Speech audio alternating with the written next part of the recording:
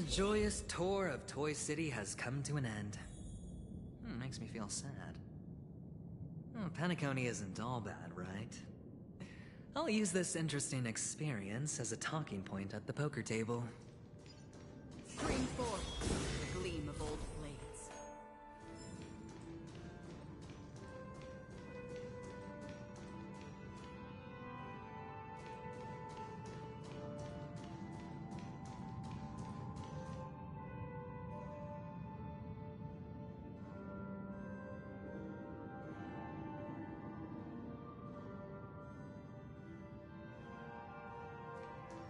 Stream forth, gleam of old blades.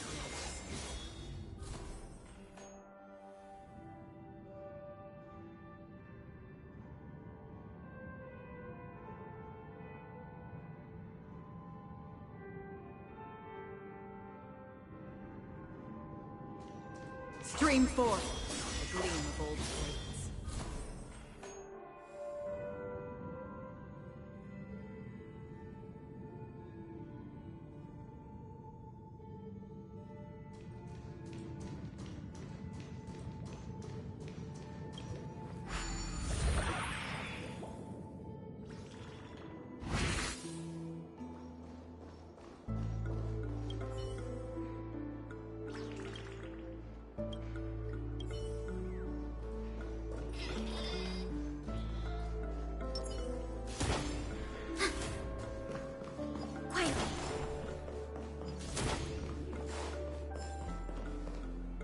It's a pity you made it out of the sandpit alive. Sunday is just beyond this door. From my limited understanding, he's not someone easily handled. Are you prepared?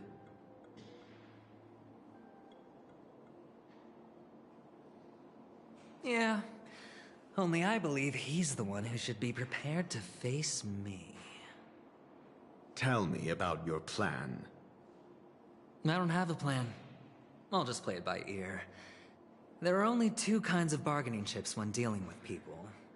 Benefit or fear. Looks like sincerity isn't in your dictionary. Am I not sincere enough? There's no need to emphasize it. We've got to make good use of death. That man's sister is dead. He won't be able to turn a blind eye, and that's fear. And I'll help him find the murderer. He can't do it due to his status and position, but I can. And that's benefit. On what basis do you believe he's incapable, necessitating the delegation to someone from a rival faction? The IPC? Simple. Because that murderer could very well be a traitor hiding inside the family. Do you mean the Galaxy Ranger whom you accused previously? That was just an excuse, good doctor. There's something wrong with that woman. We need someone who can keep her in check. It's better to minimize the variables outside our control while we execute our plans. Moreover, I need to know her identity. If I'm lucky. She could be an important pawn. And it's good to have more helpful friends when dealing with this matter. But honestly, the murder case is likely unrelated to her. I believe my standpoint. There's a rat in the family. Otherwise, why would Mr. Sunday arrange a private meeting with us? This isn't an interrogation, but a secret negotiation. We'll see. Using Robin's death as a bargaining chip, I'll win back my freedom and power. In the end, I'll ruin this beautiful dream and create the grandest death. If the chance of winning is just beyond this door, even if that chance is close to zero, well... You can't win if you don't play, right? Ah, the charming audacity. To think that you, of all people, might emerge victorious, dear gambler. 3 chips are enough. All or nothing.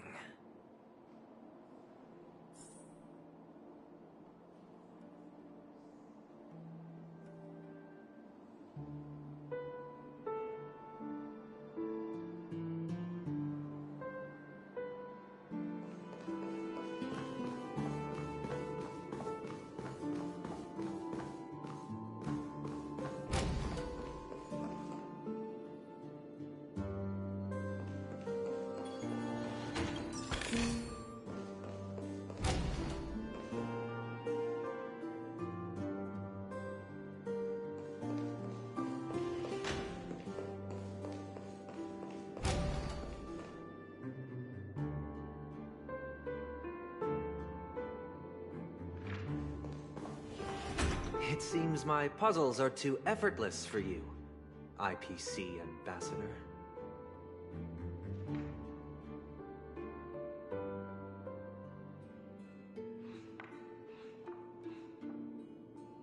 I appreciate your words. And I see you put a lot of effort into welcoming me, Mr. Sunday. However, this is no way to greet a guest. Well, this isn't an invitation, but a summoning. Before we speak, I need to test your character. I imagine this knowledgeable doctor friend of yours has been of great help, yes? Certainly. You ought to know this better than I do. He's already faithfully fulfilled his duties, hasn't he?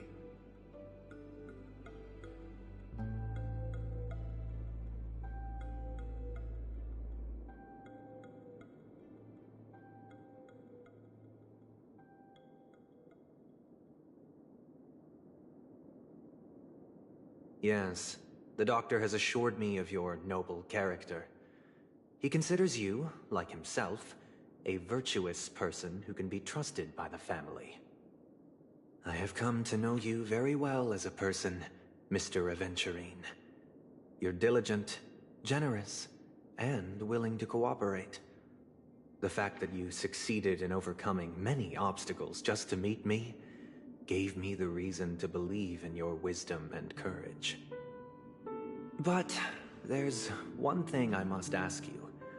That is, you've used your wisdom at the wrong place to meet the wrong person and put yourself in a situation where you shouldn't be, witnessing a tragedy that shouldn't have happened. You don't look too well. Am I making you anxious?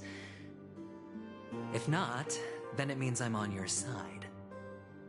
If I wasn't mistaken, you'd just made a serious accusation against the family. No, you weren't mistaken. For depravity is creeping in around you. There's no need for us to be evasive.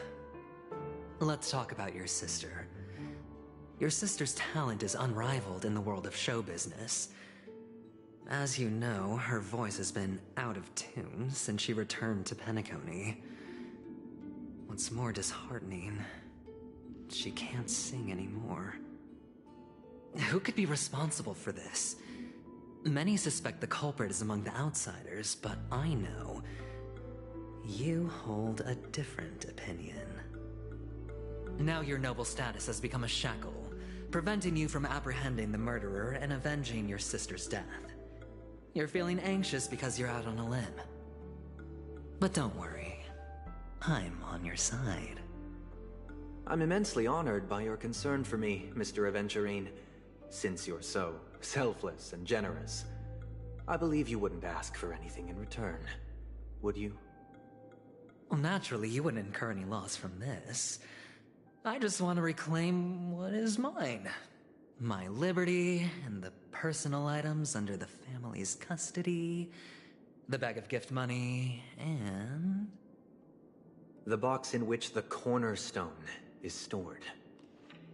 That's right. Cornerstone. I've heard it's a treasured asset of the Strategic Investment Department. A sacred stone that seals the Preservation Emanator, granting significant power. And every liquidation specialist holds one. For an object so precious, it probably comes at an even higher price than other forms of recompense. Well, I'm sure you're aware of the high level of risk I'll be undertaking to bring the truth to light. Mr. Aventurine, when you're out and about, do you always make adjustments to your appearance? Your tie should be on the center line. Your shirt must not protrude from your vest. Your trouser creases should be perfectly straight, and always aligned with the tips of your shoes. Of course. But I don't, because it's not appropriate to do so in public. You should make sure everything is presentable and in order before leaving the house. I'm not the kind that takes risks. The cornerstone must be in the custody of the family. No room for negotiation. Please, don't let me turn you down twice. Sure. The gift money is good enough. I suppose you wouldn't mind that. After all, a merchant can't function without a bargaining chip. You compromised quicker than I thought.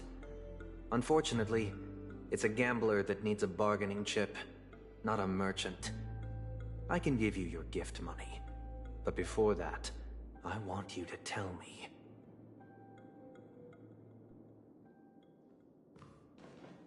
The fact that you can decisively forsake the box you asked for, what exactly is stored in it?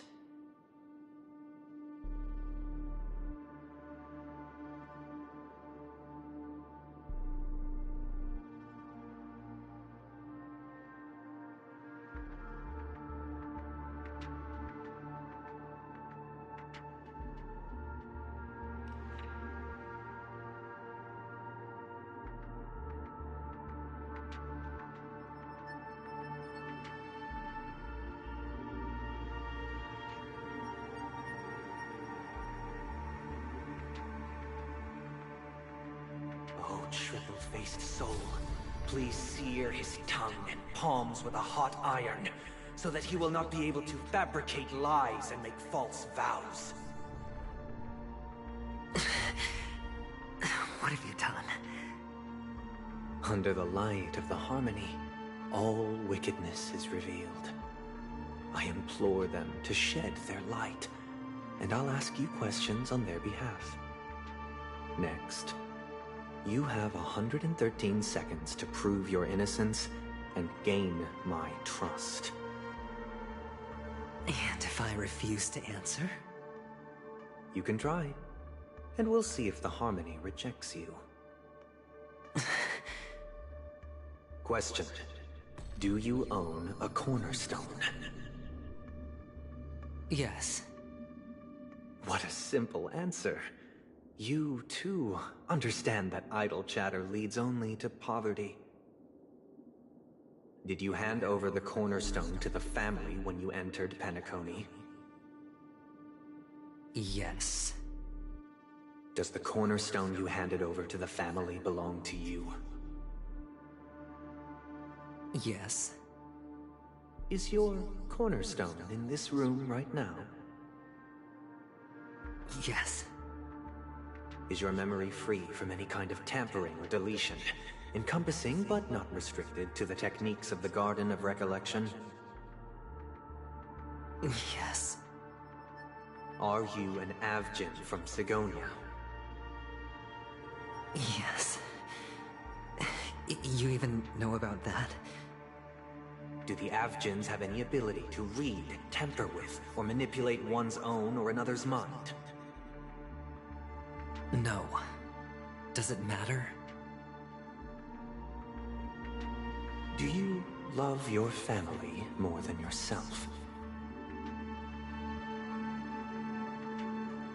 Yes. All the Avgins were killed in a massacre. Am I right? No. Are you your clan's sole survivor? Perhaps. Do you hate and wish to destroy this world with your own hands?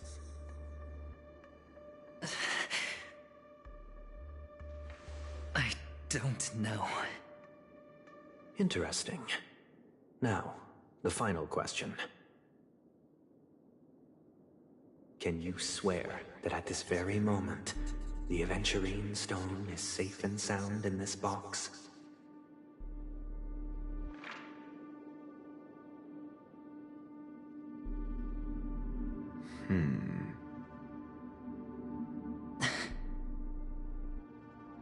Of course. Looks like we can get an answer. Open it, Mr. Aventurine. It's your last chance to defend your honor.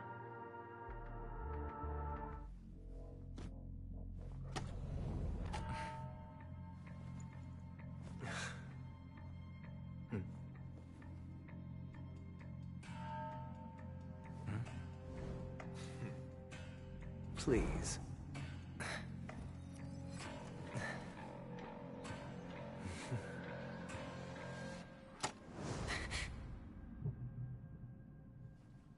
Are these what you're looking for?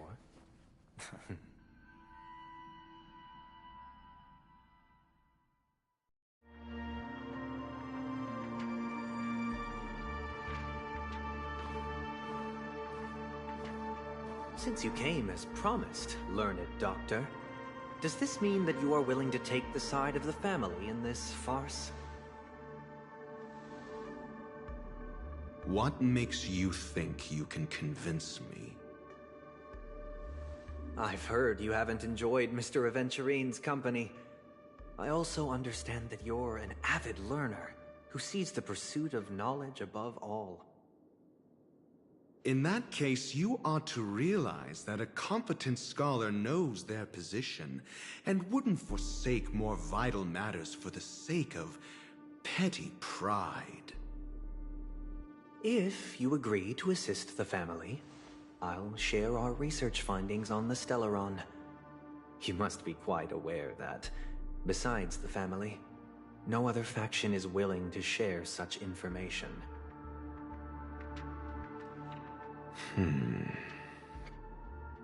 Cut to the chase. What do you need from me?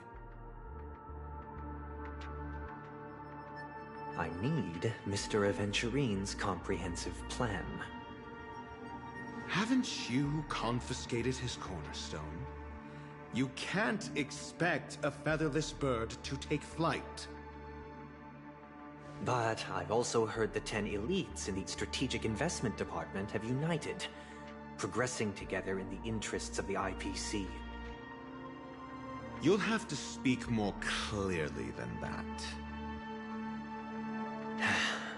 The cornerstone, which Mr. Aventurine surrendered. Was it really his?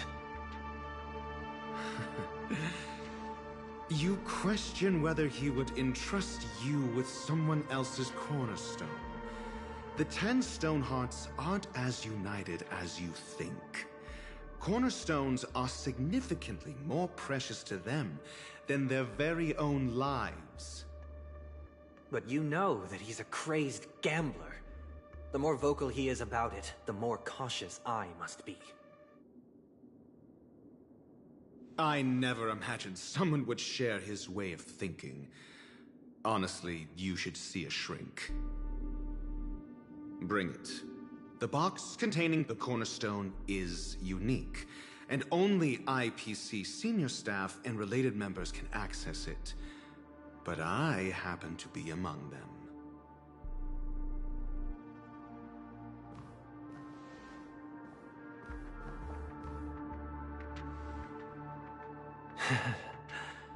I appreciate it.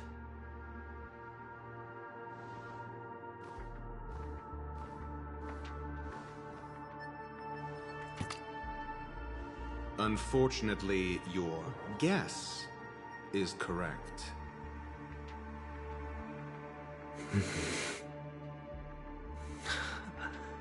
The golden stone. Its color and glow are similar to that of Klepoth's body. This is the very ruse he intends to use to fool you. He won't reveal to you that the 10 Stonehearts chisel their own will into the cornerstones, granting them an unparalleled radiance. And this golden stone is also known as a topaz, not a Aventurine. And it belongs to Topaz. So, do you wish to confront him? Not at the moment. I'm more interested to know the location of his cornerstone. The safest place somewhere you'd never think of. Because he never intended to hide it.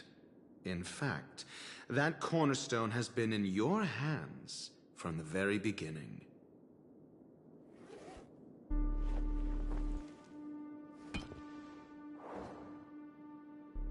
I see. This bag. Mixing a cornerstone, more precious than life itself, with a bunch of worthless jewels. disguised as a gift of money waiting to be confiscated, is indeed in line with Mr. Aventurine's style. Then he makes up some trivial excuse, downplaying the matter, and requests the gift money.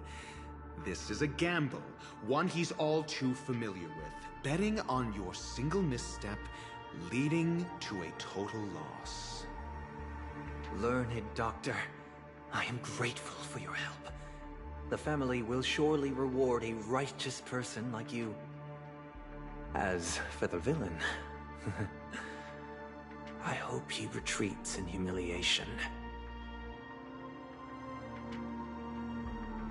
It was all thanks to your friend with a keen eye that I could add a blot of utter failure to your storied career. Ratio, you wretch. Finally shown your true colors, huh? Oh, and just to remind you, you currently only have 17 system hours left to live. Treasure your remaining time, and savor the delectable aftertaste of defeat. You might as well explain yourself a little more clearly. What I performed on you just now was the Harmony's consecration.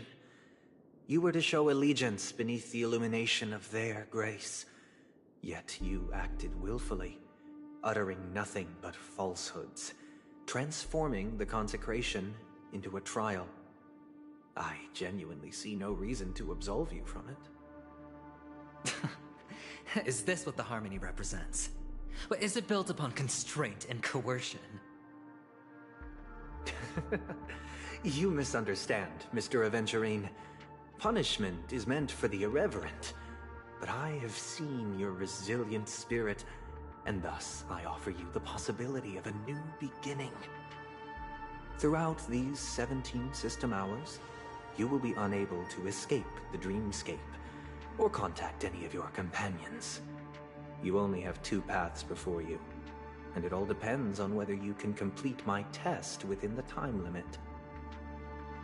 Should you succeed, you will be able to coalesce into the Harmony and be with your family. If you fail, you will suffer the wrath of the Eternal Centurion and fall into an abyss of doom. Sounds like I'm gonna end up the same either way. I indeed do need a servant to help me uncover the evil hidden in the family from an external perspective. I will purge the evil from the inside and bring the real culprits to justice within 17 system hours. When the time comes, compare your findings with mine. If both our findings align, or if you can provide me more insights, then they will truly be able to grant you mercy and honesty. Shameless hypocrites. You took everything from me and still demand the truth? That isn't fair. Your carnival reeks with the stench of cash. Nothing is achievable without it. This is meant to be an act of personal virtue, not requiring the family's support. Your bag is over there. Do as you please. I believe you can trade this bag of worthless jewels for everything you need. That's what gamblers excel at, isn't it? Off you go, Mr. Aventurine.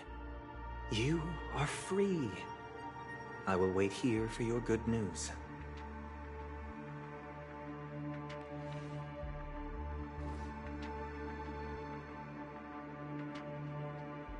This meeting isn't an interrogation or a negotiation.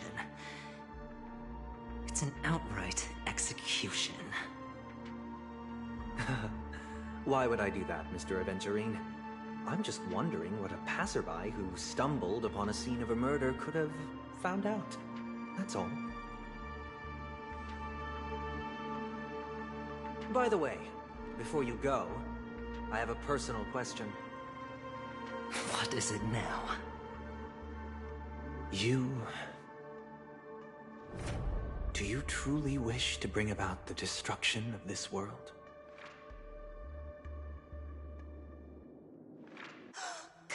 Kavasha!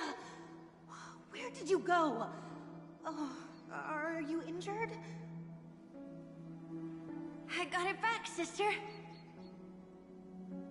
You went to look for them? That's too dangerous. It's just a necklace. It's neither food nor water. We can survive without it. But I can't live without you, little brother. Promise me not to look for those catechins again, okay? Sister, don't be afraid. The catechins are fools, but I'm smart.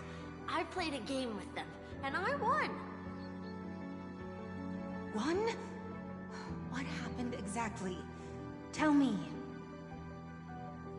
I made a bet with them. The two birds in the desert and me. Who will die first? I won. They suspected me of cheating, but I didn't. I won fair and square. Of course. Of course you'd win. You've always been a lucky child. Gaiathra Triclops must be watching over you. But that's no reason to push your luck by going up against those bloodthirsty, cruel catechins. Have you forgotten how Mom and Dad...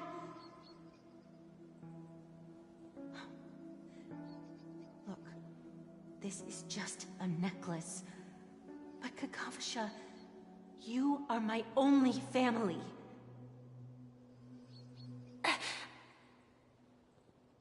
I'm sorry, sister. I thought you'd be happy. Because Mom left you this necklace. There'll be no next time. It is important. But not as important as you, my dearest brother. I don't blame you, but you must remember what Mom said.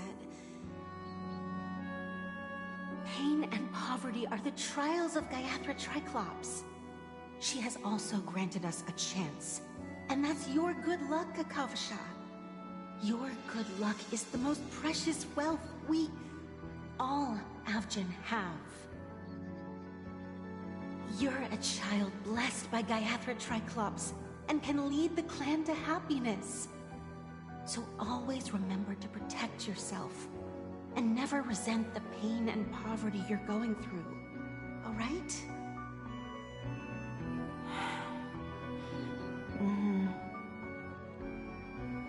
Listen to me and swear to Gaiathra Triclops. Okay. We'll swear to Gaiathra Triclops to protect this wealth. But sister, if Gaiathra Triclops was really watching over us, then why did she not protect Dad when he was swept away by the quicksand? After all, Dad went to the Catechins' land only to prepare for Gaiathra Triclops' offerings. And where was Gaiathra Triclops when Mom was shivering in our arms? Mom was still pleading for Gaiathra Triclops' forgiveness under her breath, until the moment she closed her eyes. Sister, everyone praises me for being smart, but I don't get it. If every rain pour was Gaiathra Triclops' forgiveness and grace, then how bad were our sins? So much so that we were born in this world of death?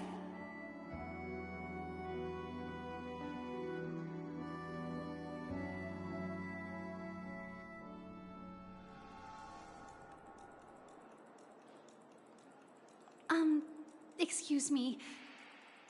I can't seem to find any information on this artist in the Iris family archives. The photo you provided also doesn't show any matches. Just as I thought. I'd like to ask, what kind of traces do people leave when they enter a dream? Are you referring to the records when you enter the dream pool? The equipment will monitor physiological indicators, such as heart rate, blood oxygen levels, and body temperature in real time. This data will be included in statistics and handed over to the family for the screening of any data anomalies. Immediate action will be taken once any illegal behavior is detected. I apologize. The hotel does not have access. This information is managed by the Bloodhound family. We can only gain access if there's a problem.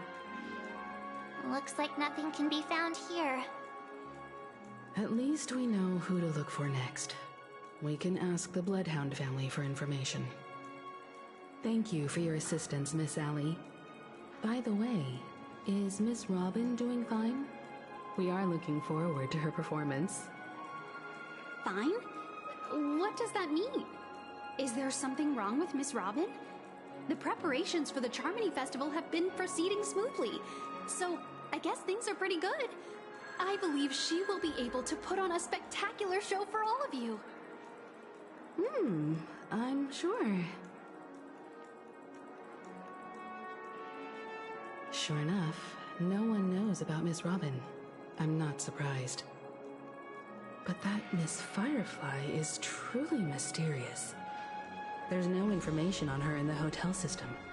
Even if she's a stowaway, she should have a disguised identity after entering the planet.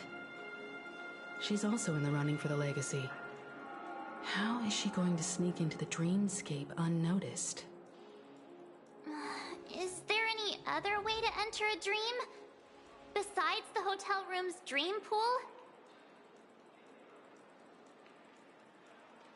The Memo Keepers have abilities that are difficult for normal people to comprehend. In the memory zone of Penacony, they thrive effortlessly, a fact proven to us by Black Swan. The hacker girl from the Stellaron Hunters used extraordinary means to unlock the Dreamscape Hotel's seal. According to the scene witnessed by her, it is likely that they are behind Miss Firefly's case. The Garden of Recollection and the Stellaron Hunters. Both are possible, but what about the IPC?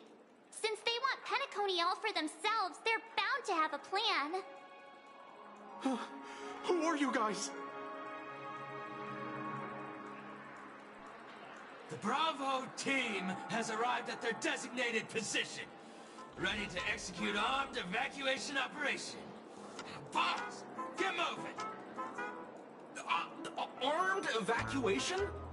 Boss, aren't you drunk? What do you know? It's more efficient this way. Just don't let the director find out. Act first, report later. Understood? Help! Help me! I spent all my year-end bonus on the snowball! I don't want my name on the department's major disciplinary notice! Hey, check it out! That voice. Could it be the IPC workers from Bellabog? To all guests, the IPC will be conducting special operations within the hotel. Please follow the staff in charge of evacuation to the designated safe zones, or compulsory measures will be enforced. I'll request a beating for you lot! You've been told not to drink during work hours. Take him back to the hotel room. I'll organize a meeting later to properly go over how this incident report should be written. Miss Topaz? I never thought I'd run into you on Penacony.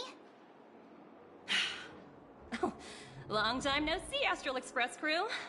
Aventurine has told me a lot about your happenings. Huh?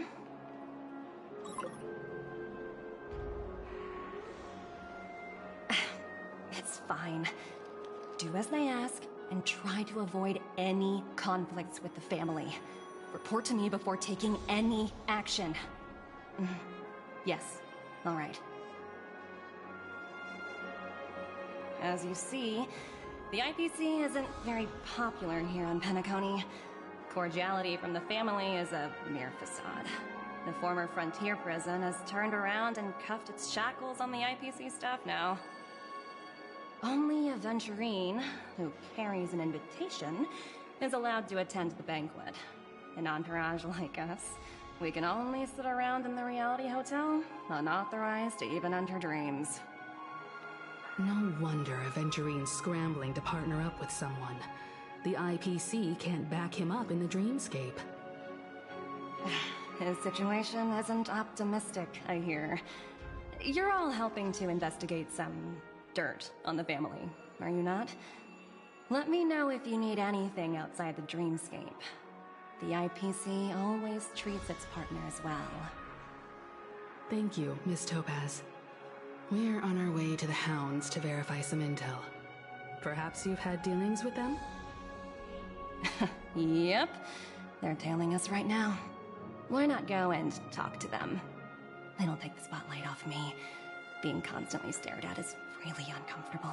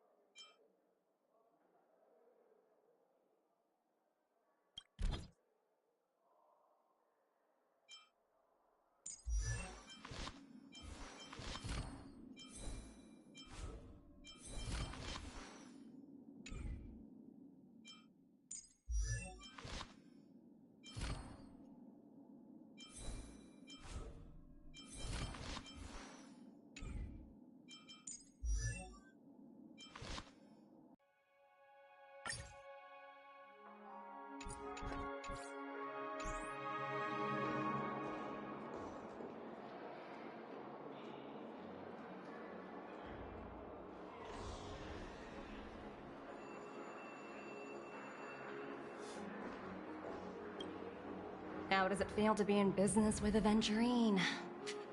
I bet you're not used to it. That's just his style. All or nothing is his mantra. He's always cozying up to his clients while egging them on to undertake some dangerous assignment with him. But everyone has their merits, so I won't comment further. But Aventurine's luck has always been good. He's always closed all his cases without a hitch, and basically never lost a gamble. Which is why, on the issue of retaking Penacony, I'm watching with keen interest.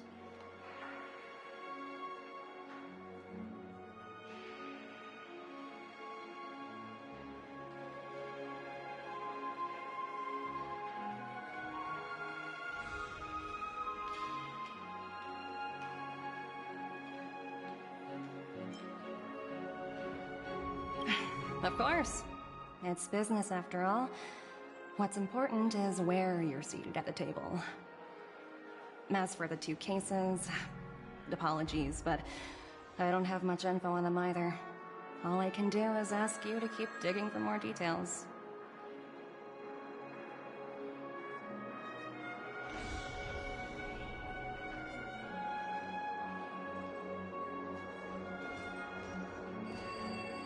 Have you decided what you want to be in your dream?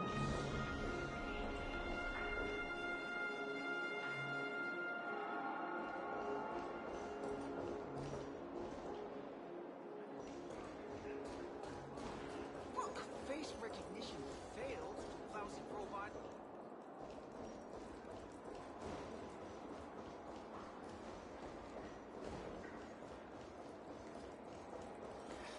Room rates. My phone clearly shows that there are rooms available. You can actually book a This is surprise.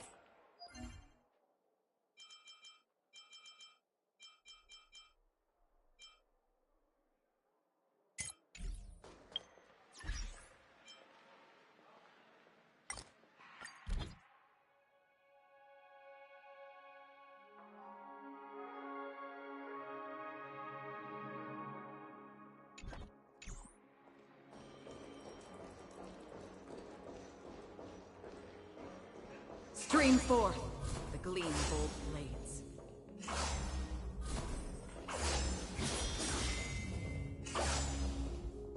Shadow!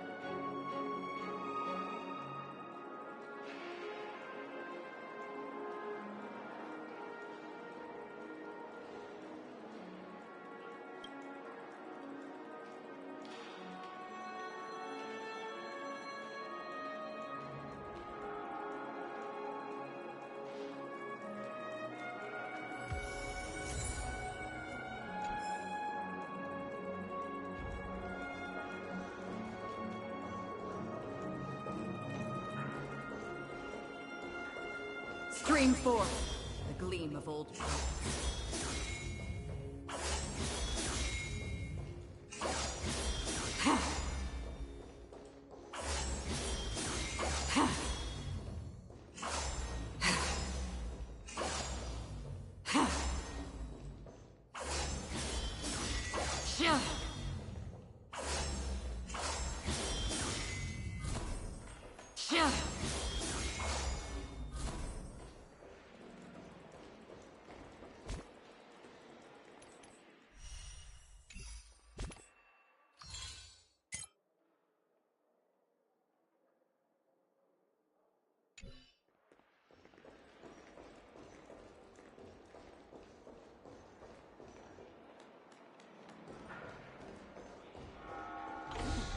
At my age, Running what's late left again? for me to dream about?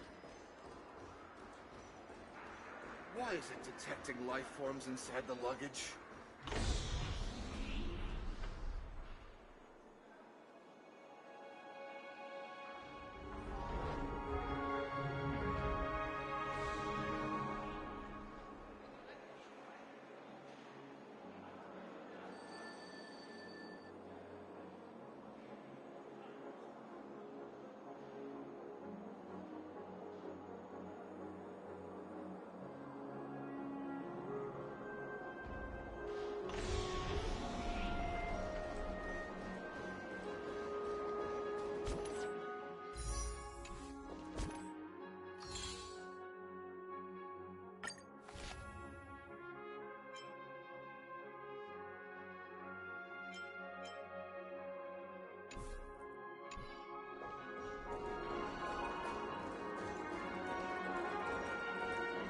You can actually book a stay on credit. Running late At again? my age, what's left for me to dream about?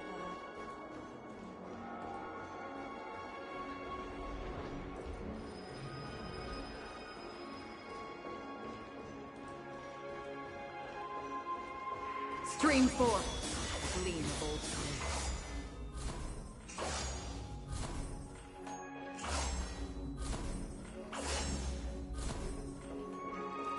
My phone clearly shows that there are rooms available.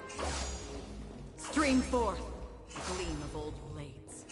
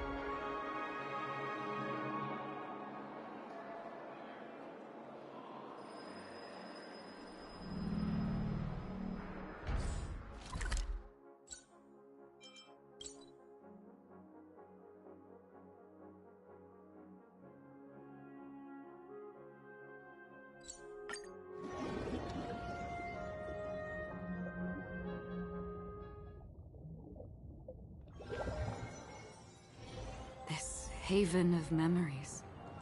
Every touch, every moment is like a Time outweighs money, buddy! Catch up! Oh boy! I've eaten too much this time!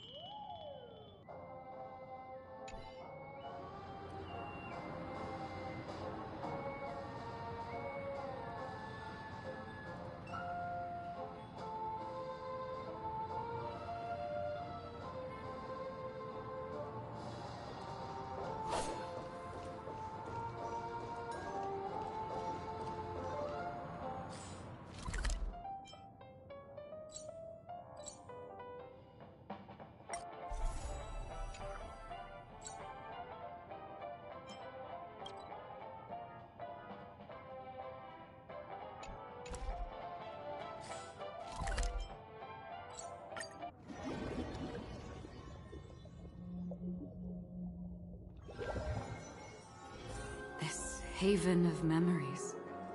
Every touch, every moment is like a thorn rose.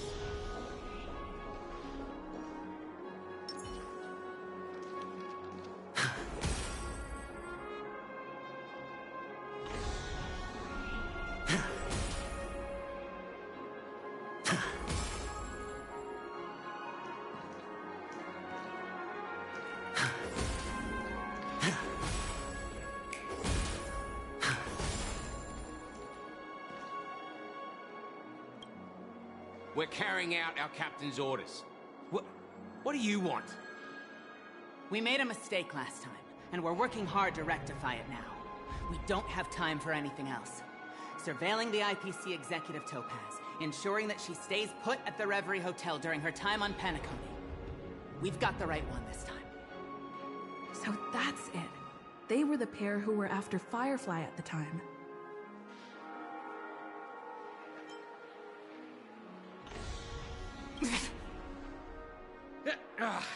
It's you again. Back for more trouble? We're not afraid of you this time. Well, spit it out. Stop bothering us if you've nothing important. So you know each other. Why do you keep running into people you've beaten up before?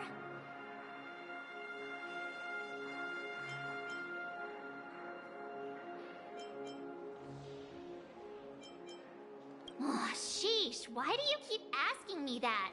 We're in the middle of investigating a murder case for the family. May we speak to your captain about it? Well... Hey! The security officer instructed everyone to shut their traps before he returned from Dream's Edge. What murder? You'd better stop spouting nonsense. Yeah, that's right. We have nothing to report. Please leave. Looks like they're not going to cooperate. But they did at least tell us that the captain is at Dream's Edge. Why don't we just look for the security officer then? It's probably Gallagher, the one she mentioned, right?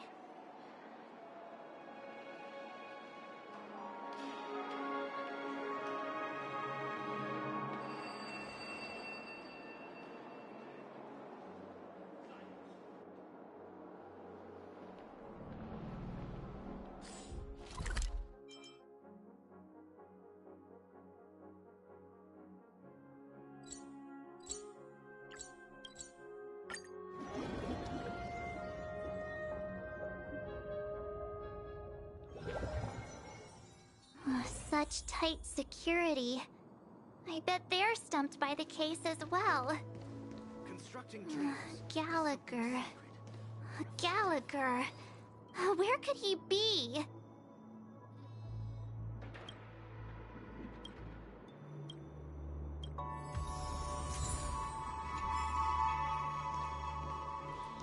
Dreams are supposed to be confusing. Just as I thought. Apologies. The Bloodhound family is running an investigation up ahead. No unauthorized personnel allowed. Hold on a minute. I think I've seen you before.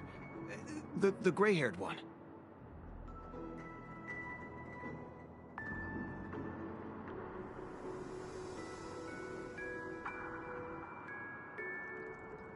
How much trouble have you stirred up exactly on Penacony?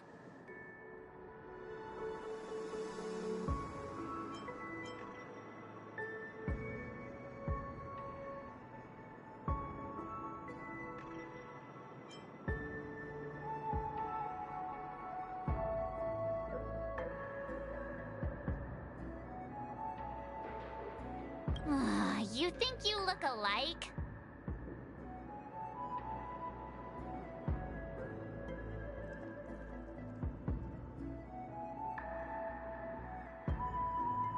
Wait, are you for real?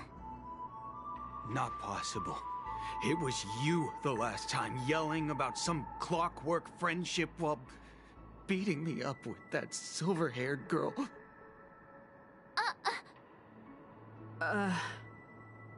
I'm not letting you get by this time. Please leave, or I'll have to get on my knees and beg you. Huh? What kind of heinous crime have you committed now? Hold on, sir. We have documents authorized by the family that would aid your investigation. If it wouldn't trouble you, could we see this Mr. Gallagher? Who exactly is this Gallagher you keep talking about? There's been a few people mentioning this name. Even the one with the gray hair. He didn't send you all here? It was the security officer who dispatched us. That's all I can divulge. He'll do. He's the one we've been looking for. Sorry, no can do. The boss said that since it's a matter of the family's reputation, no one's allowed through. Everyone, please leave. There's really no need for us to make things difficult for each other, right? We're really sorry for troubling you. Let's think of another way. Another way. That's it! Didn't they say something about that... what was it? Clockwork? That got this guy to change his mind. Can you perform it again? That... clocky magic.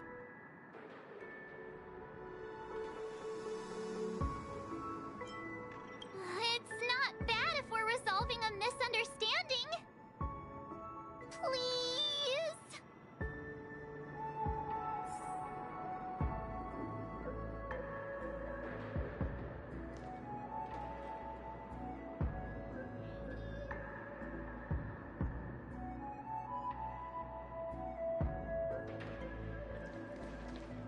Sorry. No. Everyone, please leave. Sorry. No can do. Everyone, please leave.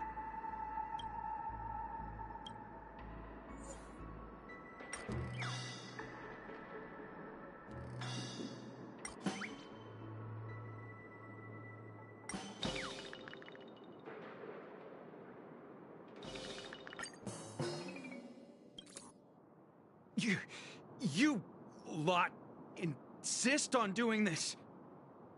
Sorry, but human lives and the family's reputation are at stake. It is imperative we know everything about the case. No, I meant to say... Do I really have to get down on my knees and grovel? I didn't think you were the type who would kick someone when they were down. If that's the case, I'll just have to acquiesce to everyone's wishes. Lower my esteemed head and plead with everyone.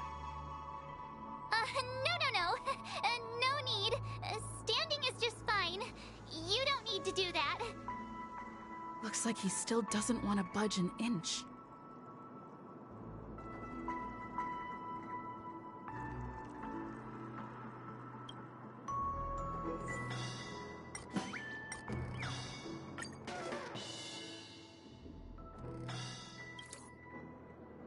You punk. Why can't you understand the words that are coming out of my mouth? The security officer's word is absolute law. I've told you that place up ahead is off limits. To wind, to rain, even if the Dream Master was here, they aren't getting in.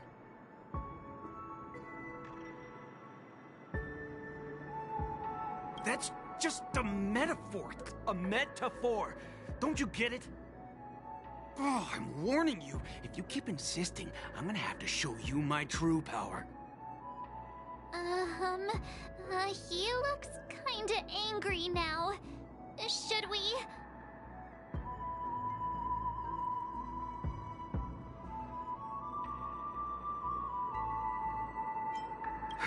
Humans will never understand one another.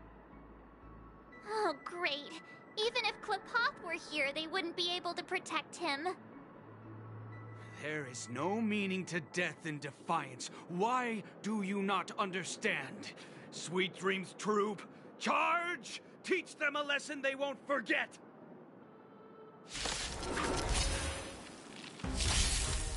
Ready for another?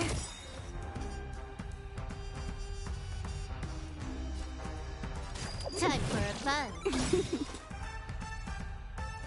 Destined for oblivion. I weep for the departed. It too shall fall.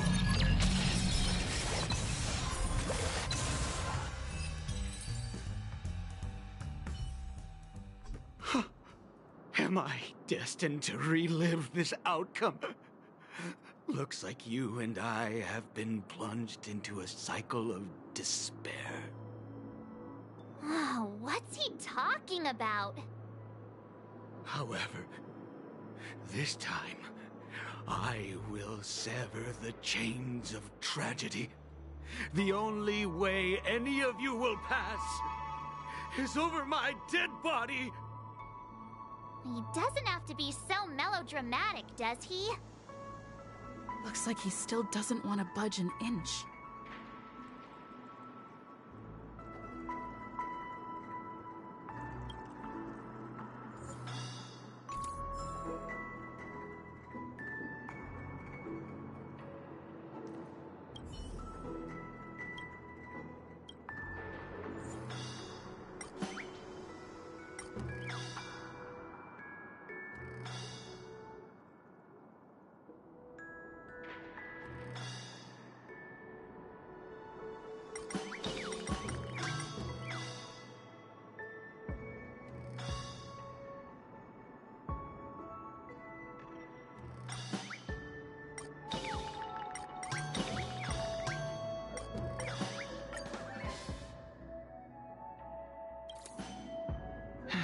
Let me see what time it is now.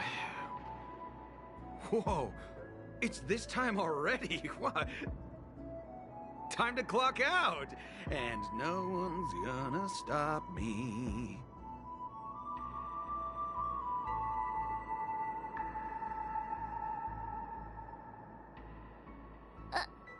What? Huh? This clockwork trick of yours, it's kinda dangerous.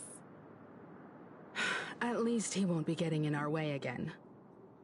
Let's go find that Gallagher and ask him the intricacies of the case. I was wondering what all the commotion was. Huh. Oh, it's you guys. Welcome. Since you made it here, what can I do for you?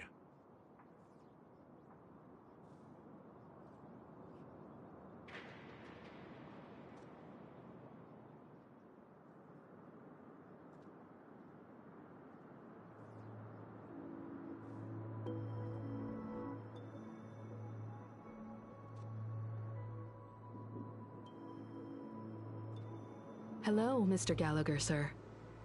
Judging from your tone, it sounds like you were expecting us. Miss Himiko, you're too polite. There's no need to call me sir.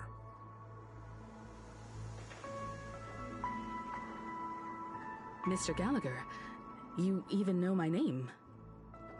Of course I do. You folks are from the legendary Astral Express, and honorable guests of the Watchmaker. I had an encounter with this lady in the Golden Hour. I remember that little silver-haired girl was there too. I'm sorry for what happened to that kid.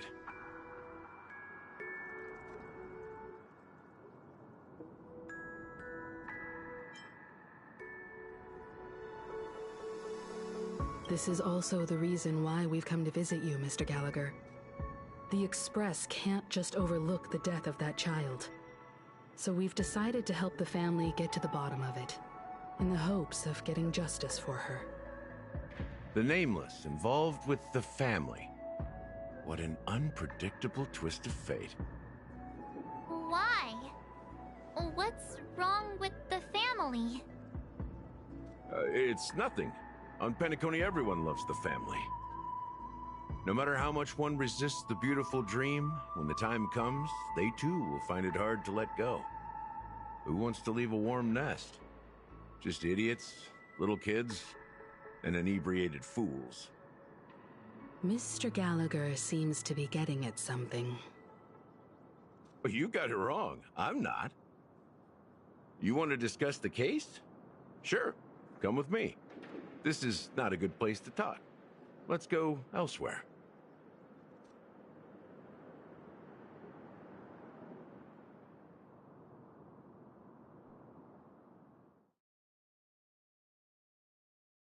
Even after that chilling tragedy, this dream is still running effortlessly.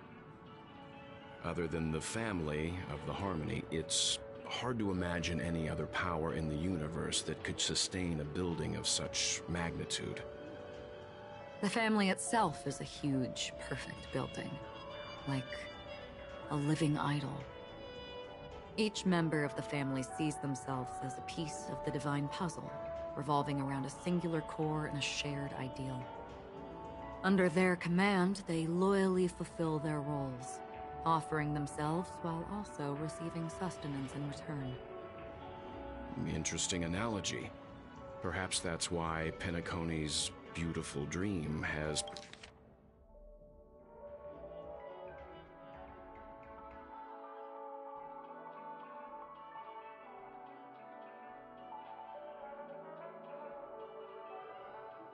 persisted for so long.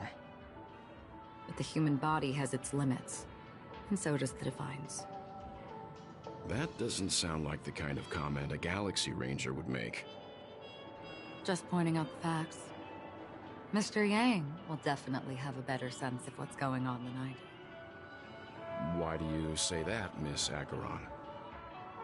The beautiful dream is crumbling. But not because of a particular eon, a particular faction, or a particular visitor.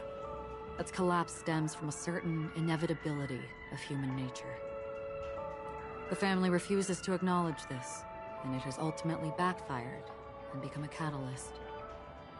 As people immerse their souls in the dreamscape, where consequences and pain cease to exist, and only ease and pleasure prevail, they draw closer and closer to necrosis.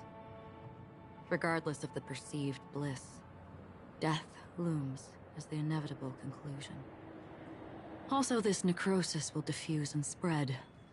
One piece of the puzzle's mutation will eventually cause the entire building to shake, break, and crumble. In the end, the dreams that people built in the name of freedom became the cage that imprisoned them.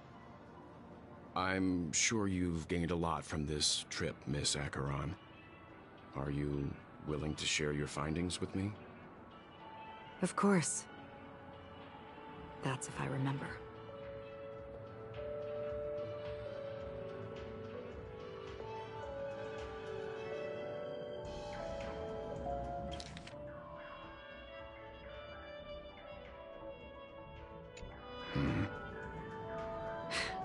Don't mind me. It's just a habit. Owing to events in the past, I've become easily forgetful. It's only when this sword is unsheathed that those hazy memories start to become clearer. Take your time. That should do it. I vividly remember everything that occurred on Penacony. Ask away. The moment of daybreak. I've heard that's where the Dawn Factory, which processes the foundation of the dreamscape, is located. Behind the dreamscape's song and dance stand many imagination factories. Workers create all kinds of whimsical works day in and day out in their dreams. Then they return to reality and sleep on a narrow bed in a room. A far cry from luxury. They say it will suffice. Experiencing the bizarre and motley dreamscape is the best reward. There I encountered a young woman who had just come of age. The perfect time to indulge in beautiful dreams. Her greatest wish was to one day move to the golden hour and see the magnificent garments she had woven with her own hands. For certain reasons, her wish was difficult to fulfill. But I managed to bring her a garment. Gilded Hour. It's said to be Penacony's currency center. Yes. It is a fortress-like financial city. the economic heart of the dreamscape. The Pepeshi people of the Alfalfa family are there to keep it running, sending blood that is made from money everywhere on Penacony. Everyone there is exquisitely dressed and always in a hurry. The greatest wish of the local Pepeshi people is for their future generations to work in the Gilded Hour. I've never met anyone who is willing to talk. I could only stand at the crossroads, watching crowds of people hurrying like the wind through the jungle of steel, only to deposit the Alfalfa credits that they'd earned into the bank's vault. I don't know if they would open the vault's door, but before I left, I witnessed a well-dressed Pepeshi person plummet from the sky, while those around him continued on their way, unfazed. I hear the Blue Hour is very romantic. Do you have any tales to share? Perhaps Mr. Yang has heard. There is a large boat called the Eventide, anchored along the Sea of Dreams, where soft music and dancing persist endlessly every night. I ran into a wizened lady there. She was at the dock, waiting for her long-departed lover to return, waiting for countless hours within time that stood still. In the humid sea breeze, she spoke of her own youth. Like many who desired wealth and love, they came to Penacony to pursue their dreams. Alas, her lover's consciousness was lost in the dark depths of the Sea of Dreams. Finally, she suggested we continue our conversation on a boat in the shallows. I agreed and boarded the boat with her. But she never said anything. Her eyes absent-mindedly gazing at the horizon for what seemed like forever. Finally, we retreated to the beach.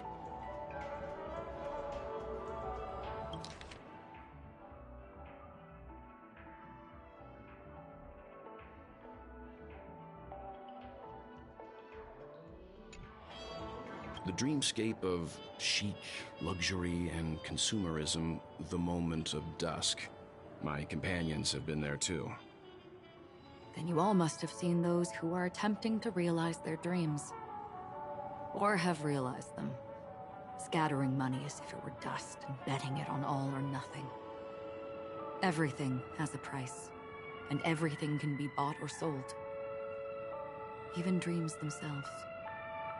I saw an Intellitron there, who was preparing to auction himself. When someone wins a bid, under stipulated periods and rules, he would do the buyer's every bidding, becoming that person's very possession.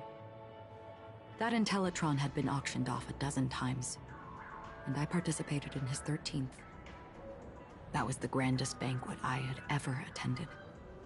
But never again did anyone cast another glance at him. This time around, there were no successful bids for him. This is what I've seen and heard along the way.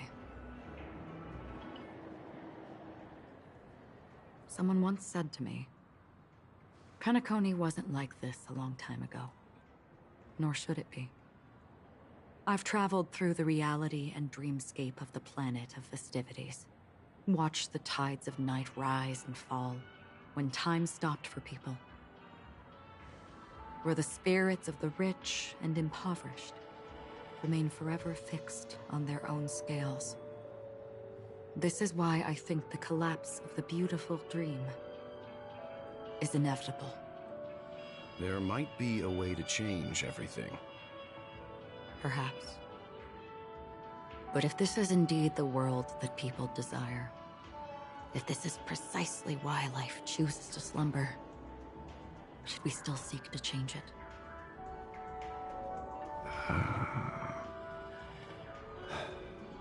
Miss Acheron, now it's my turn to share a story with you. There was a man from my homeland who, at a time when the world was grappling with deep, unhealable pain, made a choice. He wove together the dreams of everyone in the world, linking people's dreamscapes, and shouldered this burden himself. From this, he created a giant, a spiritual atom. And since that moment, the giant stood between heaven and earth, becoming the pillar of the world's existence. As a price, those who found it hard to move forward, who could not advance, forever lost their future.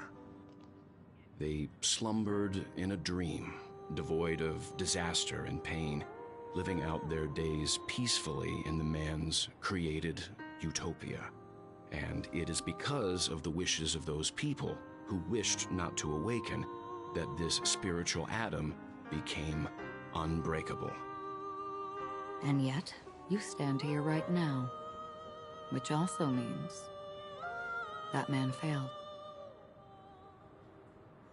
Because people must always move towards the future. Even if human weaknesses make them pause when they truly cannot move forward, humanity will eventually seek a way to save itself. And that man, he was never a failure. Like everyone in that world, he etched the possibilities of human nature into his heart. He was the sun chaser of legend, soaring towards the sky and embracing his final victory with his fall. He ascended to heights uncharted, only to come face to face with the sun, a place not visited by anyone before. His wings would melt because of it, only for him to fall into the sea. And after that, countless others would surpass him, soaring to even greater heights. A fitting metaphor for the Nameless's trailblazing spirit. Thank you, Mr. Yang. I know what you wish to confirm. The universe has innumerable similar, yet different worlds. In these worlds, there are innumerable people who look alike, yet don't. I, too, have embarked on journeys, encountering old friends with familiar faces on different worlds, witnessing their destinies follow paths similar to mine. So I will tell you, even if not completely similar, the story you just told, it overlaps with my past. And within that abyssal dream, I ended that man's life. Alone.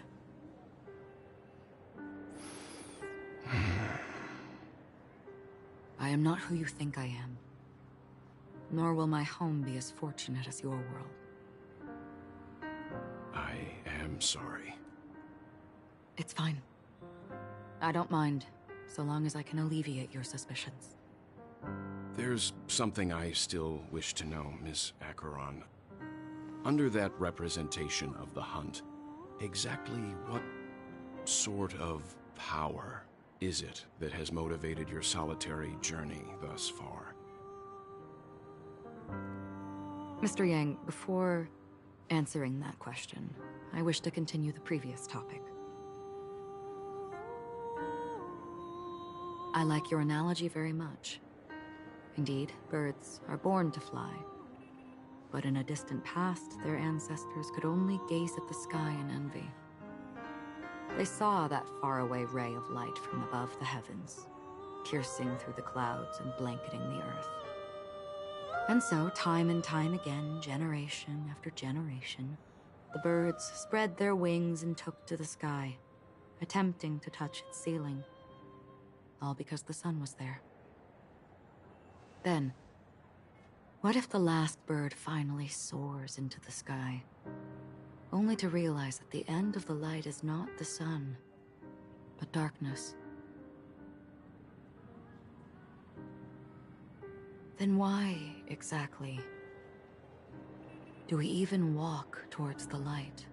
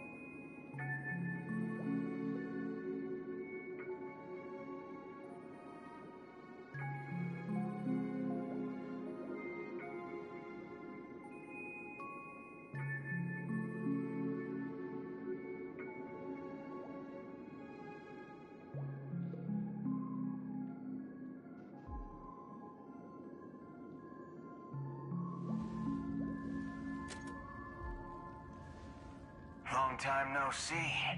Having fun on Penacony? Acheron? This voice, it's not Constance. Could it be her companion? Though I don't know exactly what you are, or what you're up to, my bullets will find you. Until then, you best find a casket store on Penacony and ask the owner to reserve a good quality casket for you, imposter. Imposter? I see. She gave my whereabouts to someone who's tracking Acheron too. Who are you? Huh? Did I make a mistake? Who the fudge are you? I'm the Garden of Recollection's memo keeper. Not bad. This is the kind of tough challenge I like. You that imposter's bodyguard? Never mind. It's fine. I'll leave a round for you. So get that forehead clean and wait for me. I don't know what you're talking about, but you know Acheron, the Galaxy Ranger, yes? I have something to ask you. Are you asking me to write your will? Sure. Go ahead. Not quite. I only want to ask, how exactly did she become a Galaxy Ranger? She's clearly not a path strider of the Hunt, but you are, aren't you? Tell me, what's Acheron's deal? Sure. Never thought I'd come across an ally. Fudge, what a stroke of luck. Well, I'll be on Penacony soon. Memo Keeper, go buy a bottle of his Donna's White Oak and warm it up, and I'll raise a glass to you. That lady's passed. Well, nobody knows. But if all you want is a simple answer, sure, you best get a chair and take a seat. That woman, named Acheron, is an emanator who should not exist.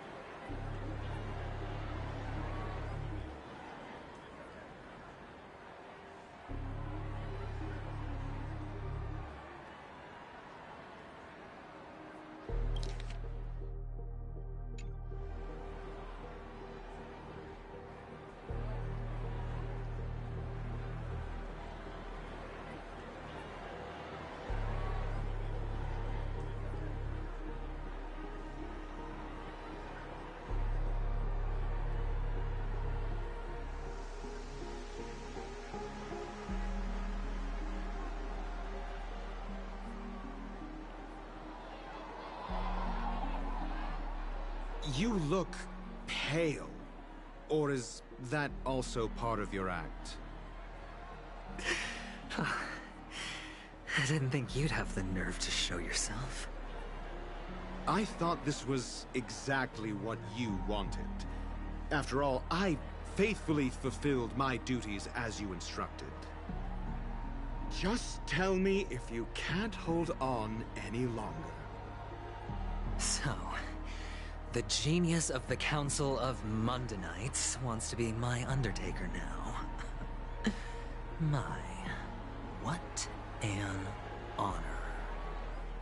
Yes, and I'm pretty sure the people at the Strategic Investment Department would love to be notified of your death in due time. But let's not forget, you won't be seeing them, because I'm the manager of this task. Great. Then tell your people that Aventurine is ready to go in 17 system hours. Oh, you've got a lot of nerve. How exactly do you plan on completing your task while your hands are tied by the harmony? Well, my conversation with Sunday convinced me that there's a traitor in the family, and that they hold the secrets of Penacony. So, I took the opportunity to set everything in motion. I even managed to recover the gift money. Things haven't gone this smoothly since I walked through the doors of the Reverie. Now I'm only one step away from victory. Let's just wait and see. Sounds like a very elaborate way of saying that you failed. That's all I can say. Have you forgotten, Doctor? You betrayed me. Go. Do what you must.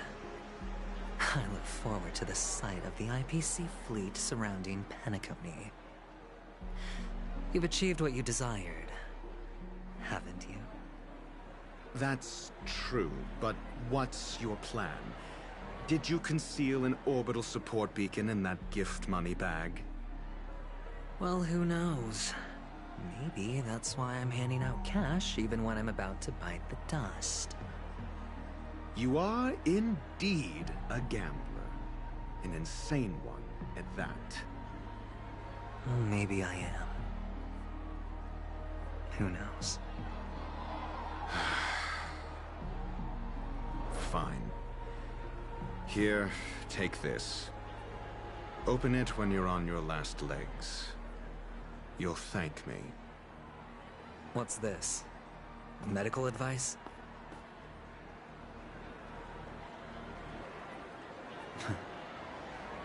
You catch on pretty fast, Doctor.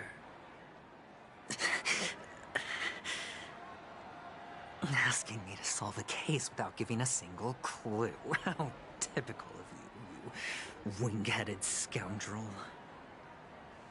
But the way you're all on edge about that stowaway, it's just as I guessed it would be.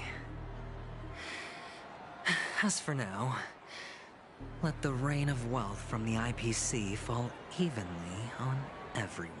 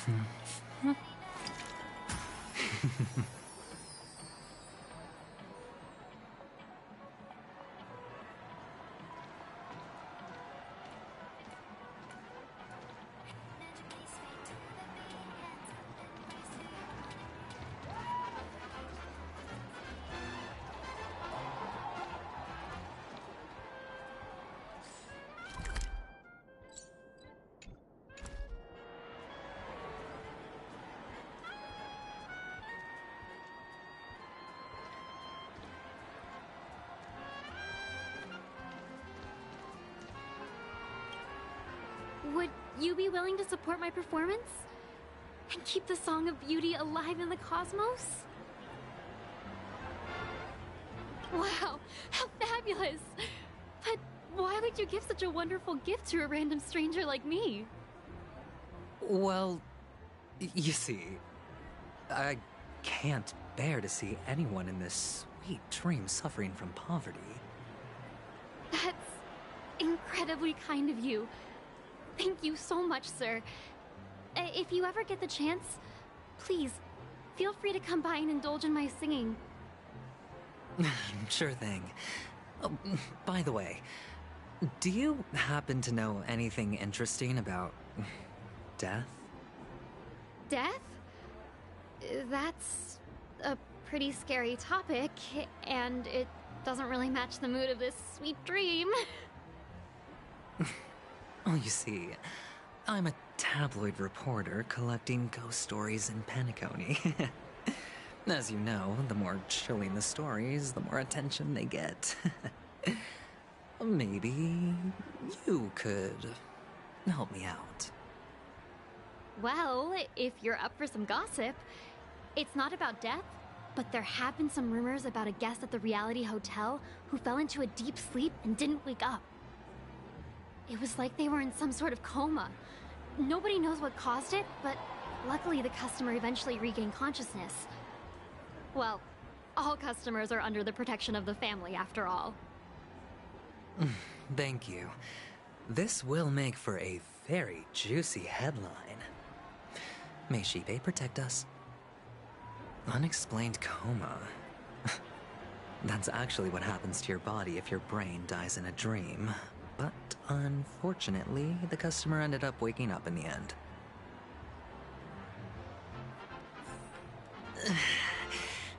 I can feel something inside my head.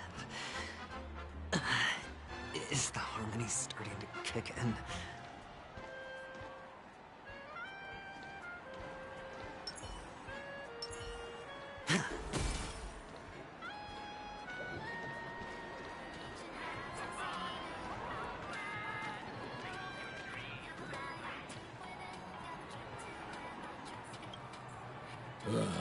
The world has truly lost its way.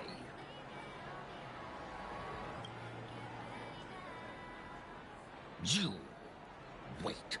I get it now. This is some sort of prank show, right? You must have some cameras set up around here to film yourself doing good deeds, right?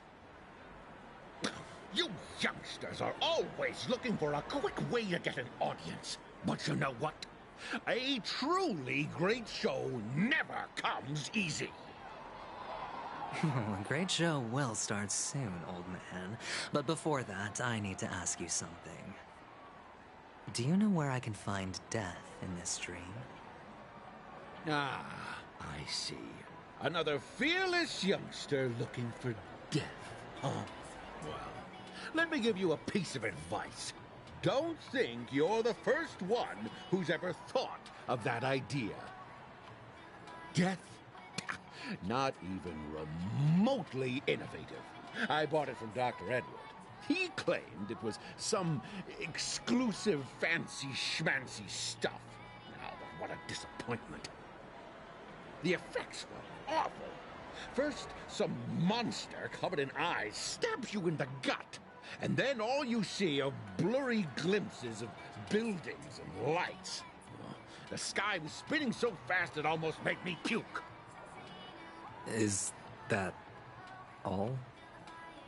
Yeah, what else can you expect? Don't put too much stock in the Penacony movie industry. They even call this junk groundbreaking art. Can you believe it? What a joke. Well, I'll leave you be then. I hope you have a wonderful day. A monster covered in eyes. That sounds like the Memory Zone meme. But buildings and lights... I don't think those have anything to do with death. Well, that whole dream bubble was probably created using rumors and gossip.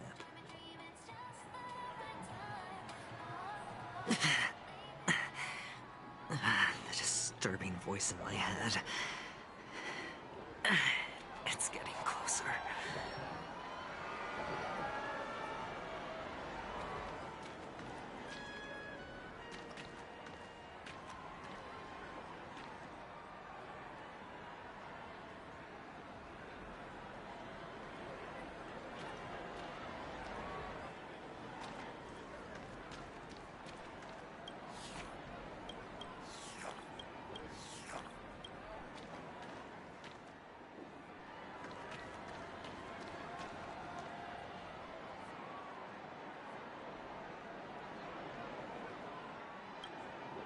A sip of liquor, a blissful reprieve, to drown 1,000 sorrows, let worries leave.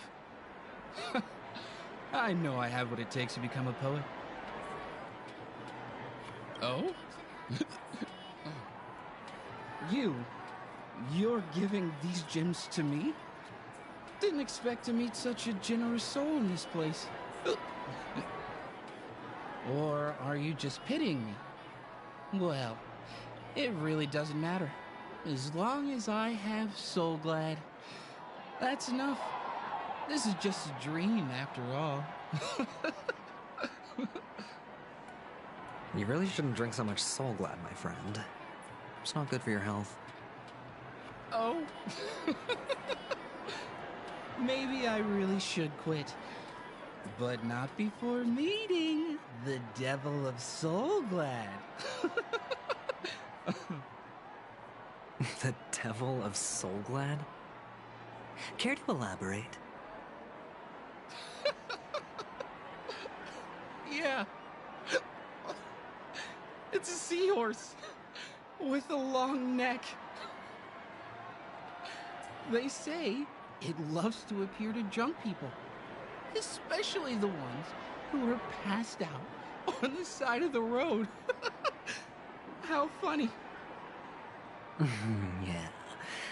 Very funny indeed. Thank you.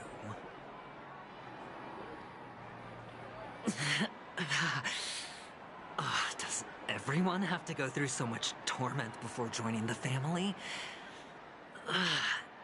Darn it.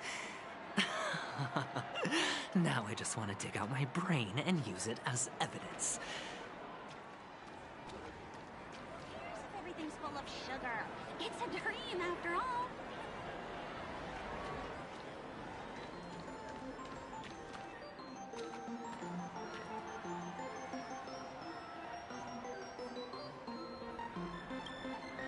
Take care, my friend. If you ever find yourself in danger, remember that the hounds are always ready to help.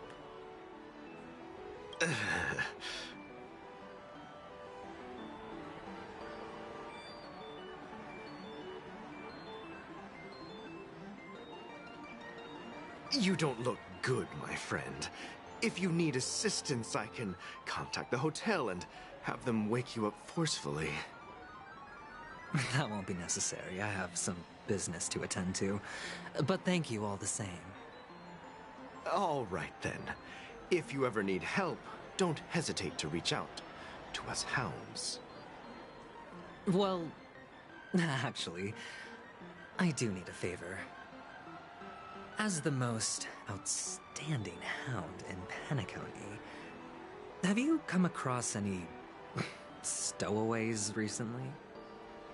Stowaways? How could there be stowaways in Penacony? We've never had anything like that before. All right. Good luck with your work, then. What was I even thinking? Family would never share intel with the IPC.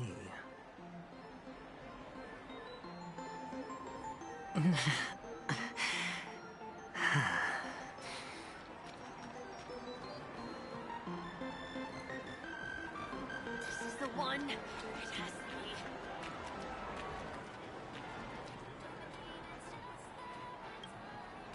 be. You want to talk to me? Sure, but nothing too sensitive, okay? Huh. Wealthy people have fancy ways to enjoy this dream. But to be honest, I've never seen anyone who gives out money to others like you. So, are you trying to be the prince from the tale, handing out his gold leaf garment and melting his lead heart in the fire? I'm flattered. I'm no prince, and I just thought these gems would help you speak. So, as an investigative reporter, maybe you've heard something about death? Ah, another curious soul. I see. Well, that was actually the topic I was most into when I entered the industry. But my boss shut it down. How did your boss talk you out of it? Well, she simply said, covering baseless urban legends like that would make us look like some third-rate tabloid. I thought about it, and she had a point. Reporting on stuff like blowing out birthday candles and getting spooked by nightmare ghosts isn't exactly professional material. Guess she's got a point. Thank you for sharing.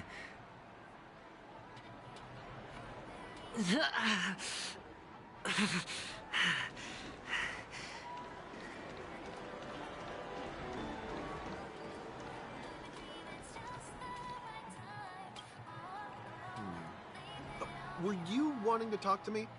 Sorry, I thought you were checking out something behind me. Is this a gift? For me? Are you sure this isn't some kind of mistake? Yes, it's for you. Just take it. Is this for real? Someone is actually giving me a gift. Not for my parents, but for me. Thank you. Thank you so much. No, it's not much. I just want to ask you something. I knew it. What's on your mind? Are you trying to ask about my father or my mother? Neither. I just wanted to know if you've ever heard about death in the dreamscape. Oh, you sound just like my father. Always warning me about danger, even in dreams. He's an Intellitron, so his dream entry methods are different from us organics. Can't count on him to protect me if something does go haywire. Funny, right now I'm still under his protection. How ironic. Hey, stay positive. Gold will always shine one day, right? The Devil of Soulglad, Dangers in the Dream, and Nightmare Ghosts. Well, surely death is a popular topic in this sweet dream granted by the family. Well, I've collected a bunch of rumors, but no useful clues. The gems in my bag are running low. Well, let's see if my last lucky interviewee brings some surprises.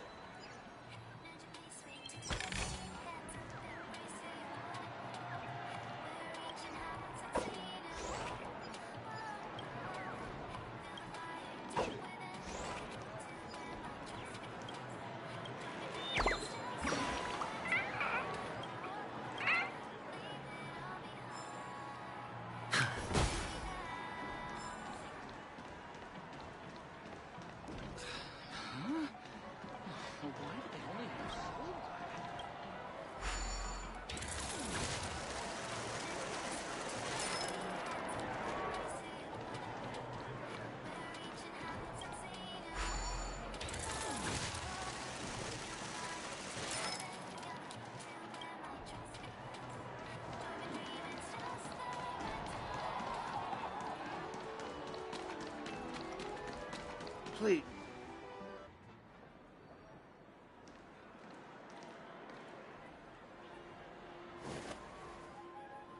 Remember what I said. You Sigonians are better off hiding in the sewers. Look at you, snooping around and sticking your nose everywhere.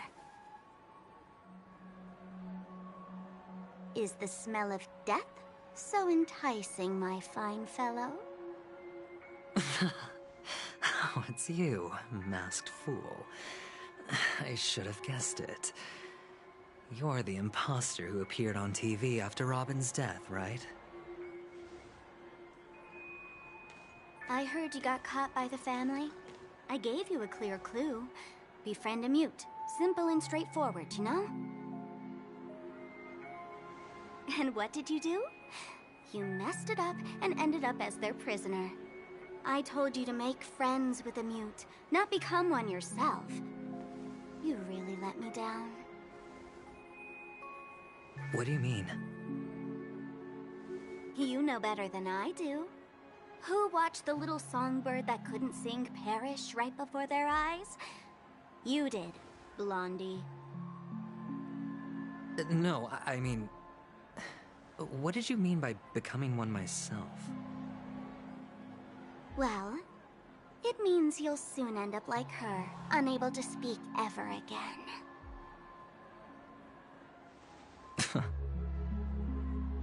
But it's a good thing if you ask me, because... Because I'm getting closer to the truth, right? Oh? Why else do you think I'm handing out cheap trinkets all over the streets, fool? All part of the act. Fool's bait. The more pathetic I seem, the more likely you'll come sniffing around. So, now that I've drawn you out, will you reward me with an answer for my efforts? Why should I help you? Don't you want to see Penacony descend into chaos? Well, I can make that happen. I just need an answer to one question.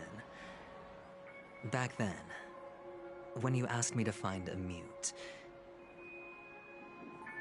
did you really mean Robin?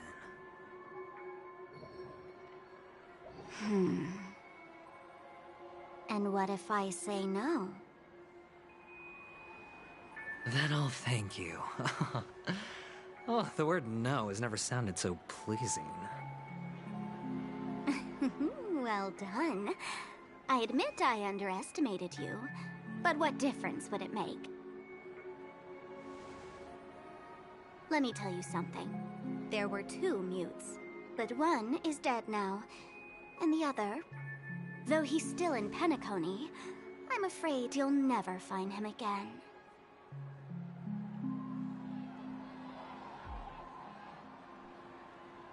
Now I'm completely sure that I was on the right track from the beginning and never strayed, fool. Right now, there are only 2 things missing from my grasp. The meaning behind the truth, and the means to expose it. How impressive. That's quite a fancy way of saying I haven't learned anything so far.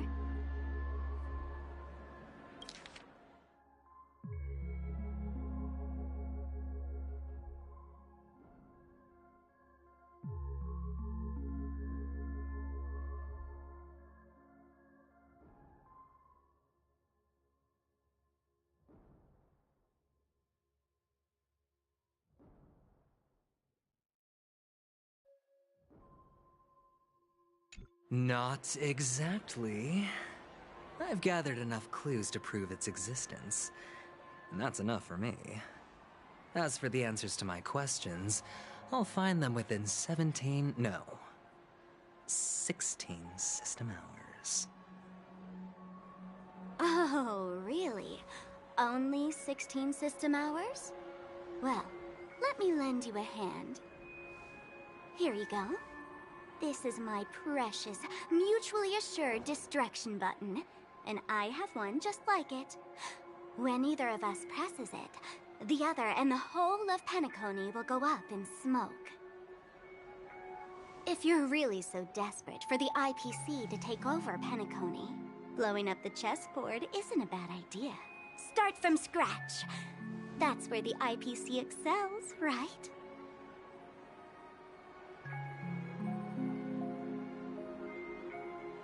Just press the button when you're at your wit's end. And of course, feel free to reach out to me for my hospice care, too. Oh, a deadly button, huh? Well, I guess the family didn't take your threat seriously at all. Otherwise, how on earth did you manage to bring it in here? I have my own ways. That's all you need to know. Well, I'm afraid I'll have to decline your offer. Who knows if your little gadget will actually work. By the way, I have no plans to search for the other mute friend you speak of, but it's good to hear that he's still here in Penacony. I'll handle the rest myself. I'll orchestrate a grand finale for the downfall of the family. And at the climax, the walls will crumble, people will wake up, and those who couldn't speak will find their voices again. When that time comes, go ahead, press the button, light up the sky with a magnificent fireworks display for me. Catch you later, fool. You're still talking big, but sure, if that happens, I'll stay true to my word. Just don't let me down now, okay?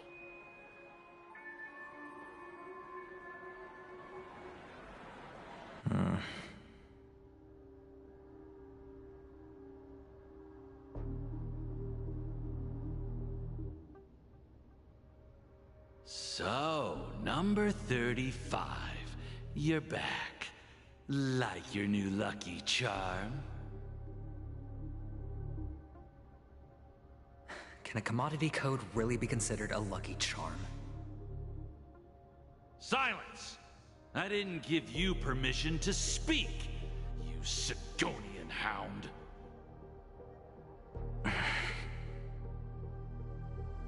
The guys in black didn't say much, so I've no idea what you did to save your skin in that massacre back in the day.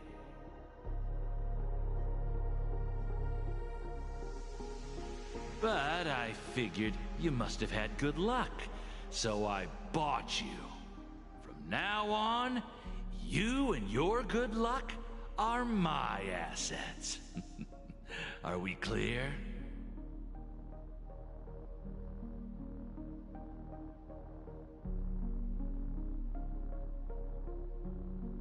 Your first task is simple.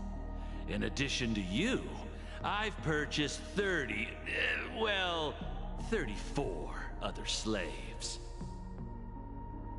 Go and play a game with them. You came out alive after 2 days. It proves that you are the real deal. You're insane.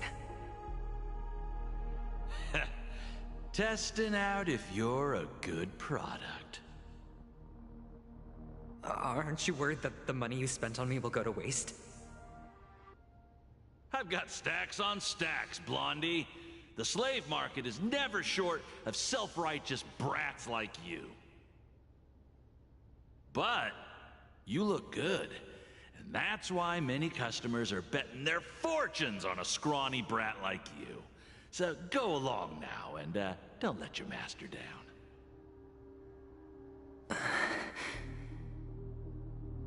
How much did you spend? What?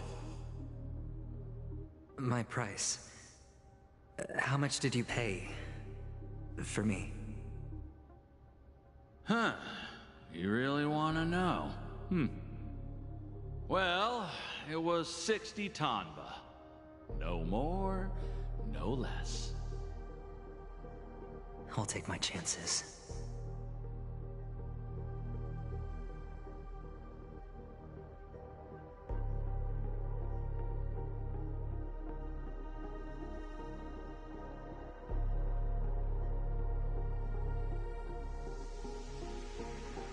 $30 tanba. If I come back alive, you'll give me 30 tanba. Deal? Are you trying to strike a bet with me? Oh, you've got some guts. Yeah, sorry, but that won't do. Don't forget your place, slave. You're not qualified to be at the table. You're just a chip. A life thrown away in someone else's hands.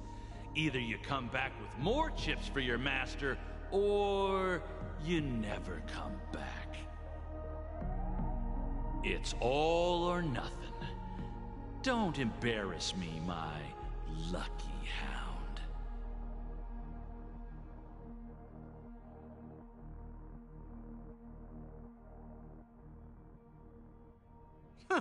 What brings you here, Gallagher?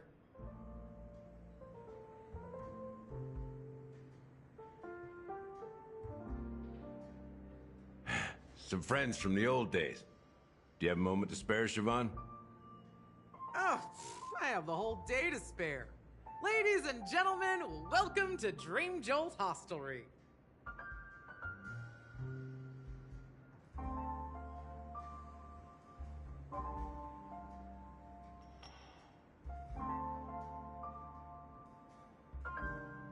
This bar offers a wide variety of drinks, but we draw the line at Soul Glad. Why settle for ordinary when you can experience extraordinary? We're dedicated to serving up nothing but pure joy and laughter. What would you like to drink? I'll whip it up for you. Oh, look! A lady as cool as Serval!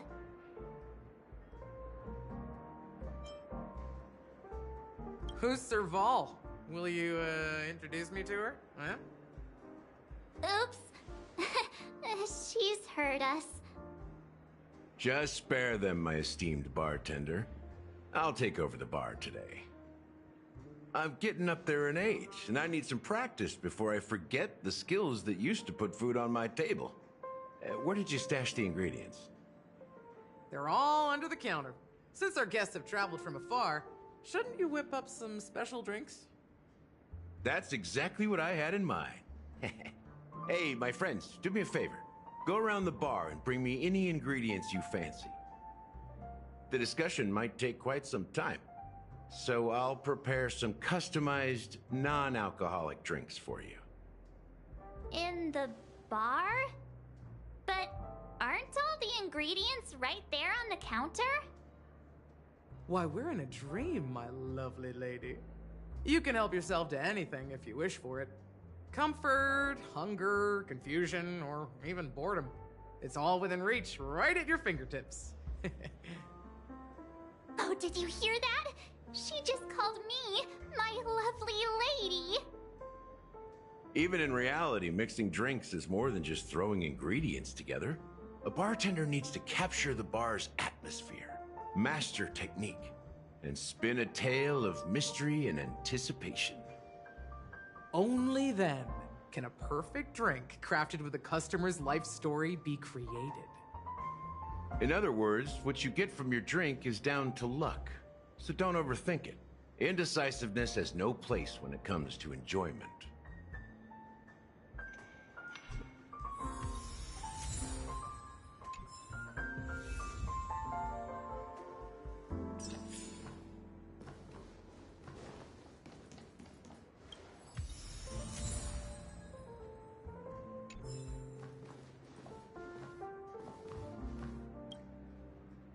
Hey, look at all these chips scattered everywhere.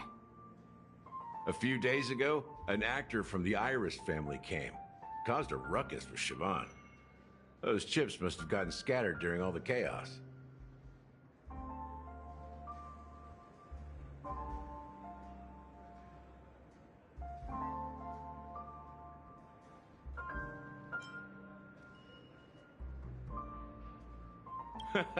That's a clever metaphor.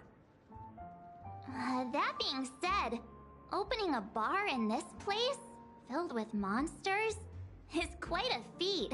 Siobhan must have a lot of tricks up her sleeve, right? You'll have to ask her yourself to find out. But I have a feeling she won't budge unless you impress her with an incredible drink.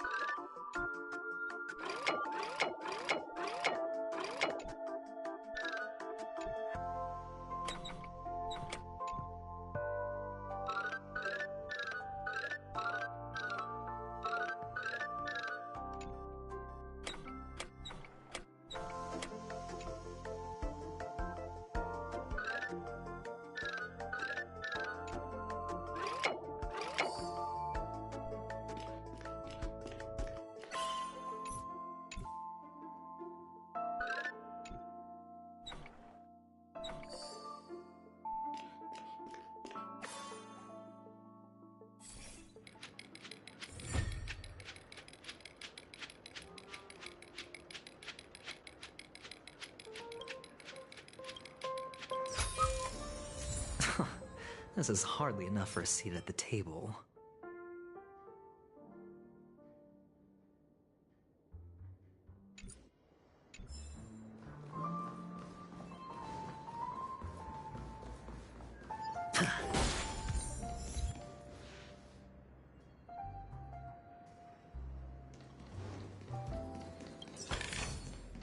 A reward with no risk? I'll take it.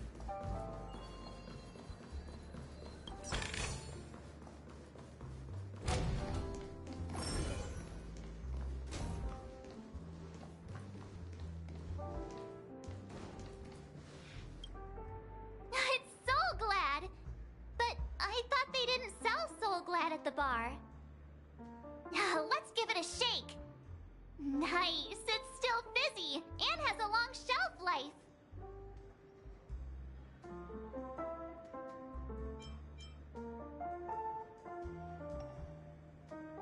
That's possible.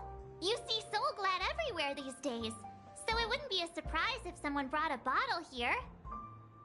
Why don't they sell Soul Glad in this bar? Did something happen? It's all about the bartender's pride. It wouldn't make sense for customers to come here and order drinks they can find anywhere else. That's the mindset I use when I brew my coffee. You're right, Himeko. That's quite a stash. Not sure if it's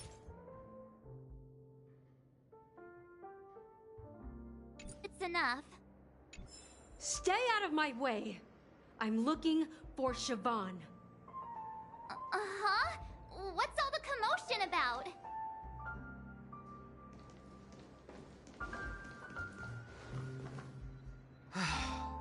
Haven't I made myself clear enough, Miss Amagi?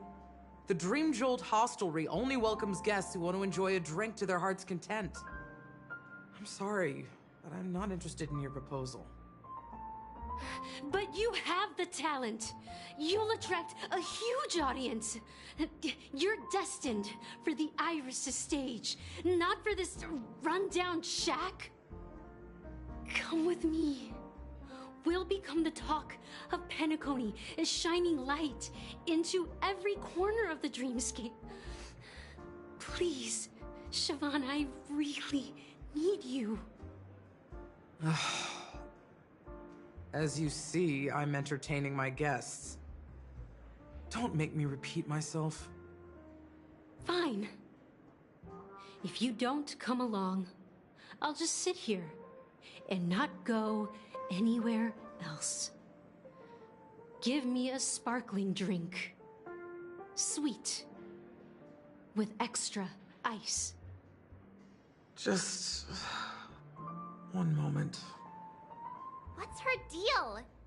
We can't discuss the case with other people hanging around the bar. Hey, can you do that clockwork trick of yours again? Time is running out. We need to hurry. Yeah, I'm counting on you.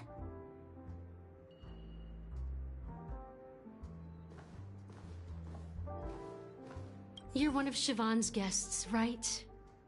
What can I do for you? I just don't get why she won't leave this place. This...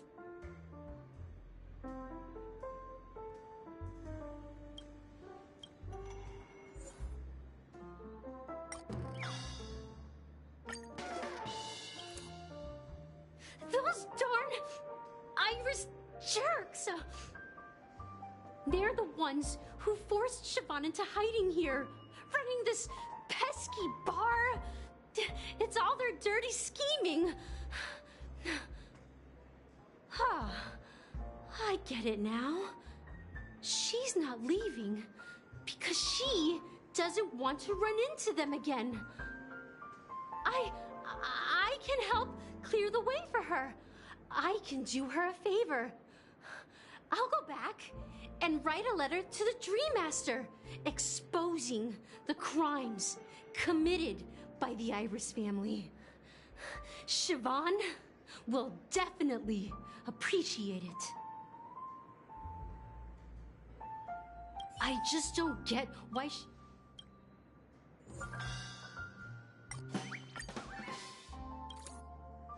I've seen it. The moment when Siobhan and I share the stage, the crowd is going wild, applause crashing like waves, the aroma of irises fills the air, a beautiful melody playing, ribbons dancing around us, and the taste is sweeter than honey. I've seen that scene countless times in my dreams, and every time it mesmerizes me. That's why I have to bring her back to that world, no matter what it takes. Want to raise a glass, my attentive listener? Let's consider it a toast to my far-fetched dream.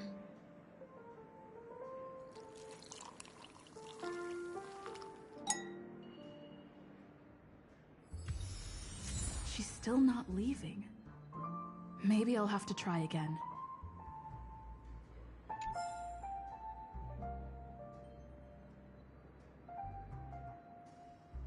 I just don't get why she won't leave.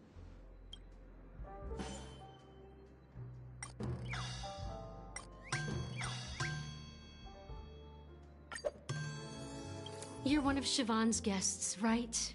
I just don't get... You're one of Siobhan's guests. I just don't get...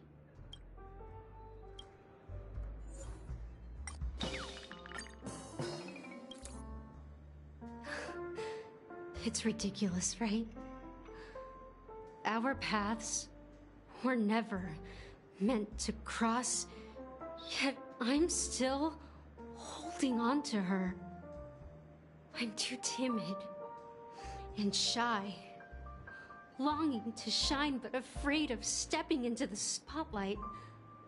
I need her guidance, because I'll never be able to do anything alone. You don't know Siobhan's past, and you have no clue how radiant she used to be. Even among the talented Iris family, her skill was unmatched. I know she probably thinks I'm just trying to ride her fame to get ahead. But all I want is for her to reclaim her place.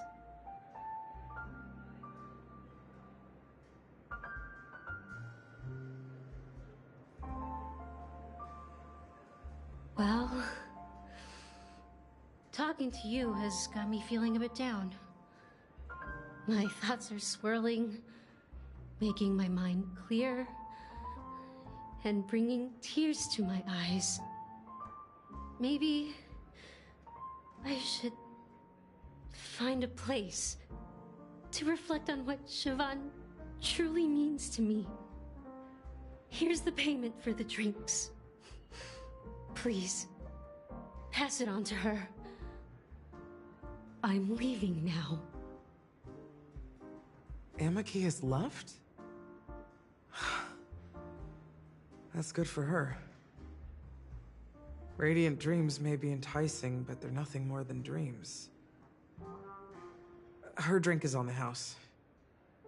Please keep the money. When you're ready, go to Gallagher. I can tell he's itching to show off his skills.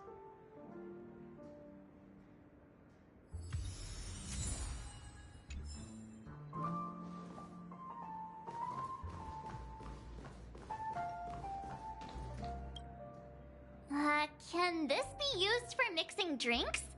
Oh, and there's a note underneath. Exchange with your precious things. Oh, what should we exchange for it? And who should we give our stuff to?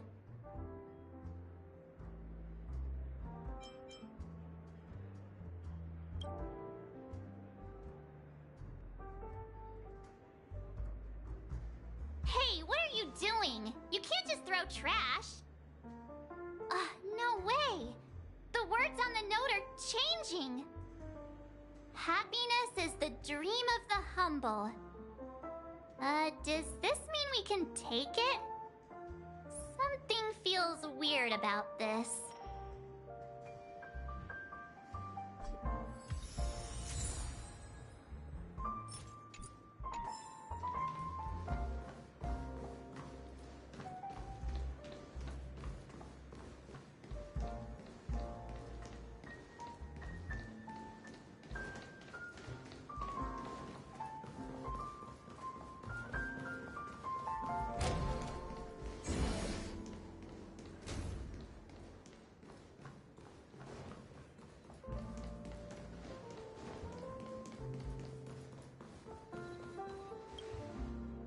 check out this bottle. The liquid inside looks beautiful. And the label reads... Dream syrup. Thick. I don't see an expiration date. But the production date is... half an amber era ago. Ugh, drinking this stuff can't lead to anything good. That's for sure.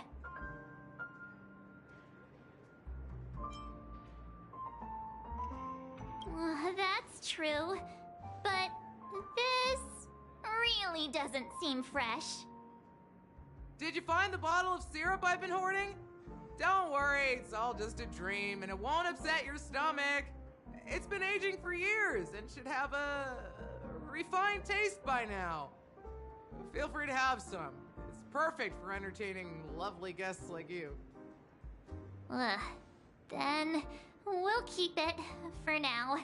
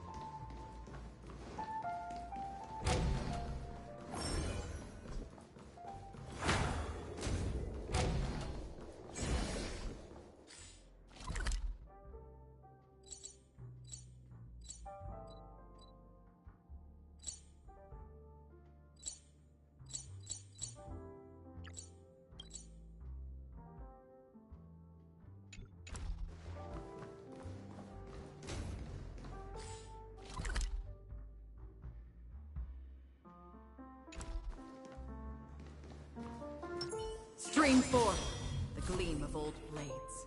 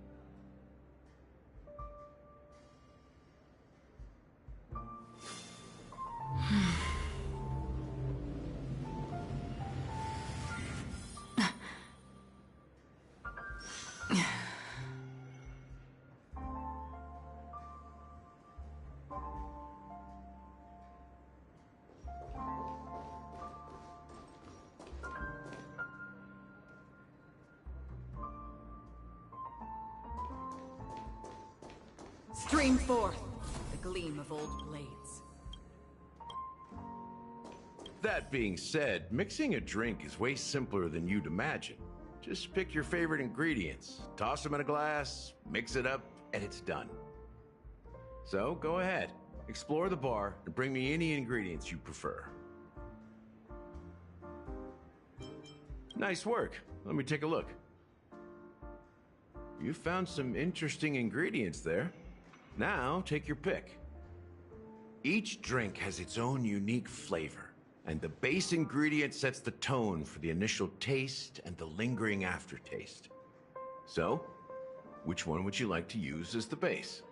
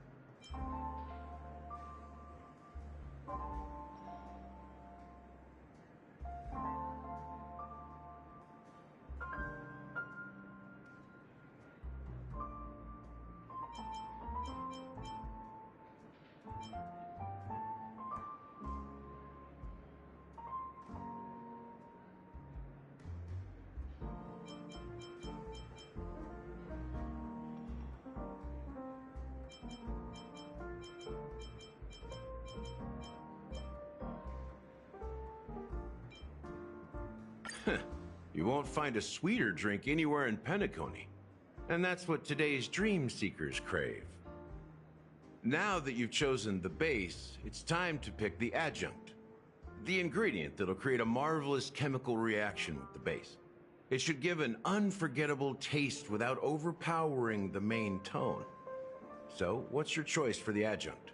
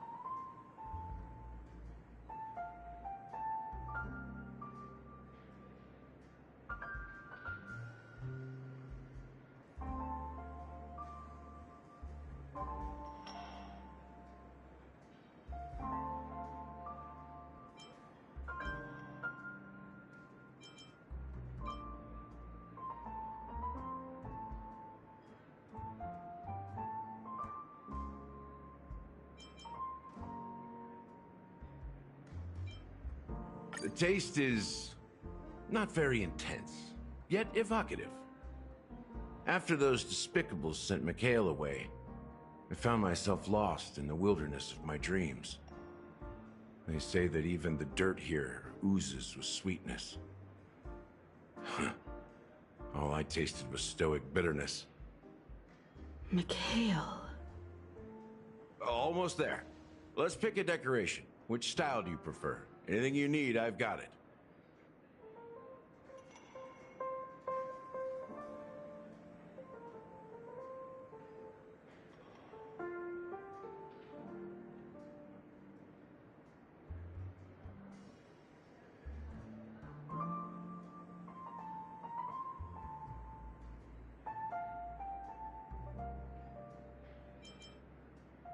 The IPC's favorite. Ambitious, aren't you? Well, it's done. Here's to you, dreamer, with this glass of the premature burial.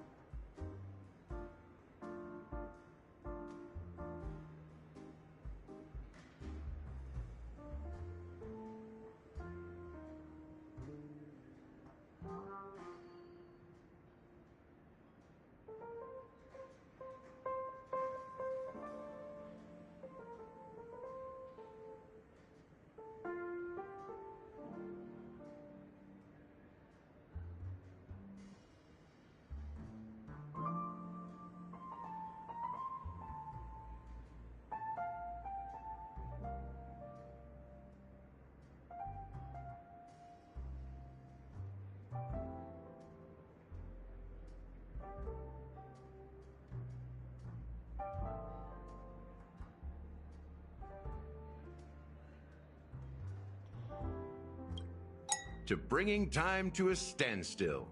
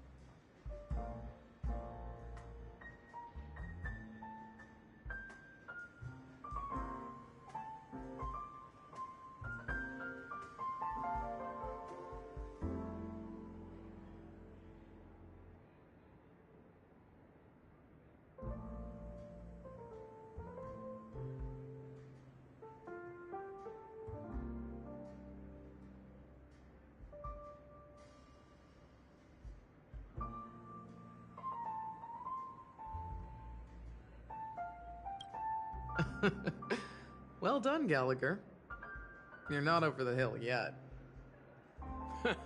So, are you satisfied? Oh, the flavors!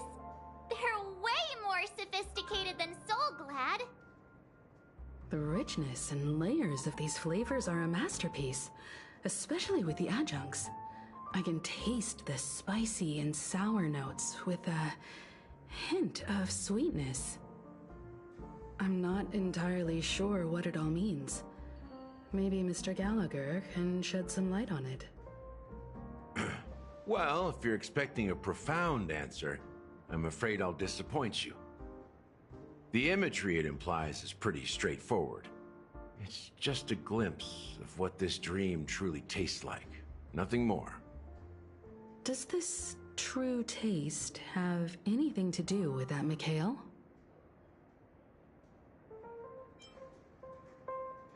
Yeah, that name does sound familiar. When you got knocked out by that masked fool girl, I think I heard someone calling that name. Do you remember?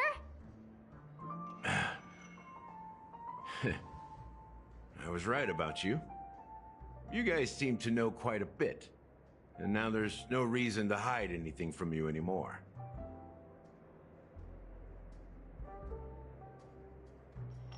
Let's dig deeper into the case. And of course, I'll tell you a story about Mikhail. All right, let's start with what we know based on the clues the family has. It seems that Firefly isn't a local or an invited guest. In other words, she's a stowaway. She managed to fool me at first. My age must be getting the best of me. But here on the planet of festivities, stowaways are a common sight. You're bound to run into one sooner or later. After the incident, the hounds wasted no time searching for that girl in both the dreamscape and reality. But here's the thing. We only received bad news, and the trickiest kind at that. She simply vanished, leaving no trace in the dreamscape or reality.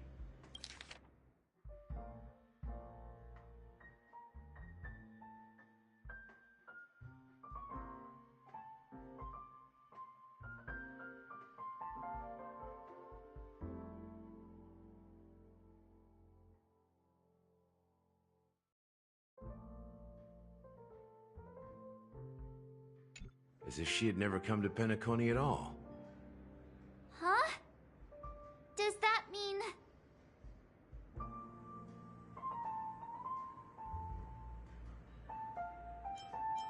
That's impossible. The problem now is not that she's dead, but that it's as if she had never existed in the first place. Let me be frank. This case, actually, is unlike anything the Bloodhound family has dealt with before. Dealt with before? So, death does happen in Penacony, if I understand correctly. You've witnessed it, so there's no need to hide. Even the shiniest city has its dark side. We're all adults here. Surely I don't need to explain too much to you. Confronting the family based on that alone would be naive. Death may occur in sweet dreams. So what? Such events are highly unlikely and only affect a tiny number of people. If you really want to delve deeper into this case, you need to understand the true problem with the family. I guess it's time to tell the story of that Mikhail. You're very perceptive. The Astral Express has received that music box too, right? Do you know the secrets it holds? There's a message. Witness the impossible in the realm of dreams. Find the legacy of the Watchmaker, father of Penacony, and thus the answer to the question, why does life slumber? That's the exact wording. Hey, why are you laughing? Wait, did you write it? It's quite poetic. No, but I'm the officer in charge of this case, so how could I not know? I'm sure you must have noticed that this message didn't come from the family. You might have even guessed that the relationship between the family and the Watchmaker isn't as close as it seems. That's just our speculation. Actually, it's hard to believe that the father of Penacony and its actual managers are at odds. Now I can assure you that your speculation is absolutely correct. The family has considered the Watchmaker an enemy for a long time, but the hounds haven't been able to track him down, as he seems to be living only in the characters and stories he created. Let me ask you a question. Have you ever wondered why the family allowed the Watchmaker to send out such a ridiculous message to the outside world, inviting you here and causing chaos? So, you want to seize this opportunity to expose the Watchmaker?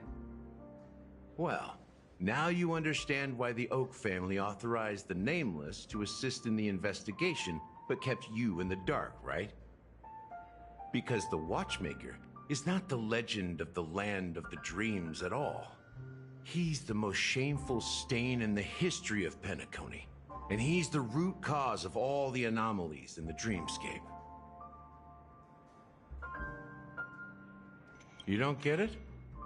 Well, I mean, Mikhail, the betrayer of the family, he's the Watchmaker.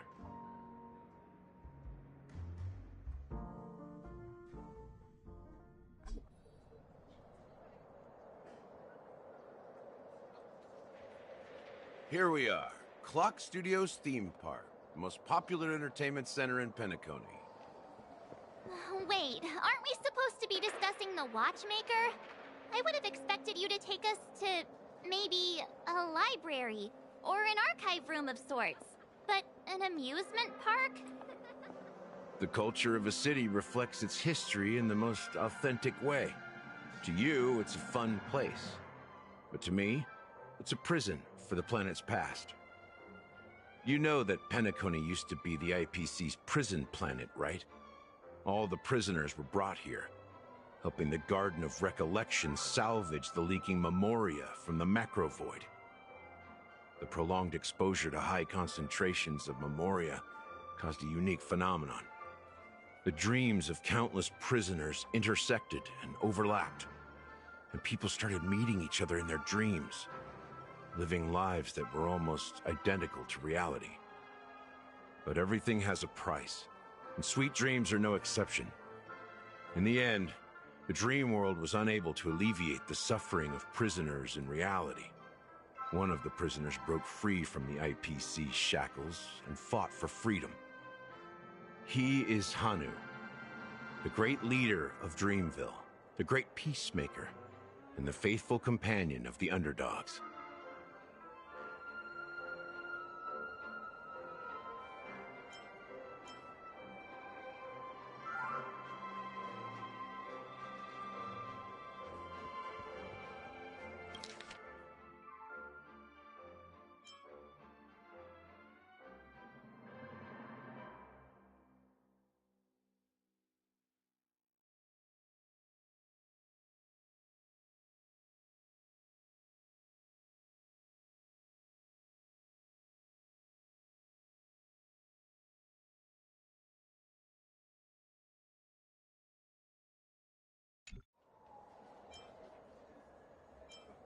History is always written by the winners. However, it's undeniable that QiQi is an animation that draws from Penacony's actual history. These characters not only exist in Dreamville, but also in the distant past. Once you realize this, you'll understand why we're here. There are so many members of the Bloodhound family around here. They just received a lockdown order, supposedly from Sunday himself. Who knows what it's for?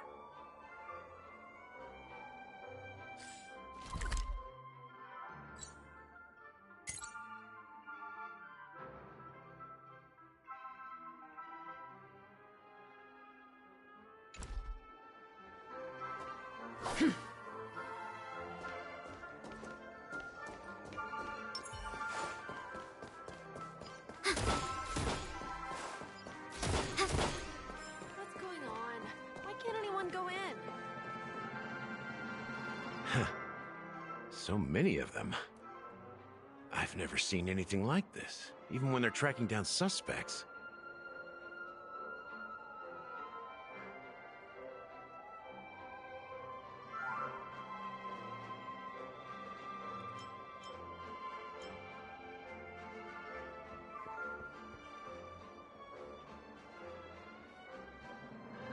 Well, it's a masterpiece from the family, after all.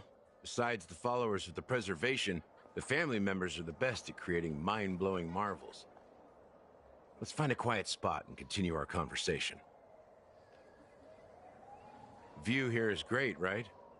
We can see everything from here.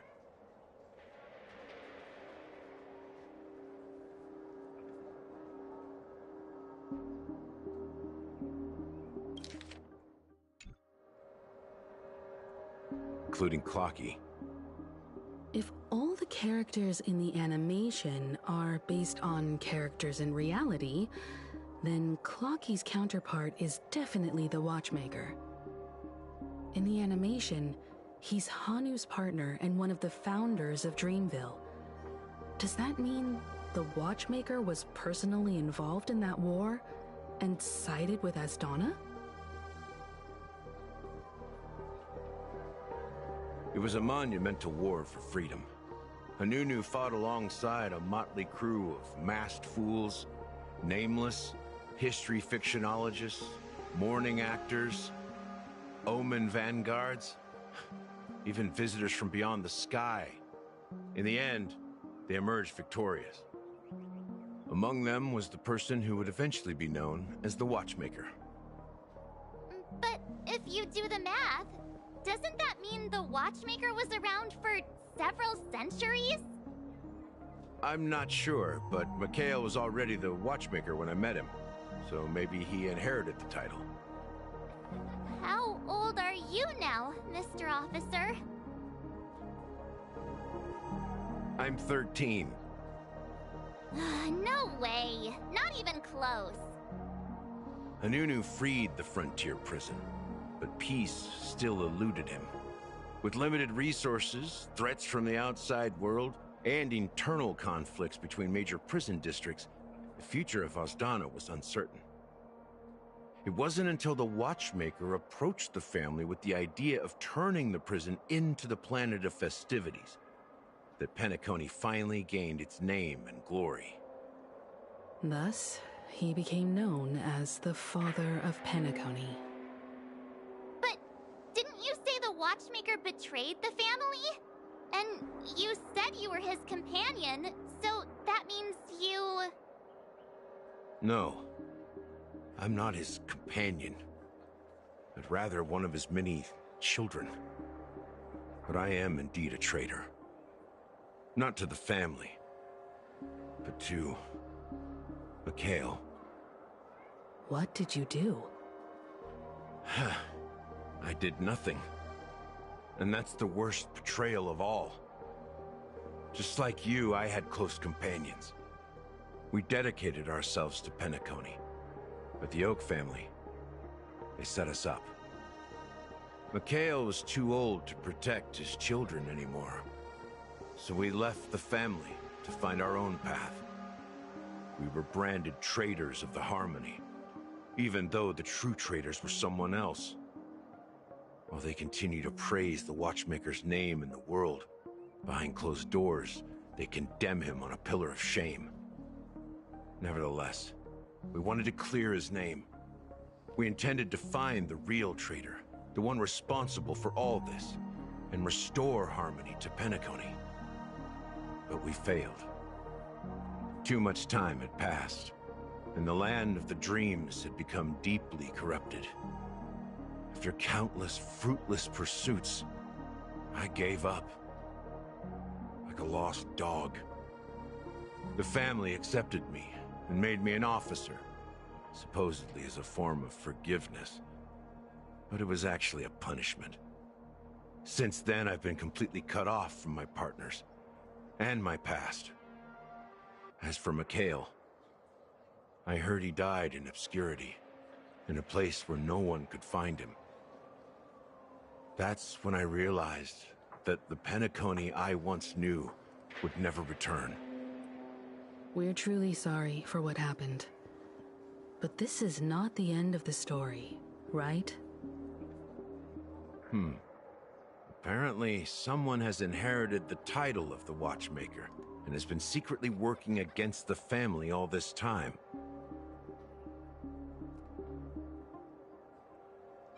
Well, that's one way to look at it. However, only one member has truly inherited the Watchmaker's title. Unfortunately, after all these years, I have no idea who that person is, or if they're even real. Or just Mikhail's lost soul haunting the dreams. So, do you understand why I'm spilling all this info? Because I believe the girl's death must be connected to the Watchmaker's legacy. And at the end of all these mysteries, we will find the answers we are seeking. If it really is Mikhail's ghost, I want to meet him. If only for the last time. For those who despise me could form a line from here all the way to the entrance of the hotel. But those willing to look me in the eye and hear me out? Let's just say, there won't be many. I've told you all I know is a sign of gratitude. Thank you for listening to this old dog. Bark and all. Something just happened at the theme park. Now if you'll excuse me, good luck to all of you. How ironic. What's so different between the stowaways projected by Penacony today and the dream seekers once hailed as pioneers several amber eras ago? Gallagher does have a troubled past, it seems. While Firefly's whereabouts remain a mystery, his stories shed light on our suspicions about the true identity of the Watchmaker, his connection to the family, and the power struggles hidden behind sweet dreams and death.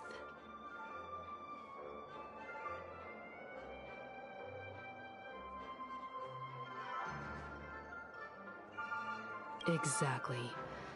Gallagher suggests that the real traitor is someone else, probably within the Oak family.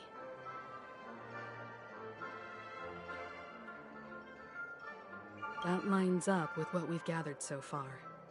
Firefly got involved in this mess because of the legacy, and now we're sure that Aventurine's accusations against Acheron are baseless.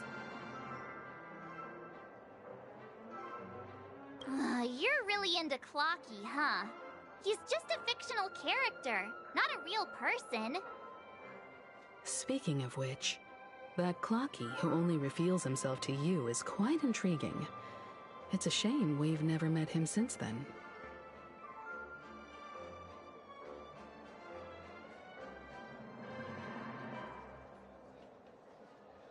Now that we've confirmed a lot of our suspicions, let's take a moment to think about the clues we have.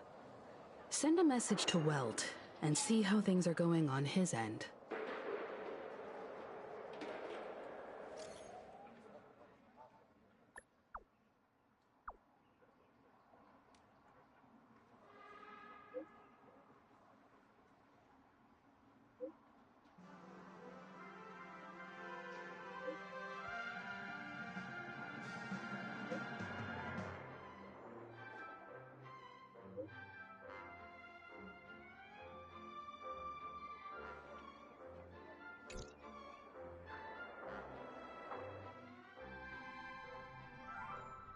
Are your companions worried about you? They're just checking up on me. Let's get in and get out. Seems they've made some progress. Looks like we're about to enter the depths of Dewlight Pavilion. It's been a smooth ride. Almost too smooth for a heavily guarded mansion. Let's see if there's anyone waiting to greet us.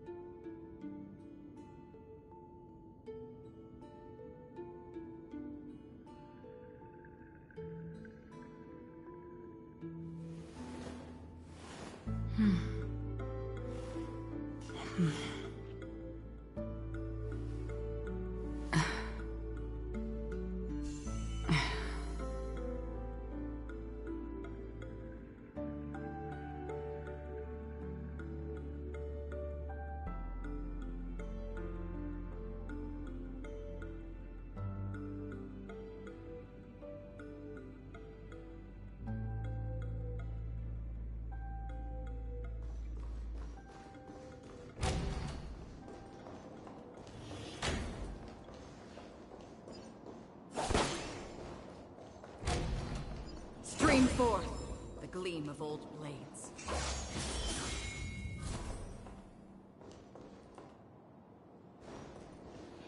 Something feels off. A grand mansion like this and not a butler or servant in sight. Could it be due to the disruption caused by the emergency?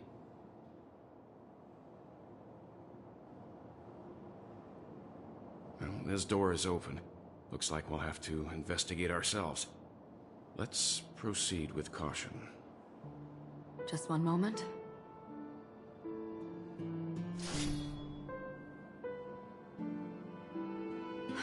Light. I've made myself less noticeable. The crew can explain their presence as authorized by the family, but I can't come up with any excuses for being here. I see. What an interesting technique.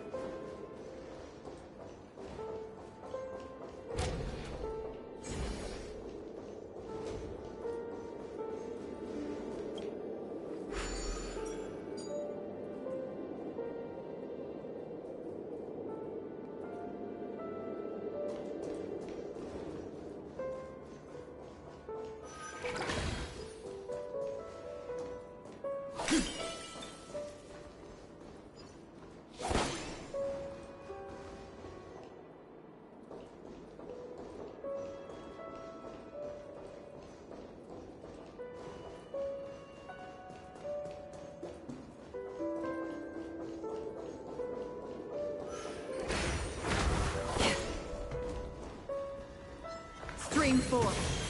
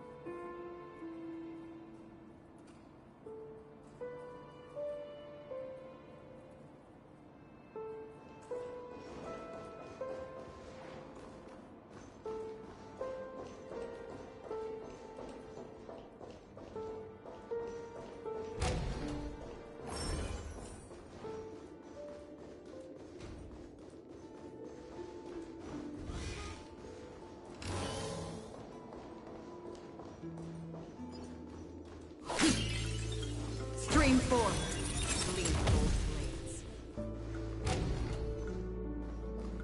The model in the sand pit. It's the golden hour, isn't it? Maybe the heads of the family used that model for discussing important matters.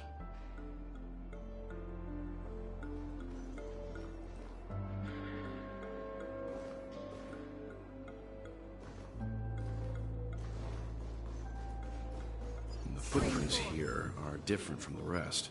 There are two sets of them. Looks like outsiders might have passed through here not long ago. Can you identify the people who left these footprints? Well, there's a unique pattern here. Flamboyant, even. And judging by the size, I'd say these were men's shoes. If I'm right, it could be the IPC ambassador, Aventurine. Aventurine. What about the other set? It looks like they were walking side by side as opposed to one behind the other, so the second individual is likely equal in status to Aventurine. The IPC is eager to reclaim Penacony, so their presence here is not unexpected.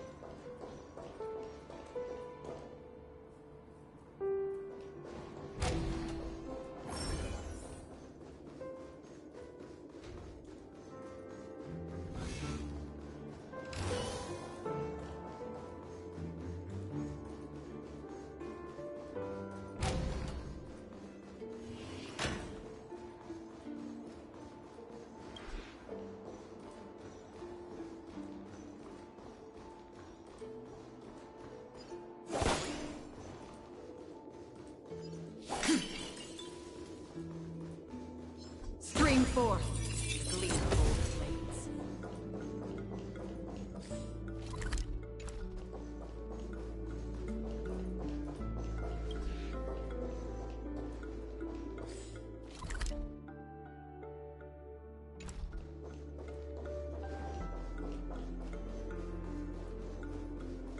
While there aren't any people in this mansion, they've set up quite a few mimetic guards to patrol this place.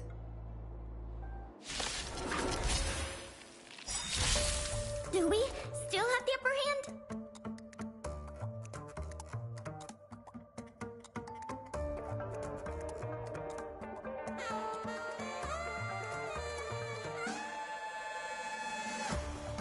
Time to make a decision.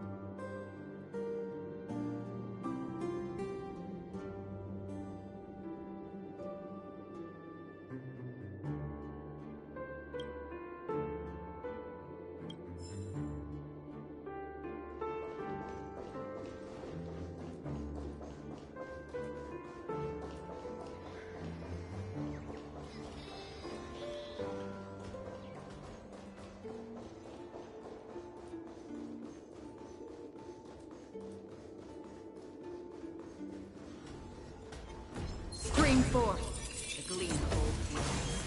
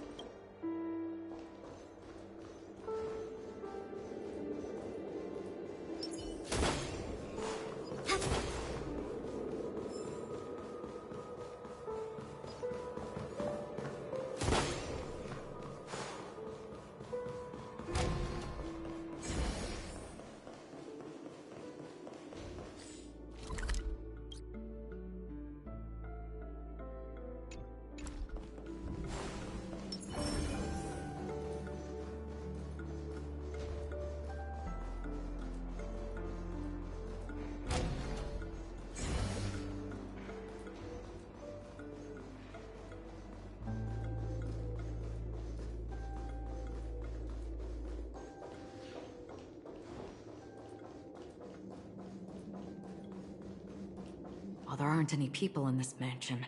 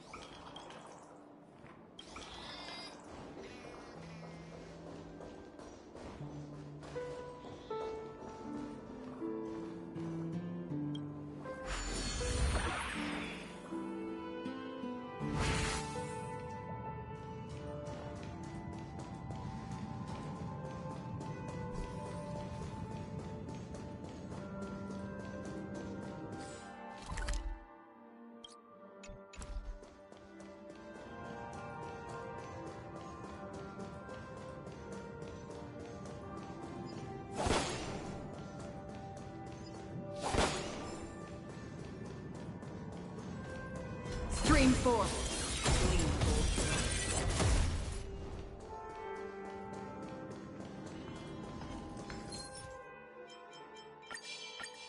Yeah.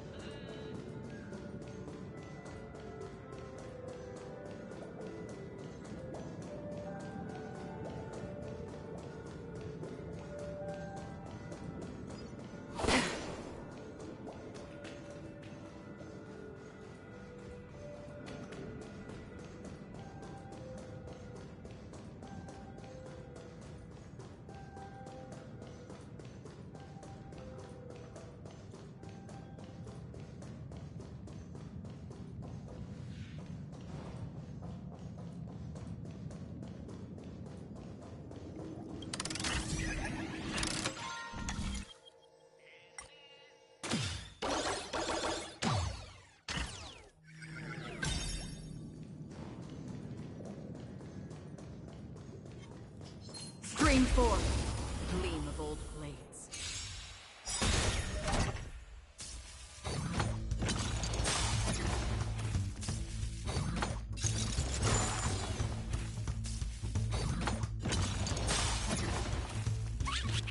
Do we still have the upper hand? This combat needs up to... This is double speed.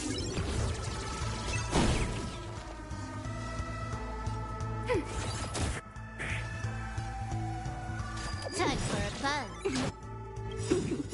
I weep for the departed. It too shall fall.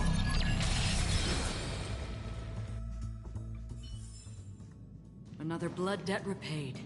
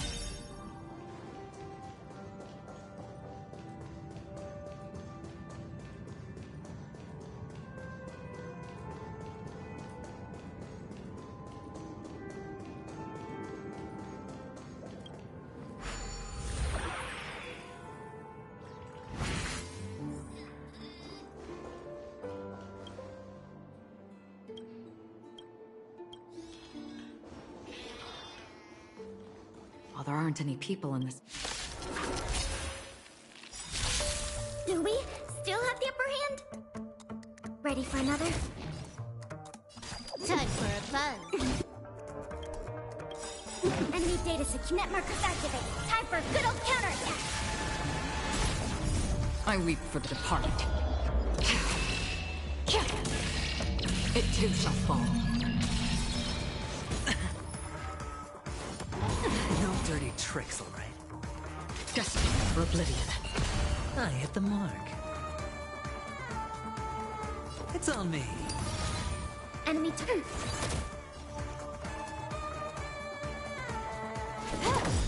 Another journey begins. On the still waters of oblivion. This combat. This is double speed. Sure, I'll... The dice have bust. Or maybe I'll take it all! Commencing support. I weep for the departed. It too shall fall. Look, it dropped something.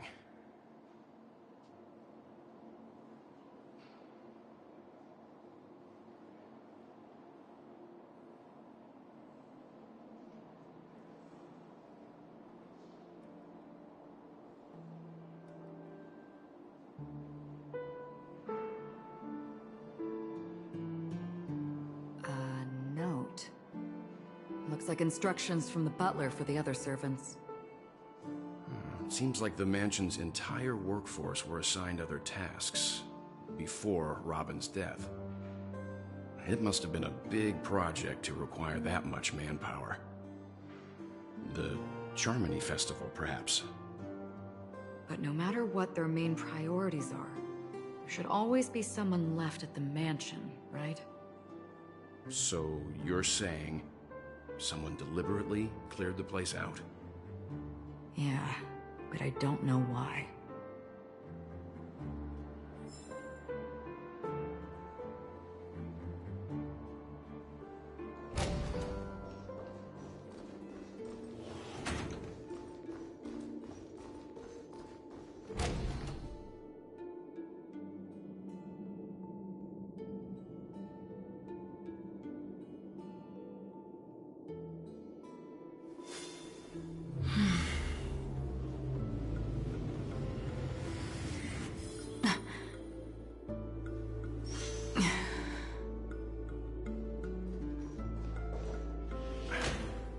No one here either.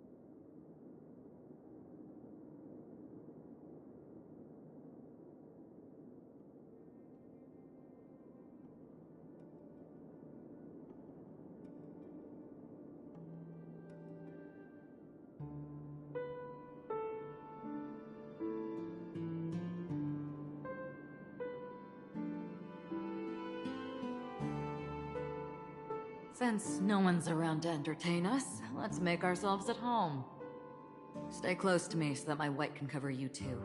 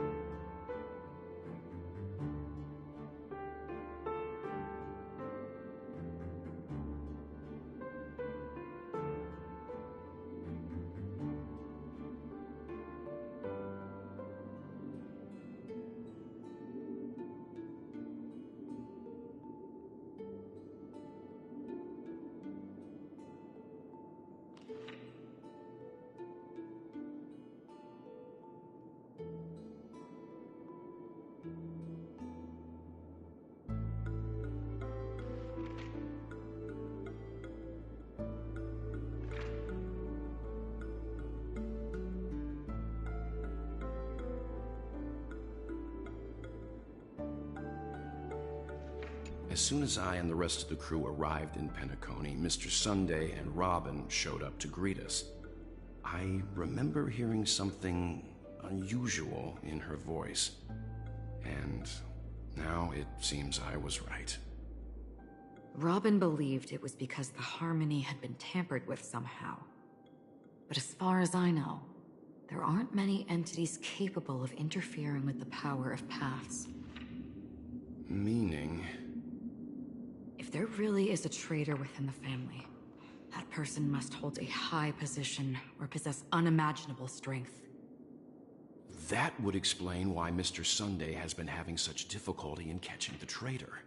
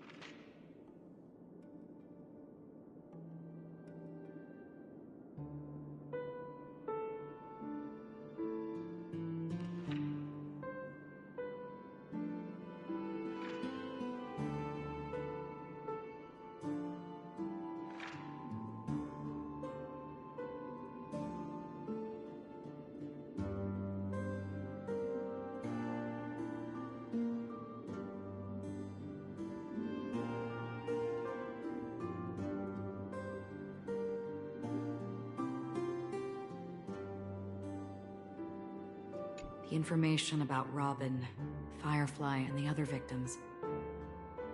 I don't see any commonalities among them. Looks like the rumors were right. Death does seem to be targeting random victims. And based on Sunday's notes, he's no stranger to death. He's just surprised that it has resurfaced.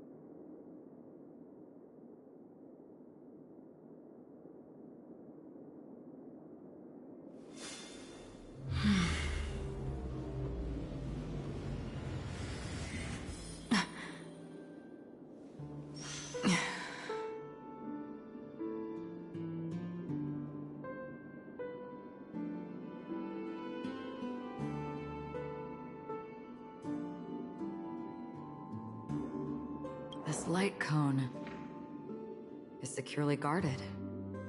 It must hold some important memories. According to Robin's interview, despite having performed on so many grand stages, her favorite performance was a pretend show she put on with her brother when they were just kids.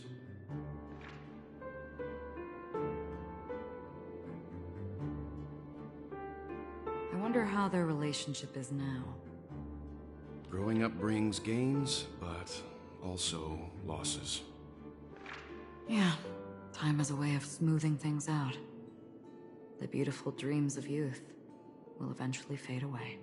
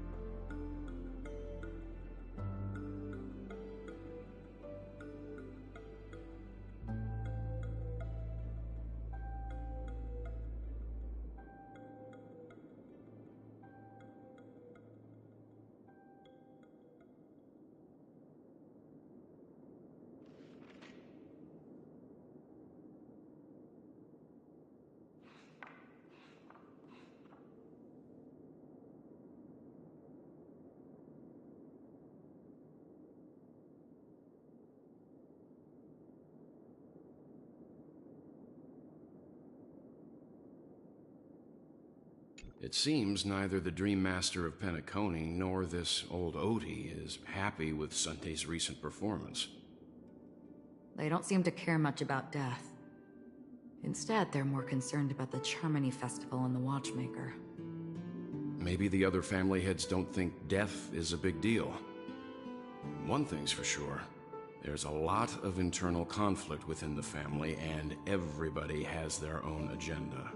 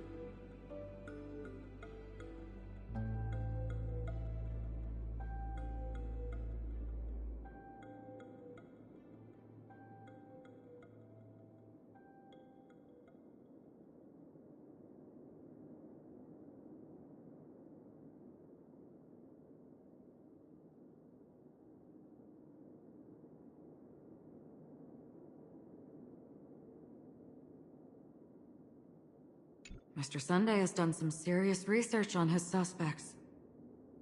This traitor must have been causing trouble for the family for a long time. They all seem to be insiders, but I haven't met any of them. Huh?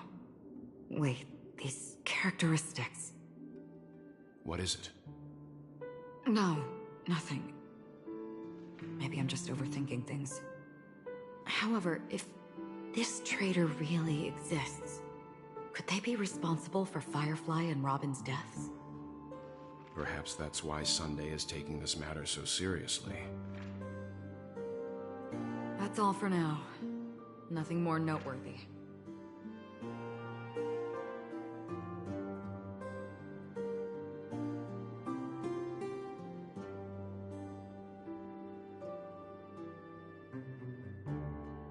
Before coming here, I had all sorts of scenarios in my head about dealing with the family. I did not expect an empty mansion. Watch out. Someone's approaching.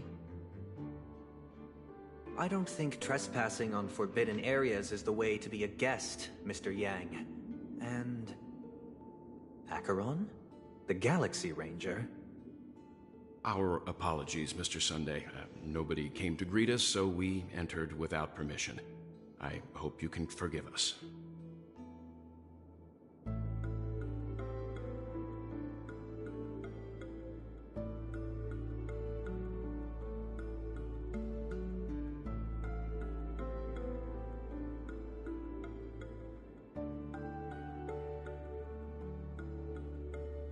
But even if there's no one to greet you, you should wait for the host. Don't you agree?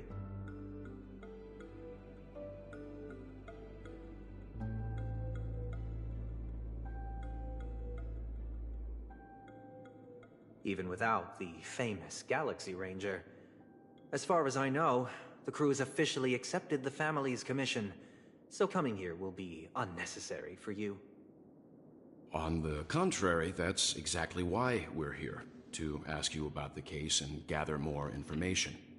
We don't want any loose ends. Well, since you've come with goodwill, I have no reason to show you the door.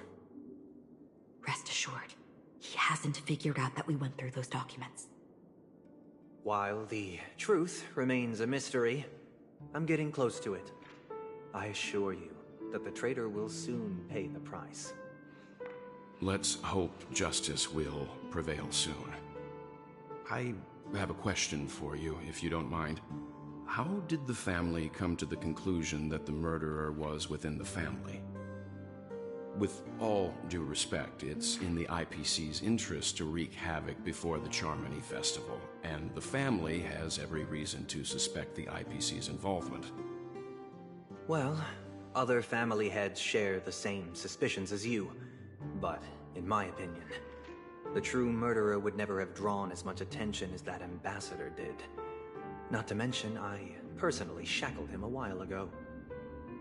However, I'll give you a suggestion regarding your suspicions, Mr. Yang. You should be more cautious of Aventurine. While the wicked can't break through high walls, they can plunge their evil dagger into the heart of the righteous. He's a businessman, not some philanthropist. But right now, he's out there handing out his wealth on the streets. And he went to the Clock Studios theme park all by himself. Who knows what kind of scheme he's cooking up? While the family is dedicated to keeping our guests safe, it might be wise for you to stay alert. You never know what unexpected troubles could arise.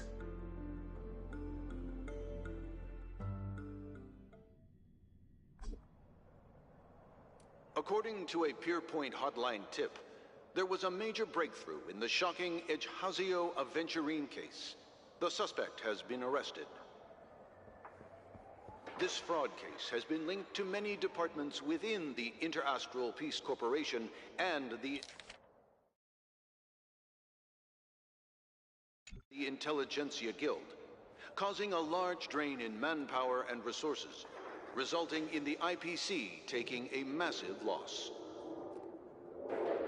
The case's main suspect originates from Sigonia 4 and is one of the survivors of the second Kataka Abjin extinction event, who does not carry an interstellar refugee travel permit.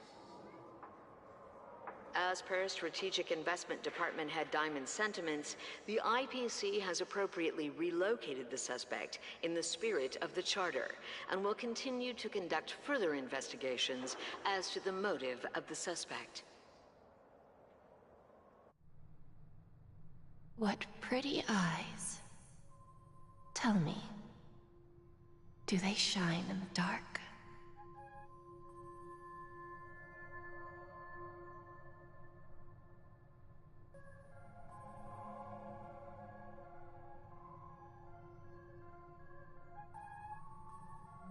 Well, if they did, I'd sell them in a heartbeat. You don't know how many people long for your eyes to be closed forever. As a servant, you should not resist your master. Yet, you went and killed that man anyway. No lawyer has the audacity to defend you. Perhaps you ought to represent yourself. Not difficult, but definitely pointless. You're pretty confident on your eloquence. Did you also think that when you lied to the Intelligentsia Guild? Ask and you shall receive. You wanted the perfect construction material. All I did was offer a possibility. It was just a small wager. If your luck holds out, the IPC will dig something up from the golden sands of Ejhazio.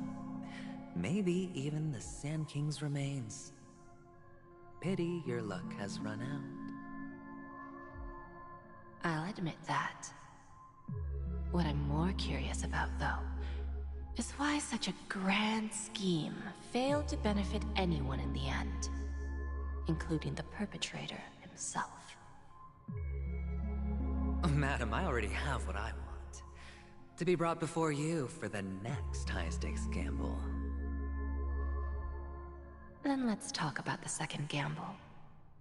Tell me, what are you prepared to wager this time? My life. I bet you won't send me to the gallows. What do you want, then? I want your Lenore to meet with me. I have something to say. And then what? I want cash. It can't be that simple, can it? It is that simple. 30 tanbas. The remainder of my market value. 30 tanbas. No more, no less. With this money, I'll climb to even greater heights than you. Grasp even more riches than you. I wager you won't give me this chance. Which is why you should call him here. Interesting. A pity Diamond won't see you. No one gets to see him. From here on out, I am Diamond's representative, and I will decide on his behalf. You're wrong. 30 tanbas. I'll give you that. And much more than that. Wealth, status, power. The IPC will give you whatever you want, even what you don't want. Kakavasha. A good name, but unfortunately destined to be buried in the dirt. You, though, you deserve to live, to create even more wealth for us. Go. Pick the clothes you like, then choose your desired identity. And then,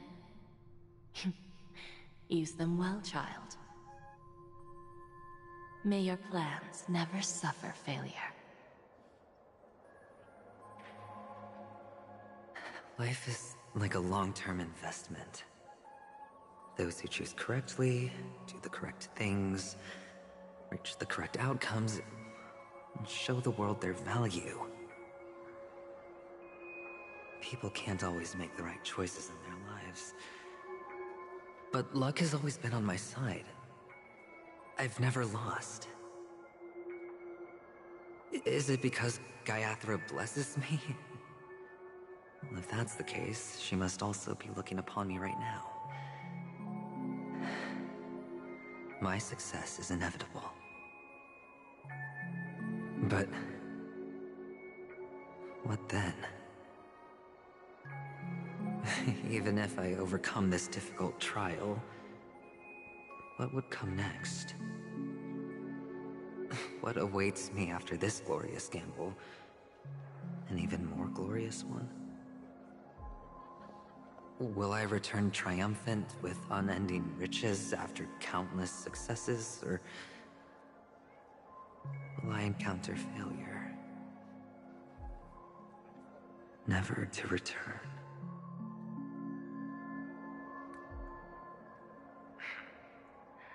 I'm pretty sure you already have some ideas. Lowly gambler.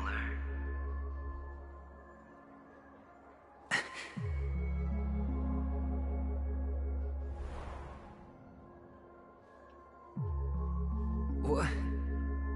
What? What?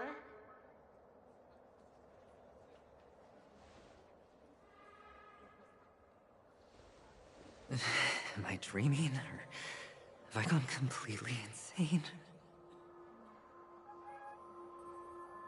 Perhaps both. Forgotten me already?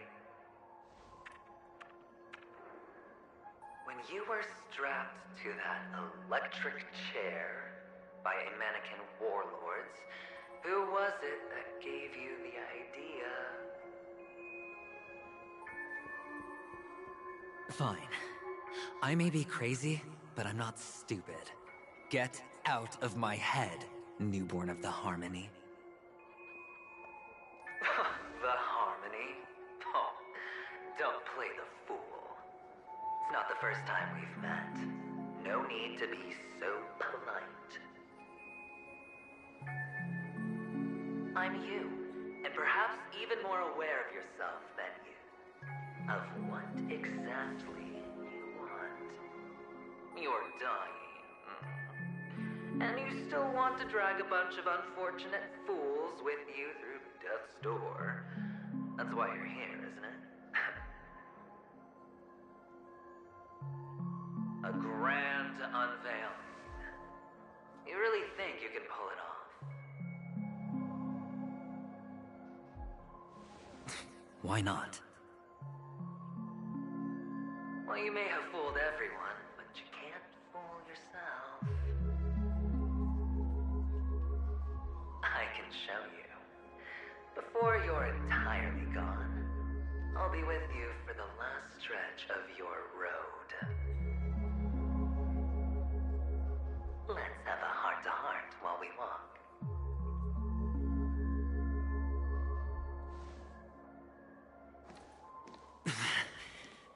What exactly are you? Most people in this world spend their entire lives just to reach one outcome. And I am that outcome. Kakavasha, I am your future. First, I'm hearing things, and now I'm seeing them. Great. Am I going to be elevated into the Harmony's Emanator next? Oh, why are there no guests here?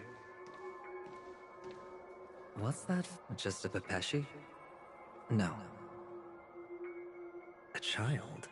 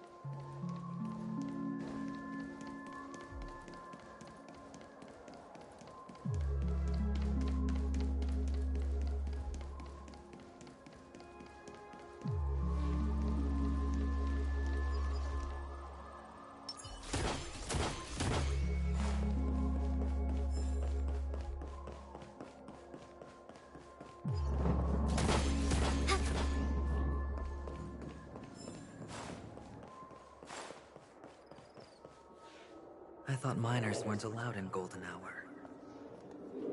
Hey, kid. You okay? Are you lost?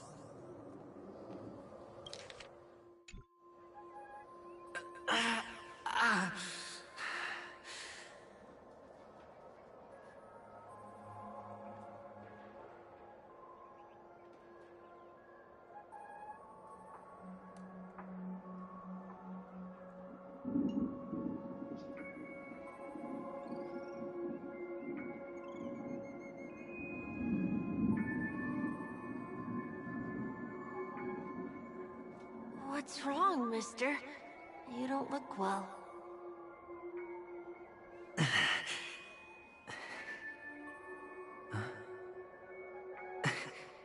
Your eyes.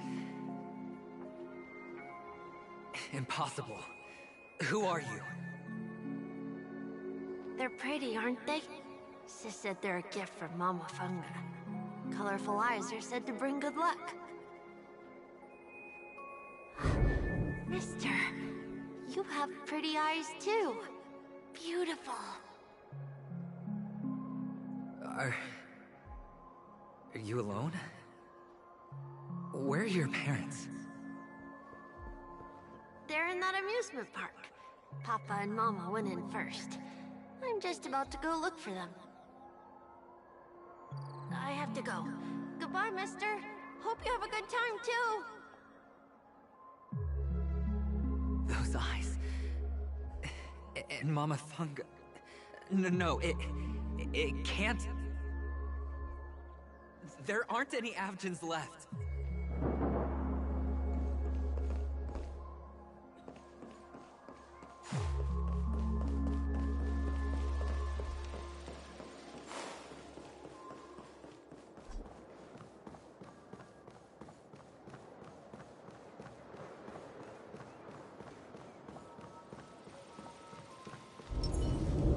Stream forth, the gleam of old blades.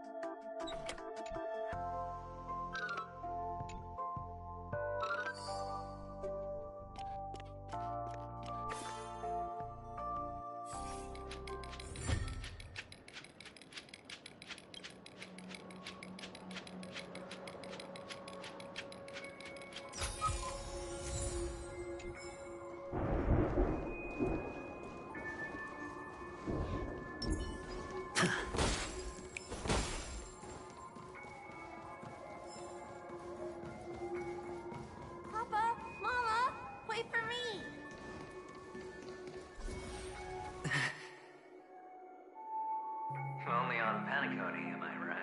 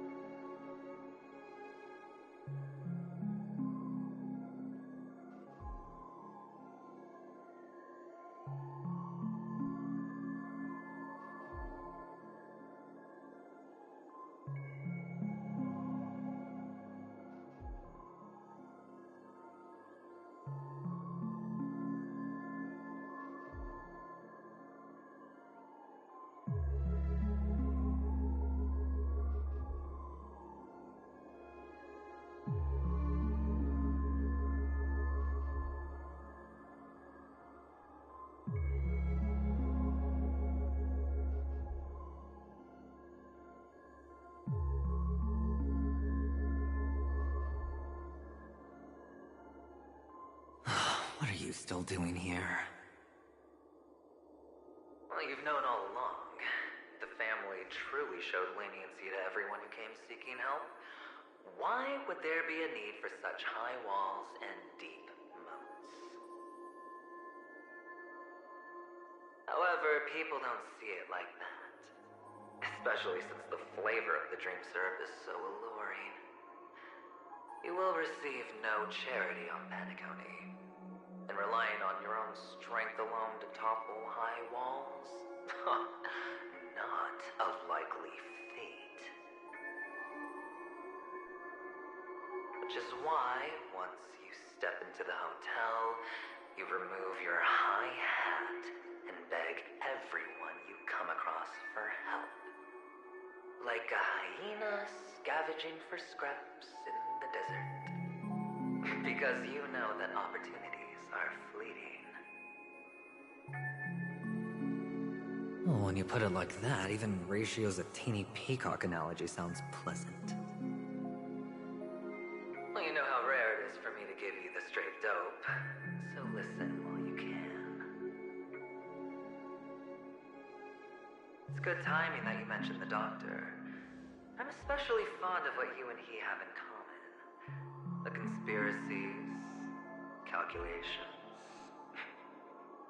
Especially the part about the finale, a magnificent act of betrayal.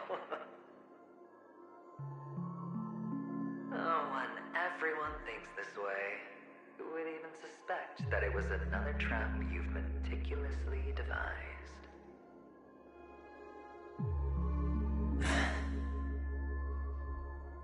Go on. Tell me I'm right. You know who you really are, Mr. Cavalier Gambler.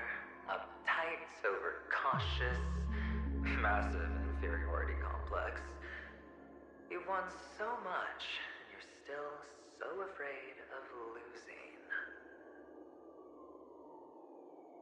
They only see your big bets, your bravado, the full house, the straight flush. They don't know the other hand is below the table, clutching your chips for dear life. It's a heck of an act. No wonder the tavern sent you an invite. You're a natural kid. You don't stop at fooling the audience, you fool yourself too.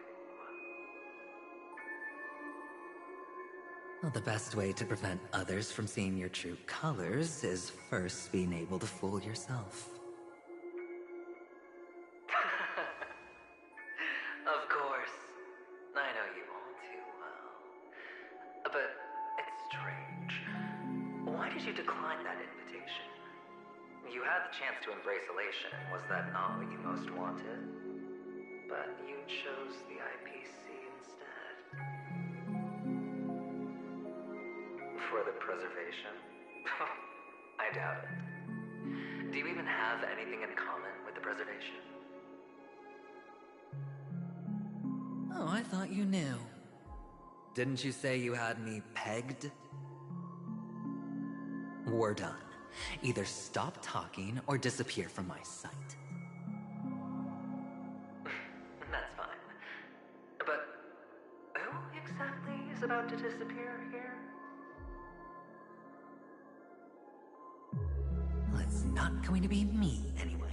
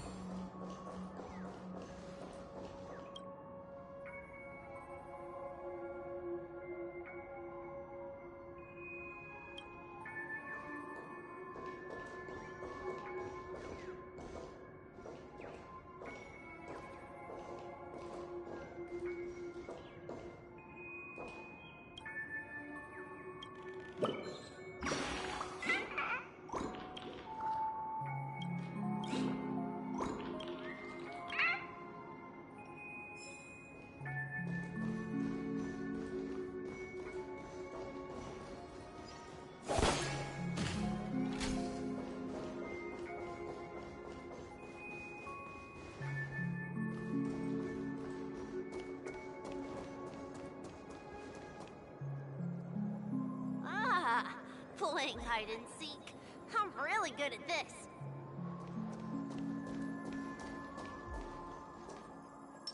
Quietly.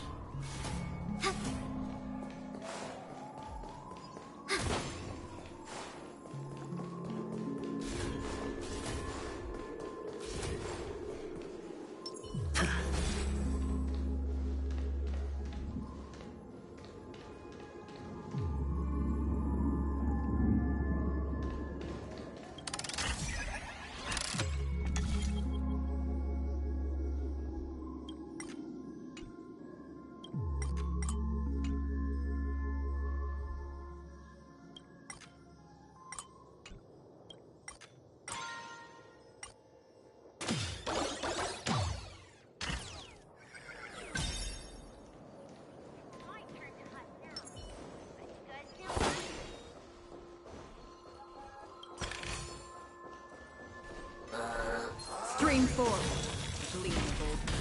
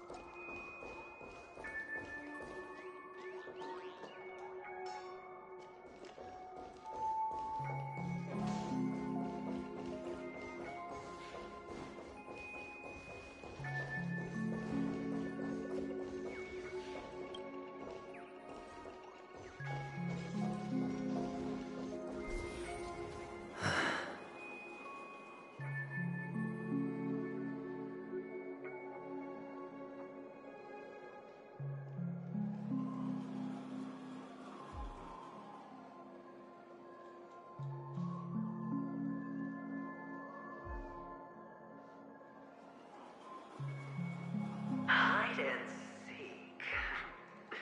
What sweet childhood memories. When Mama said goodbye that day, how many catechins were like jackals hot on your heels? I know you won't forget that sound anytime soon. Those shrill cackles. You had to hide right under the noses of those savages. You and Big Sis, playing dead, drifting in all that bloody water. Completely ruined that shirt. Shame. Wasn't that the last one Dad left behind? It wasn't ruined. I've always kept it.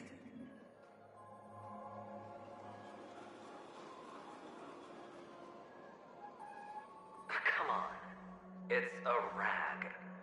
It's not like you can ever wear it.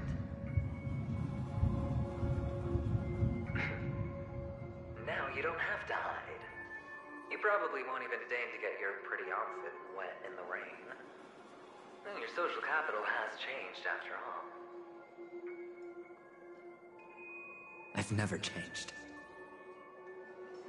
On the contrary, now you're the one who does the hunting. The last round of hide and seek, and you get to be it. You should enjoy it.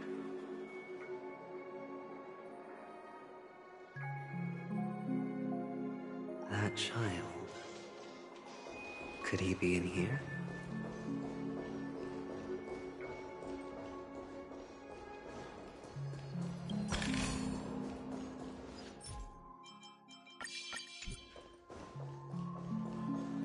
Stream 4.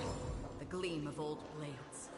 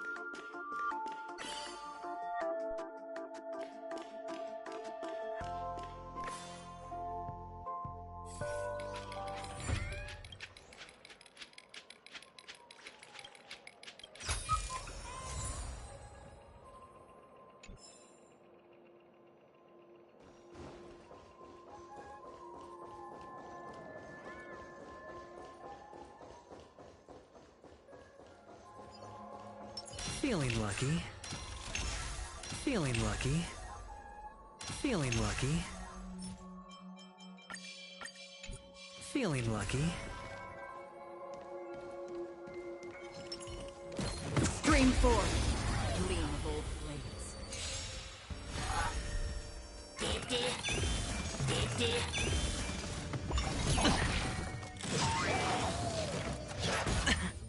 Do we still have the upper hand? Ready for another? Time for a buzz. Another journey begins. On the still waters of oblivion. It's on me. I weep for the departed. It too shall fall. No dirty tricks, Lord.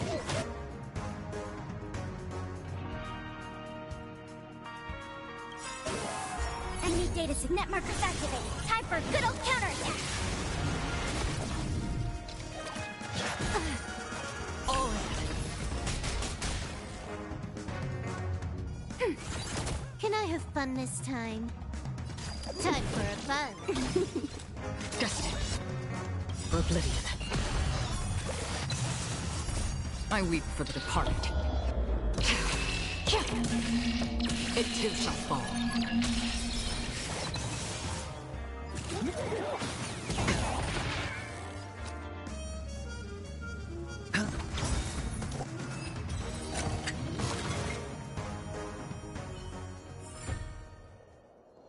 That child.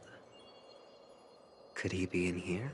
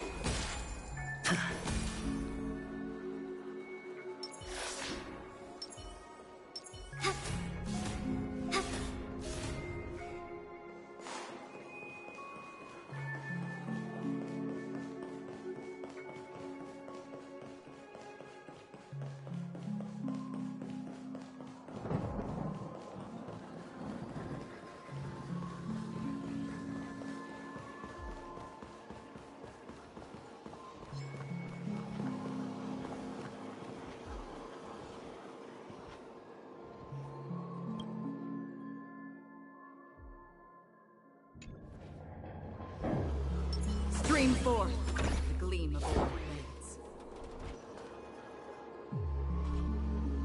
Is this...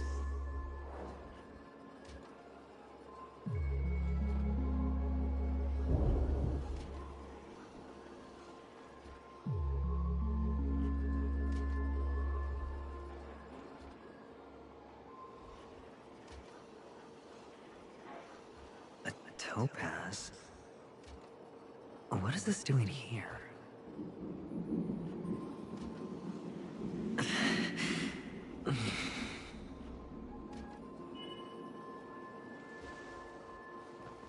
What does your cornerstone wrench out of your heart, son? I was merely curious at why it was here. Maybe that winged guy put it here. To taunt you. Just to make you realize that your painstakingly arranged magic show is nothing but a death rattle. The cornerstone's hue is the same as the radiance of QiQi's body.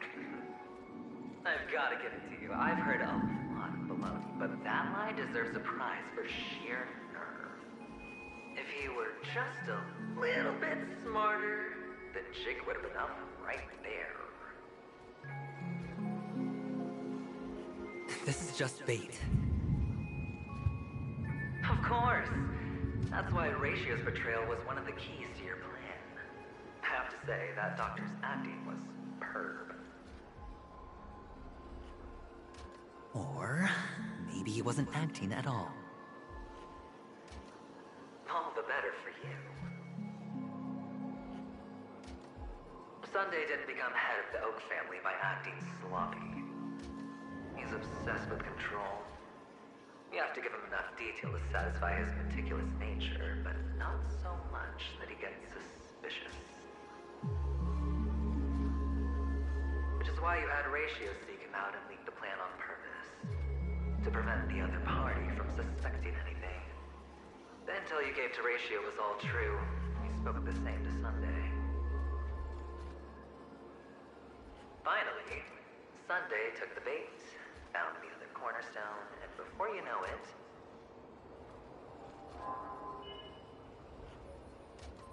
everyone's distracted enough for you to steal the third stone right out from under them. Why don't you stop rummaging through my mind? Your mind? It's our mind. You're me, and I'm you. We're the same.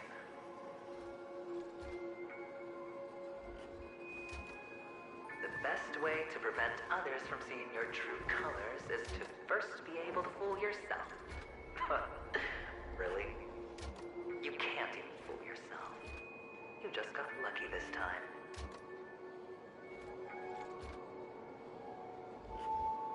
This is the other cornerstone in Sunday's hands. Rather beautiful green. Just like you. Smooth. Cunning. Tell me, what's its name?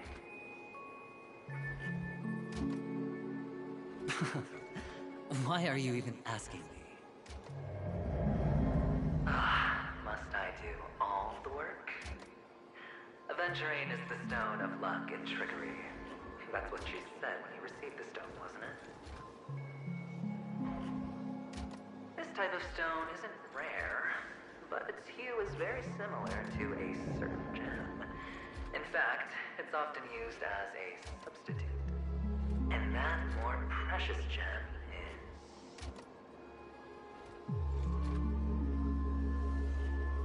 Jade. Even Sunday can't tell the difference. Well, looks like Jade can be substituted for Aventurine, too. Sauce for the goose. Aventurine, Topaz, Jade. 3 elites, 3 cornerstones who, for a measly penny, offered their everything. Oh, you're even more united than the family. As I've said before, 3 chips are sufficient. All or nothing. But will it be the former or the latter? We'll find out soon enough. So, where's the real Aventurine stone? Take it out. Let's have a look. Suddenly, you don't know where it is? I just want to hear you say it. After all, it really does resemble its owner.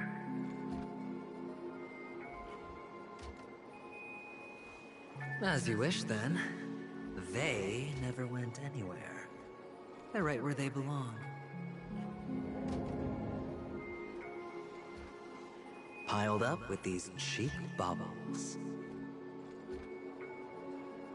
You smashed the Aventurine stone before you left?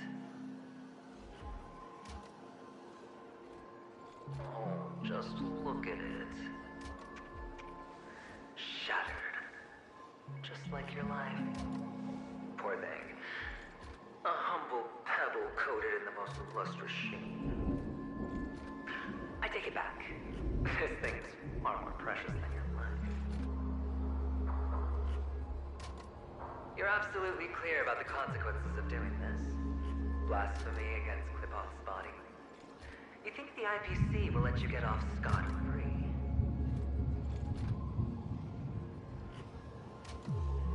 Well, Diamond has always been all about results. As long as I could create value far beyond the cost, the ends justify the means. How else would the family be fooled if there was no price to pay? It doesn't matter.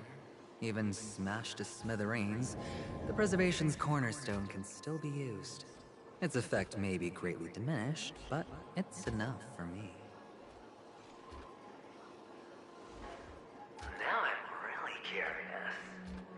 Why does every step you take involve reckless risks, and the choices you prepare for yourself always come with a strong impulse for self-destruction?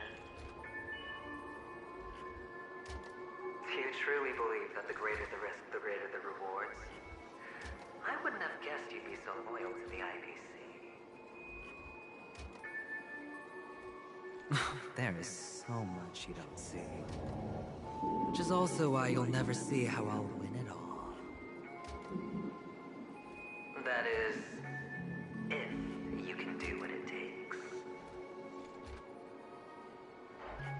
We'll just have to wait and see then.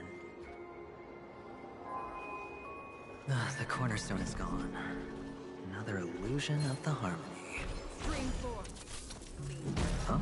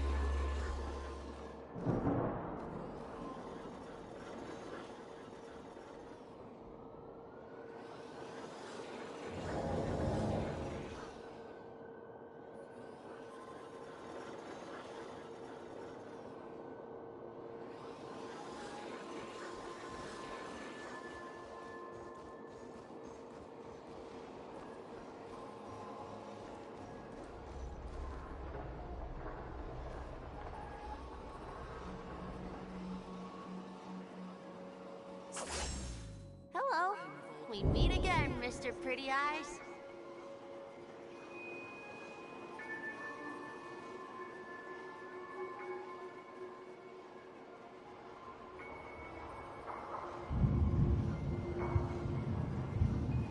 Yes. We meet again. Did you find your mother and father? Of course. Big Sis is there too. The four of us were just playing hide and seek. I'm so happy. On our way here, Papa even brought me to see a blimp. I think you mean film. Yes, that's it. Putting many drawings together and turning them into a moving wall painting. They put me, Papa, Mama, and Big Sis together, turning us into one big family. You should give it a try too, mister. You look sad. The amusement park will cheer you up. Sure.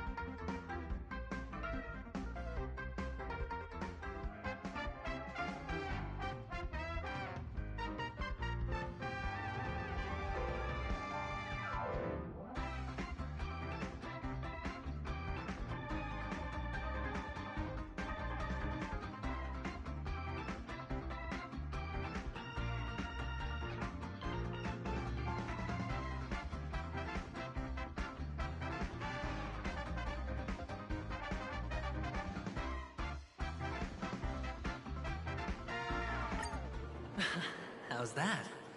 Not a bad score, eh?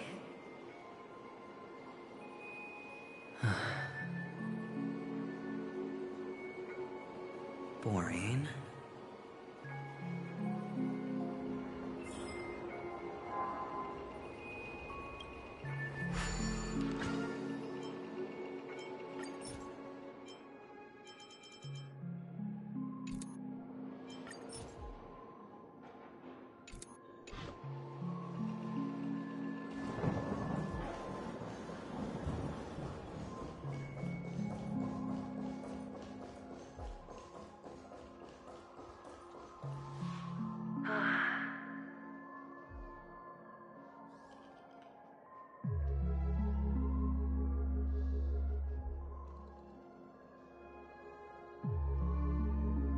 Why aren't you talking?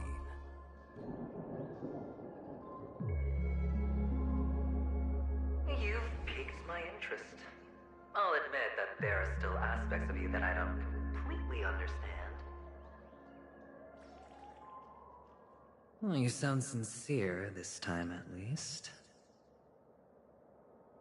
Well, sincerity is one of my traits that everybody likes.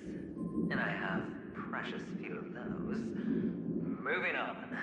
See that maze over there? I'll know everything about you before you reach the exit.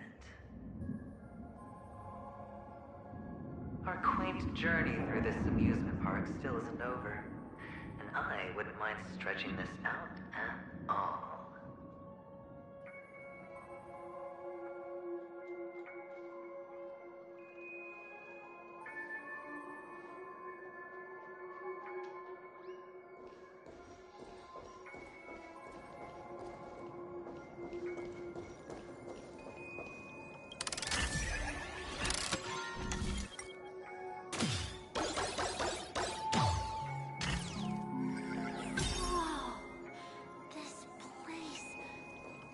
So tall! Even taller than the tallest rocks in the desert!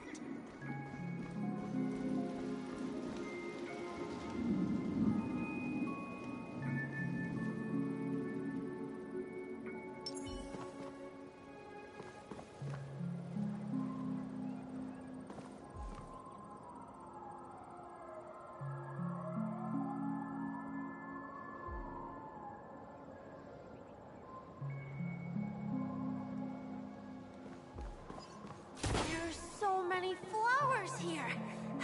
Fix this. This one's for you.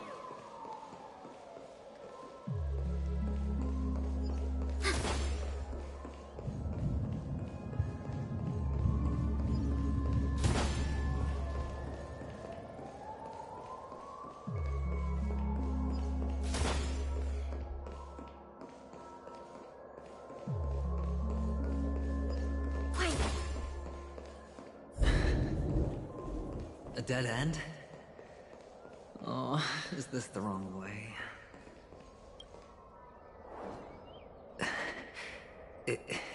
Is this? Oh, what's on your mind? It's got nothing to do with you.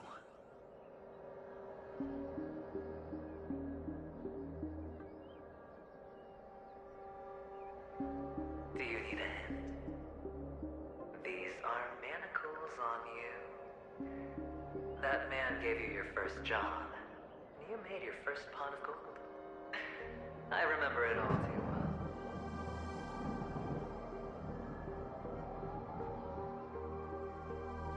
You wrapped that iron chain around your fist, for that is the only tool you could find.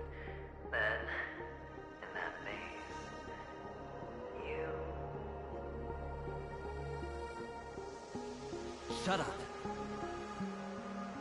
Oh, you don't wish to face your past? Unwilling to admit that...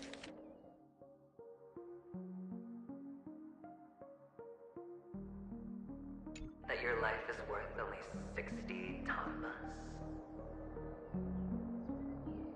Well, from what I see, you refuse to confront it, because it only proves your meanness.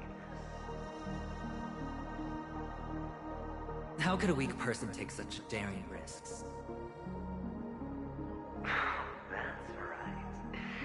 love the thrill of danger, but you refuse to let go of meaningless sentiments.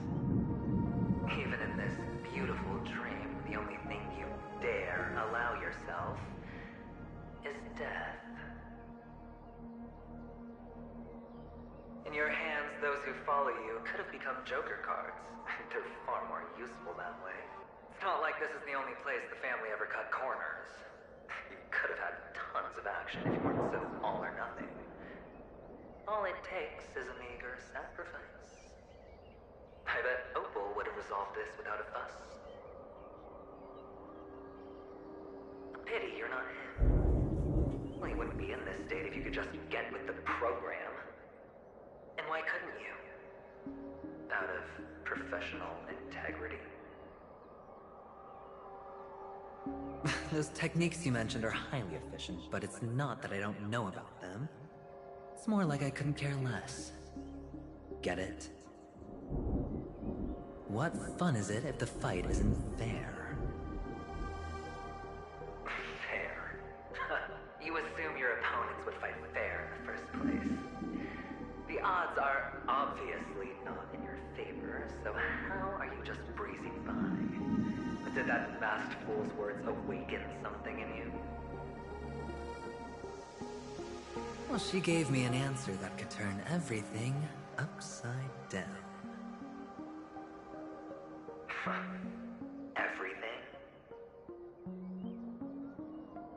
You mean it could make all the cards on the table just disappear?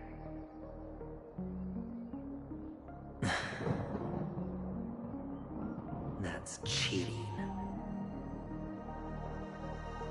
If these leaves could be brought back, would they bloom into new flowers?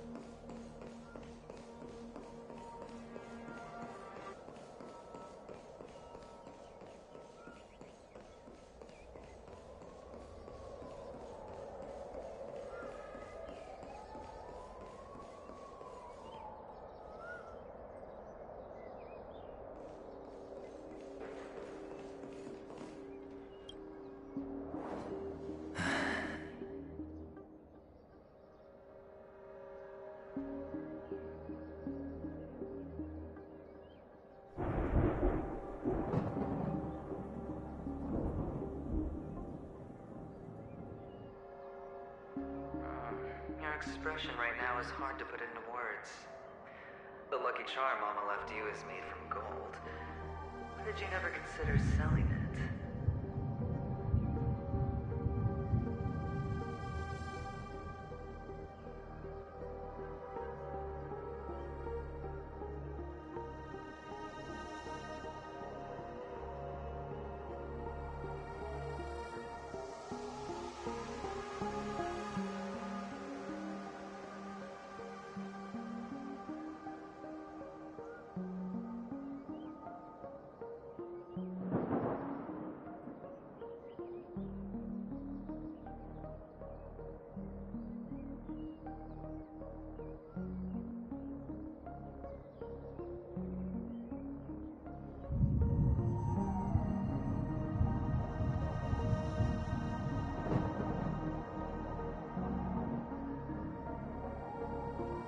You obviously could have lived a normal life like Big Sis that way.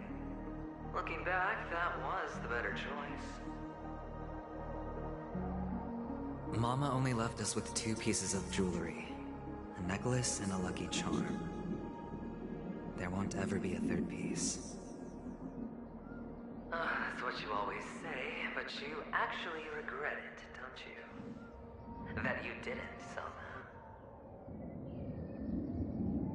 You can zip it if there's nothing to talk about. I know. You must remember what Big Sis told you. You're a child blessed by Gaiathra Triclops, and can lead the clan to happiness. So always remember to protect yourself and never resent the pain and poverty you're going through. The words still ring in your ears, don't they? You're a good kid, so you definitely won't have forgotten.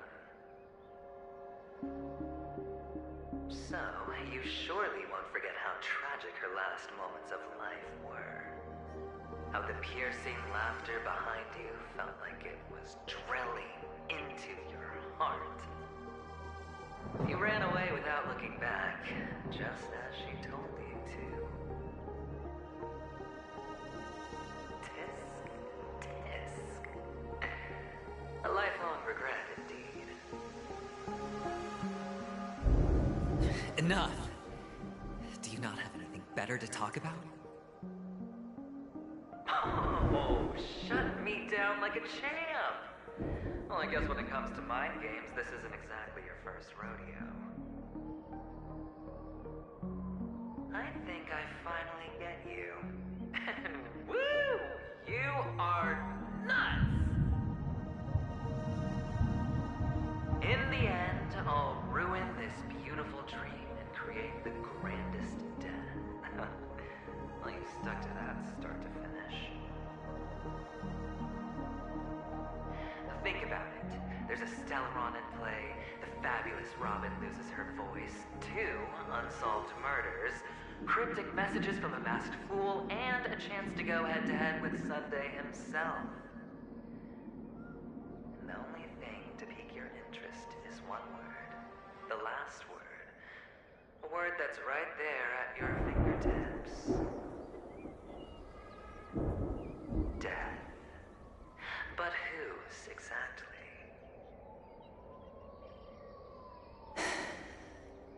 We'll know when the dice falls. All right then. Reserve a seat for me in the audience. I'm curious to see just how capable you are. Still, you never answered my question.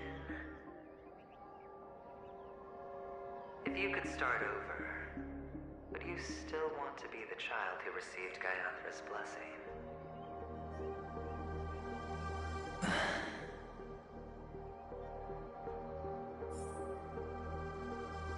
It's so quiet this time. Is he finally gone? Or am I the one about to disappear?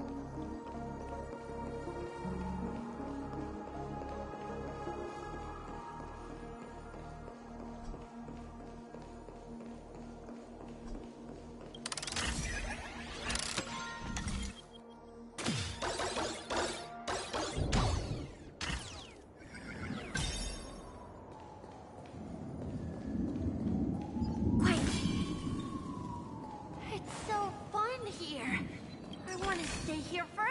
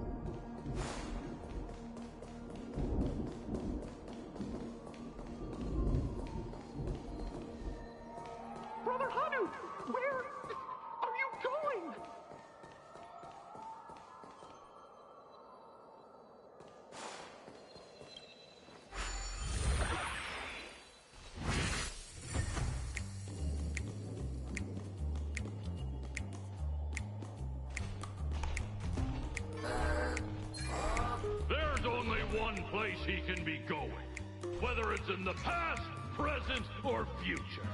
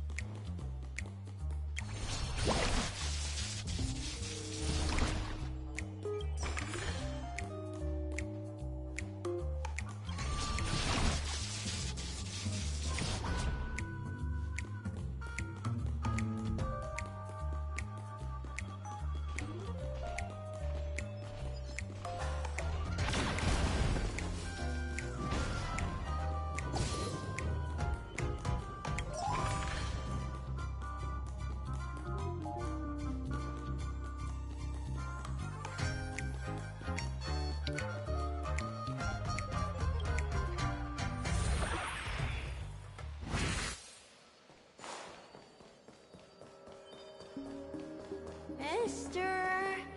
Is that you? I hear the sound of leather shoes.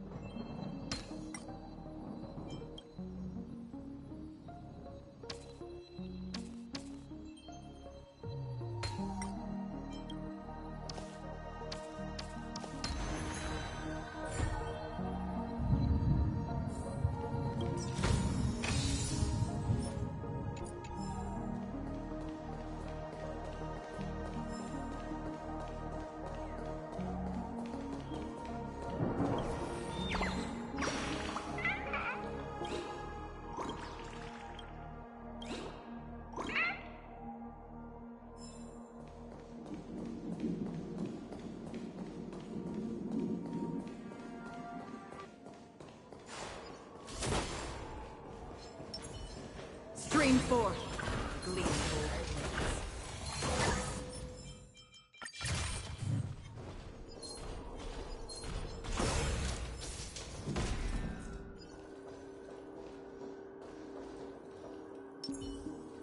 Feeling lucky.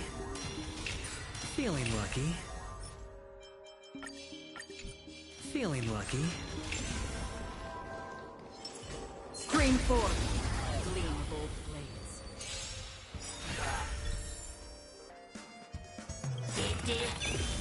The dice have been cast. Bust. Or maybe I'll take it all. Do we still have the...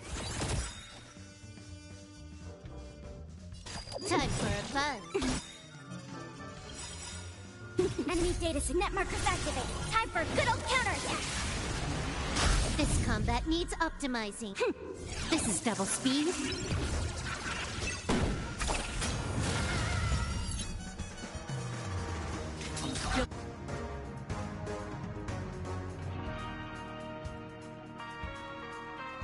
The waters of oblivion.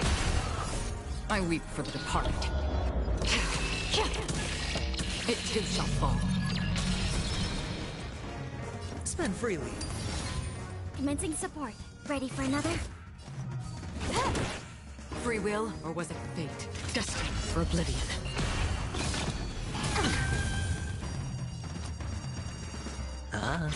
Enemy targets detected. Can I have fun this time? Time for a fun. That's half the work. Still water. Oblivion. I weep for the departed. It too shall fall.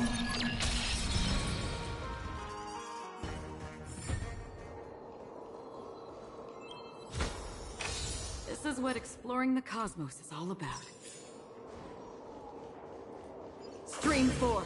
The gleam of old blades.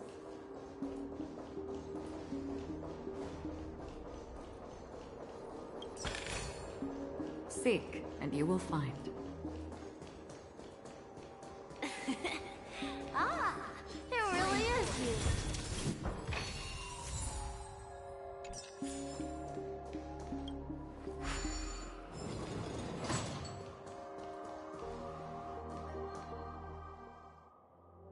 I don't know why, mister, but you always give me a special feeling that makes me more curious about you.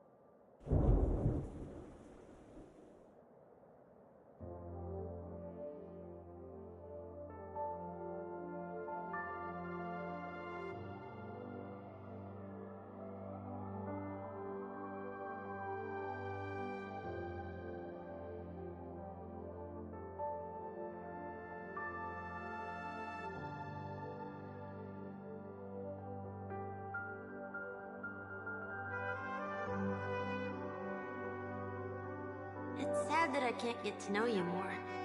We have to say goodbye. Did you have fun? You're going back? Yes. I should go home. The day's getting dark, and it's going to rain. I don't want to worry the others. You're home. Where is it? What a strange question. It's where Papa, Mama, and Big Sis are. In this dream.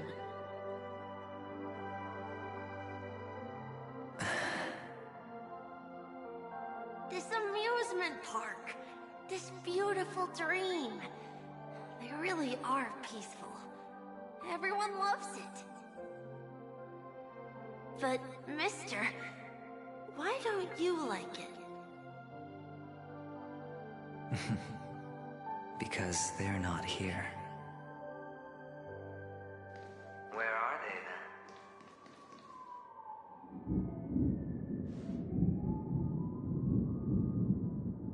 I don't know. You do know. But there's no point pressing the issue.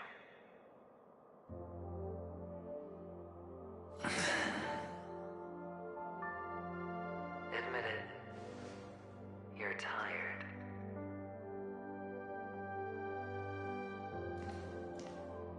We all are. Which is why we chose to stay here. Me and him. Your past and future. How long will you stay? Forever. We'll be with you forever in this dream. This is the greatest honor that we can offer to those who hurtle towards death.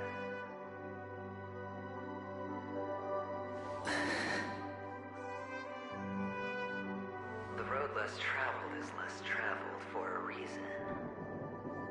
never gone in any other direction.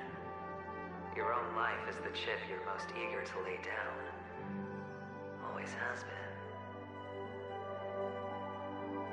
You don't care who the real murderer is, and the Watchmaker's so-called legacy couldn't be more boring. What you want, what you need, is to be the smooth operator, the solid gold deal maker who doesn't waste a drop of sweat, even when he's up to his neck in danger, deep inside family territory. You want to be polished up, cuffed with red-hot chains, and spotlit center stage.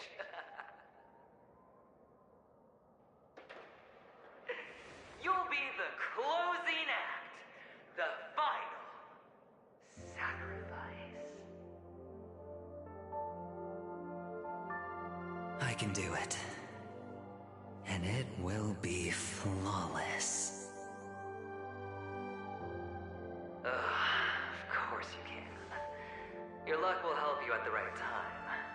Stellaron and an emanator. It's that simple.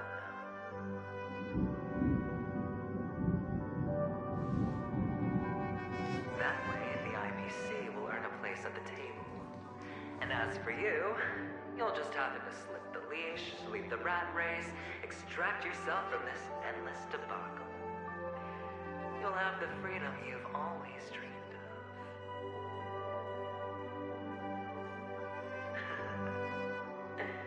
This isn't the first time. You've been an escape artist from day one. This fiasco started with a death, and its curtains will fall on another death. Oh. So that's why Diamond chose you. He's just after Paniconi. No matter the means, no matter the price. It's not personal.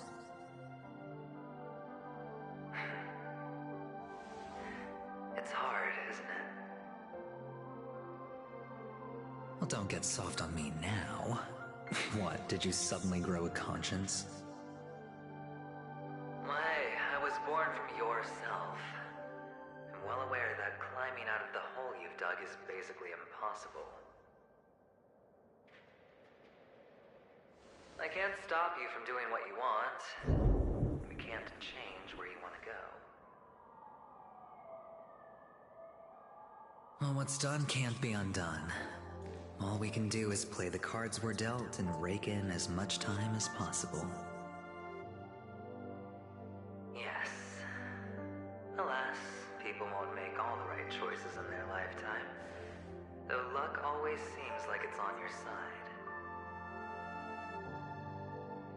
You will keep winning, having never lost before, but why you?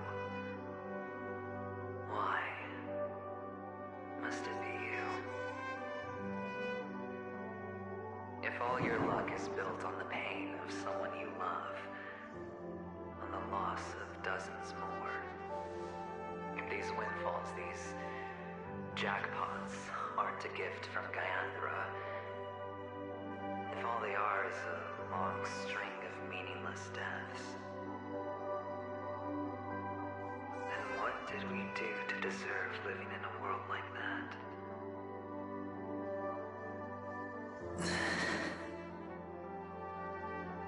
Well,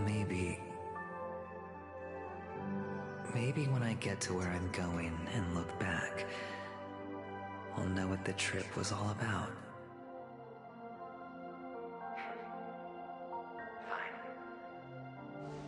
Time to make a move, my friend. I'll be waiting up ahead. Say goodbye to the kid before you shuffle off. It's...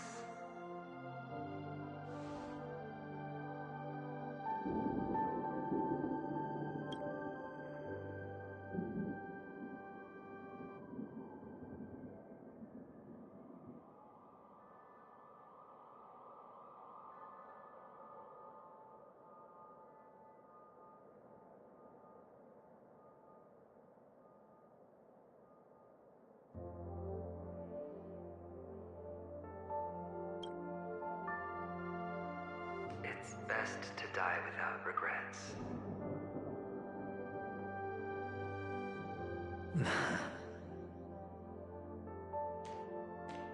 And now, only we are left. Can you take a photo for me? I want a memento.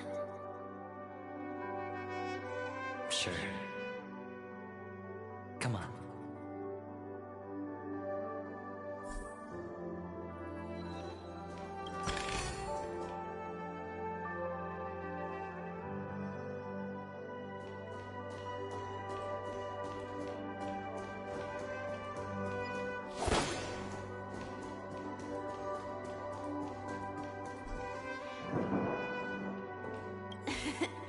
Can you take a photo for me?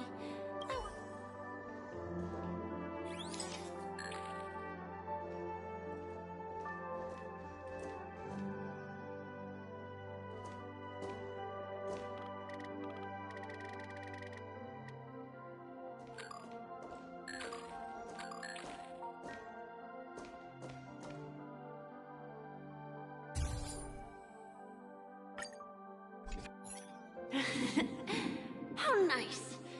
Now I can see what I look like too. Look at the lens when you're taking a photo the next time.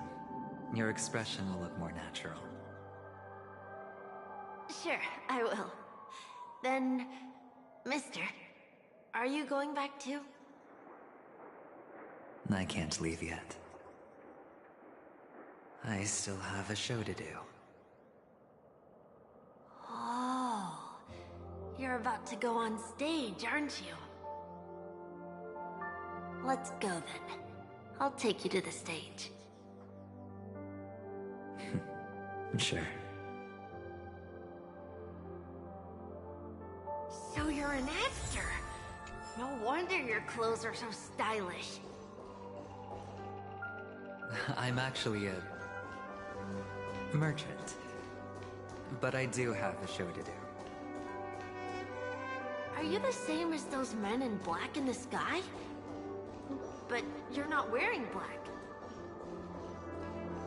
Only ordinary employees have to wear that.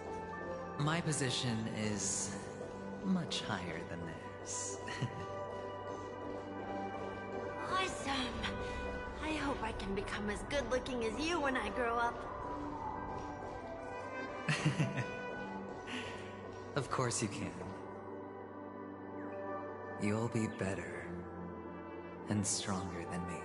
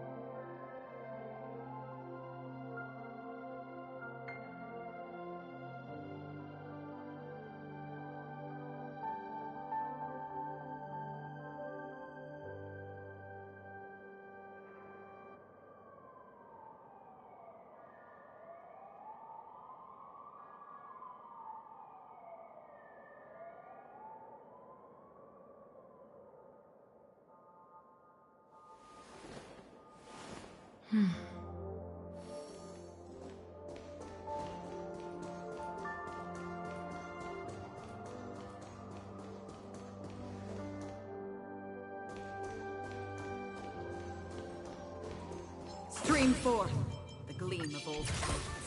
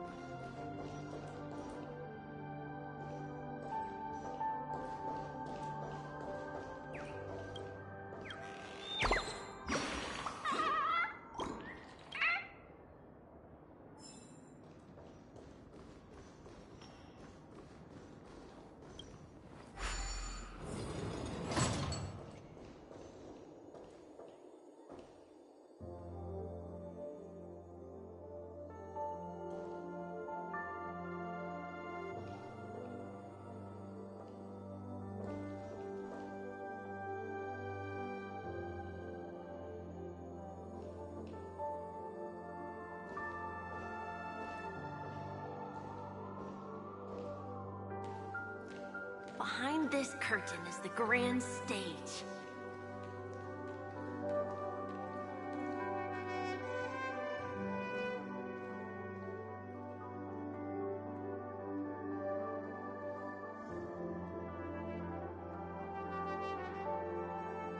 It's almost time to go on stage. Are you ready? Good luck with your show.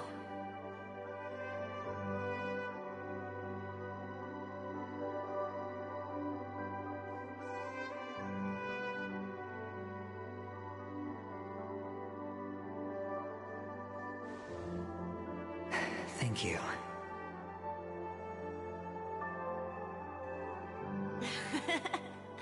You still seem pretty nervous. Let's put our palms together. If you receive Gaiathra's blessing, you'll feel more relaxed. Putting our palms together is a simple ritual. By putting our palms together and reciting the prayer to Mama Funga, she will bless us. If you're not familiar, I can guide you. It's all right. I know how to do it. Of course I know.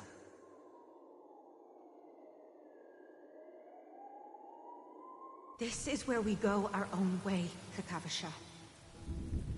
The catechins are coming. Why? The catechins have already taken all our money, food, and they killed our parents! What more do they want?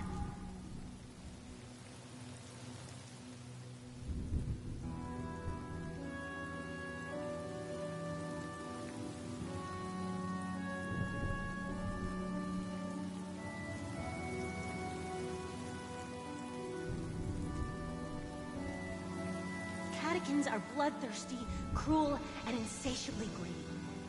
They want everything only to end up with nothing. This is a trick, an act of revenge. Remember? Today is the day of the Kakava, and also your birthday. They know the Avgin will surely hold a festival today.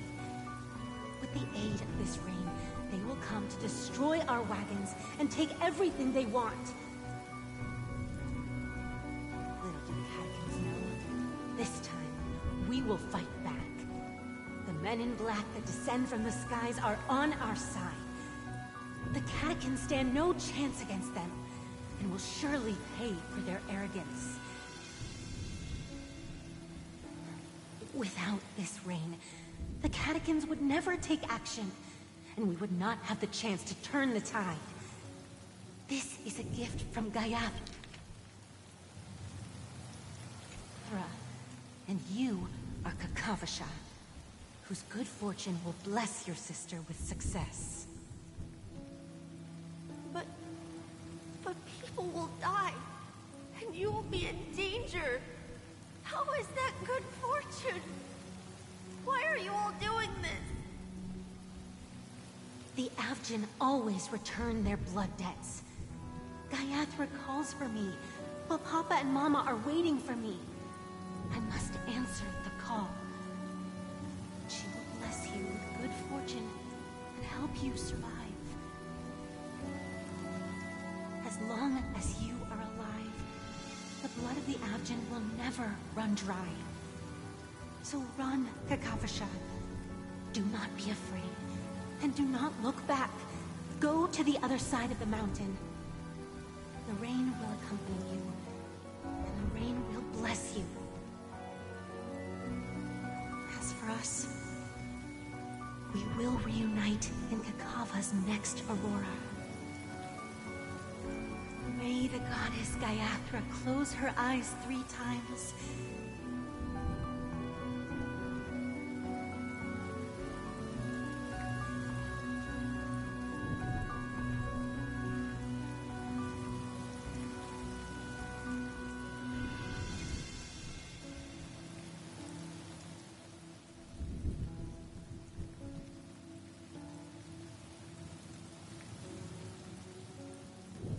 Keep your blood eternally pulsing. Let your journey be forever peaceful. And your schemes forever concealed. Farewell, Kakavasha.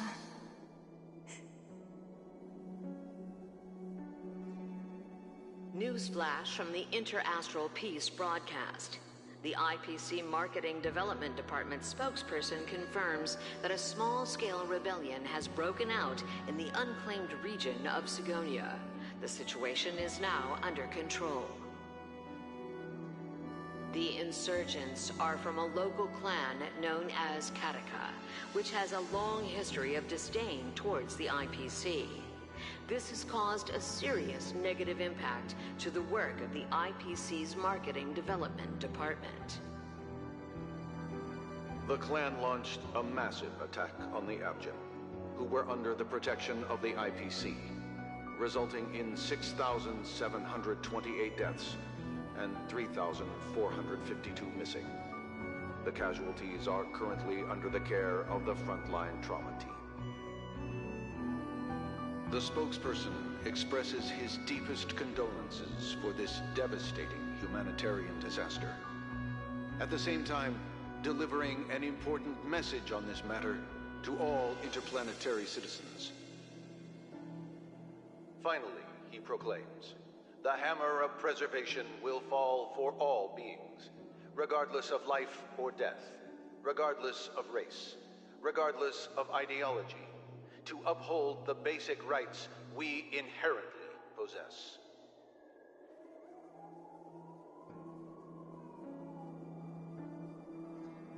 Kakavasha?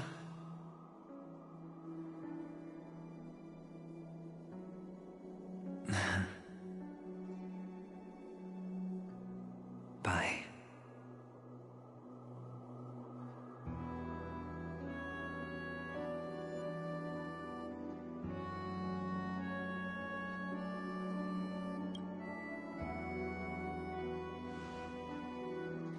Okay. All the actors are in place. It's time for the show to begin.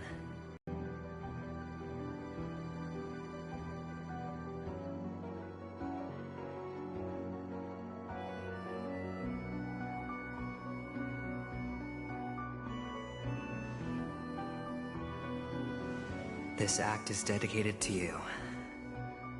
I hope it'll be an unforgettable memory for you.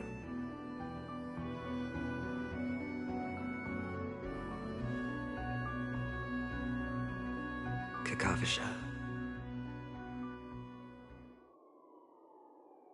By the way, before you go, I have a personal question. You Do you truly want to destroy the world with your own hands? Let's assume, just assuming now, that every time I roll the dice, there's a possibility of achieving this particular outcome. Then I would be quite happy to make that wager.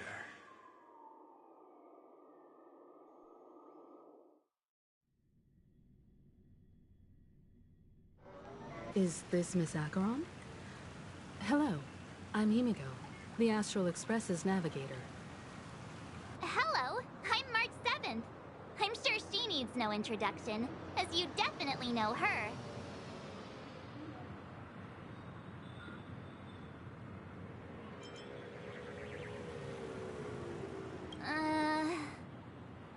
Hello? None of you seem surprised by my arrival. Since Welt has decided to travel with you, it means that he trusts you, and we trust his judgment.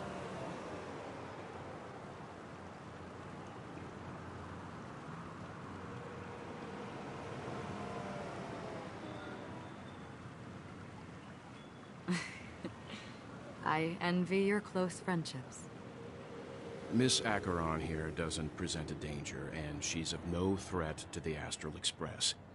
Aventurine's prior accusation was based on nothing more than his own subjectivity. Which is why, before we continue working together, he has a duty to explain himself. You want to create a situation where all three parties are present? There must be some deeper meaning behind Aventurine's actions. I suspect he's been aware of Penacony's secret from the beginning and has been continuously strategizing to unveil it. In that sense, the Astral Express's role in his plans would be imperative. In the worst-case scenario, he may use us to do something unexpected. Assuming things do escalate to that stage, having an extra ally is a good insurance policy. Penacony has numerous factions, and the state of affairs is significantly more intricate than that of Belobog and the Xianzhou.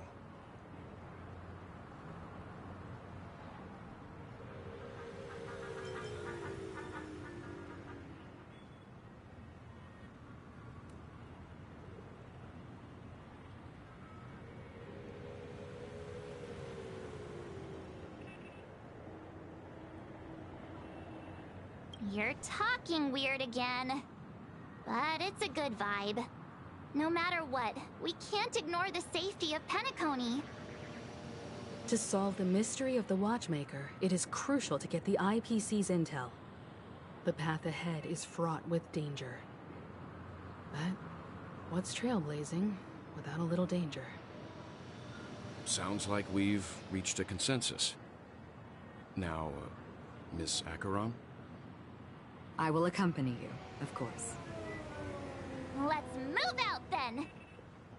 But where do we start looking for him? No need to rush. If he truly has laid a trap, he will definitely use every means to lure us in. Ladies and gentlemen, the most wondrous, most magnificent show in Penacony's history is about to begin. The IPC cordially invites everyone to Clock Studios Theme Park. Look. Should both the performers and spectators fail to arrive, won't all of Aventurine's plans be for nothing? Let's get going, everyone. The hour of trailblazing is upon us.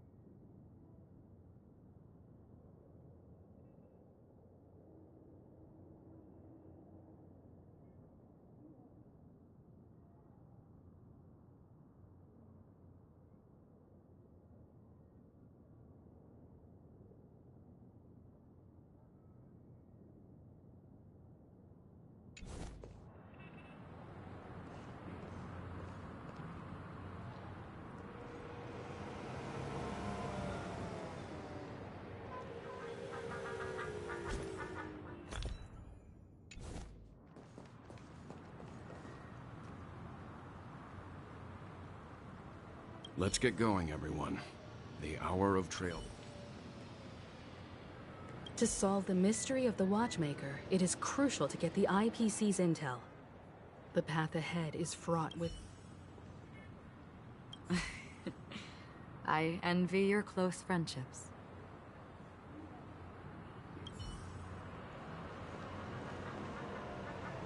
I have a bad feeling that something big's gonna go down.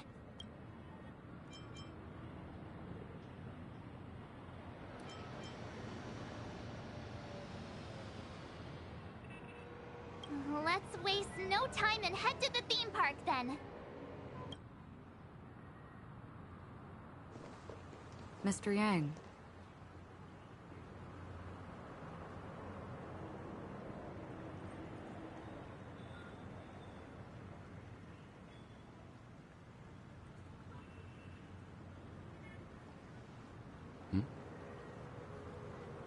Why did you not tell your companions about my true identity? It's just like you said, an inability rather than an unwillingness. Plus, it's a long story, not something that can be summed up in a few words. But I chose to believe you, and my trust in you stems more from my own personal judgment. I also believe that if it were their choice to make, they would make the same one. Thank you. I'm grateful. To reciprocate, in the upcoming confrontation, if the odds aren't in the Astral Express's favor, I will stand with you, if my meager strength is required.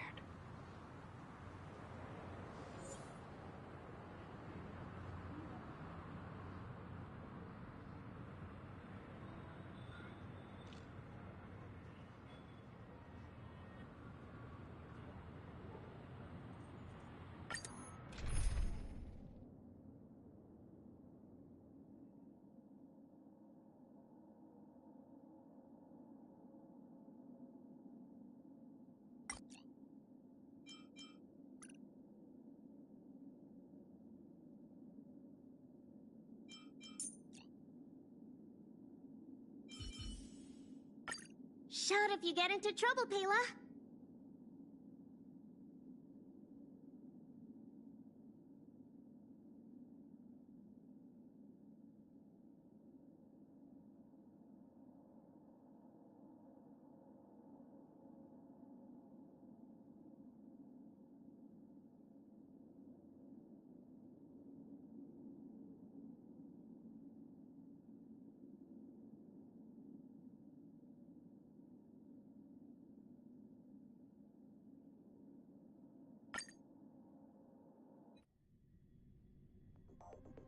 We're back here again. Aventurine actually chose a really conspicuous location.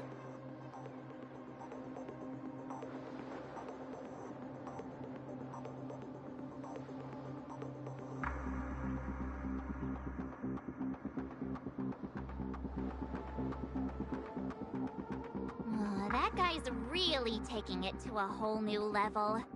Does he really think he's a superstar or something? Not a soul in sight. The hounds drove out the visitors, and now their whereabouts are unknown too. Everyone, pay attention. The other party has obviously come prepared.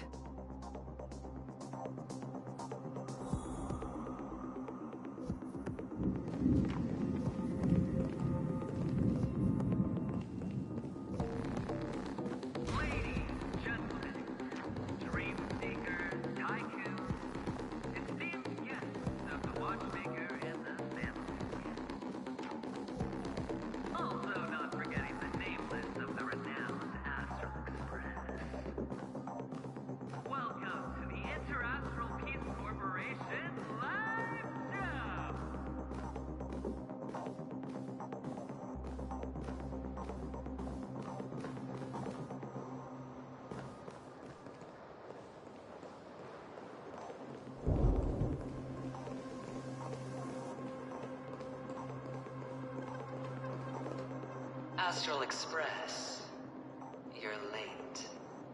And this, unsought guest. We've kept your appointment, Mr. Aventurine. It is customary to show yourself as well. Oh, I will, naturally. But before that, I've got to introduce our guest of honor. Everyone, give it up for Miss Delaron!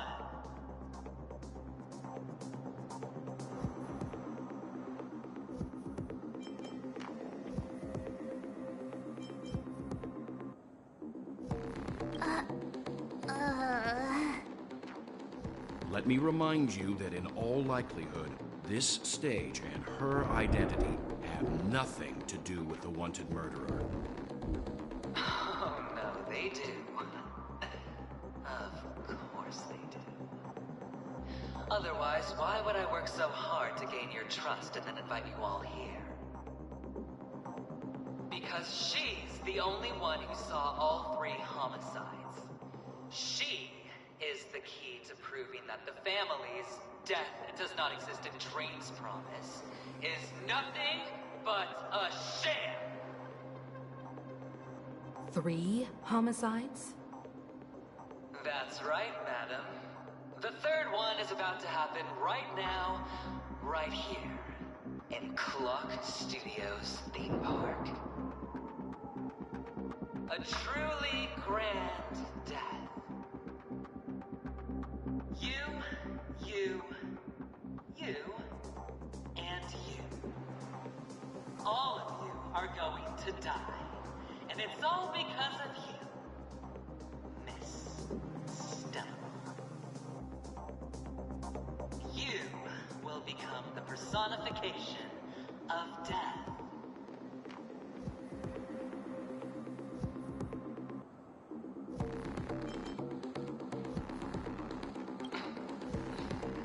Never underestimate yourself. Like I said, you have the power to turn the tide on the entire game. Let me be a little clearer. I will detonate the Stellaron in you and cause a teeny, tiny accident on Penacony. Bam! The entire theme park will be reduced to a shattered dream. Then, before the family can even react, I'll become the IPC fleet's navigator. Your bluff isn't fooling anyone. If you could really do that, you would have done so earlier. You wanna bet? Sure. I'll bet with you. I'm betting that it'll be a sweeping victory for me. By detonating an unprecedented explosion to prove that the vow of harmony is a complete and utter joke. You won't do it. Of course I can. It's just another gamble. I came from the wastelands of Sigonia. For just 60 red copper coins, people paid to brand me. Put me in chains. Place me in the gallows and bury me in the golden sands. But the sun could not kill me, and the quicksand sent me back to the embrace of the Guild and the IPC. Bear in mind, my victory wasn't just a stroke of luck. I've never been defeated. Have you ever heard the saying, sleep is the rehearsal of death? Why does life slumber? All because we are not ready for the final rest. Every night is practice for the end. You and I are escaping into our dreams for fear of death at this very moment. And death will surface in our dreams. Friends, the game has commenced, and you cannot choose to decline. Nor do you have any reason more crowns, too!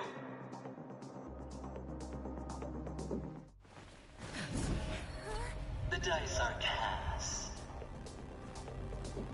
Ladies and gentlemen, ready to unveil your cards? The Architect's flawed stone. Of no value at all. I'm putting down the bet. I'm taking the gamble. I'm claiming the win. I'll invade spin the wheel, a daring gamble. Walking the brink of death for rebirth. Oh, for the Ember Lord! Alright. Let's see who has the last laugh. Let the game begin!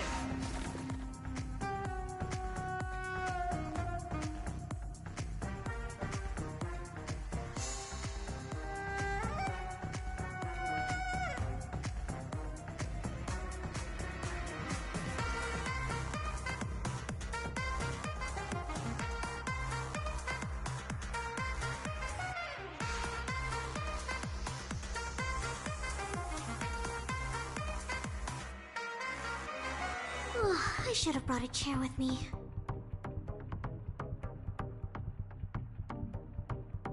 Time for something savory. Don't worry, it's just a scrape. Time for a fun. On the still waters of oblivion.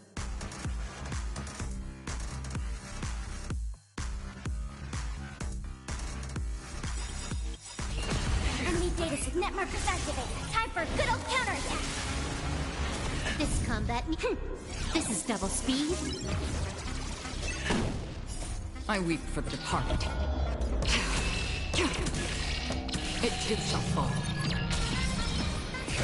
I think something bit me. Specimen sighted.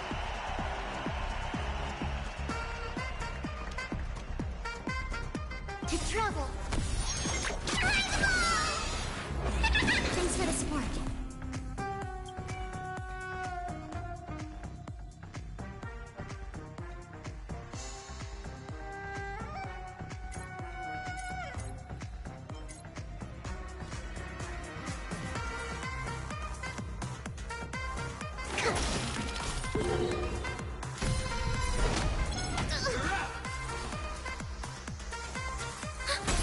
You took the bait. Time for a buzz. Another journey begins. Enemy targets detected. Ready for another? Free will destined for oblivion. Prepare for some hard luck. Here, try this! Thanks for the support.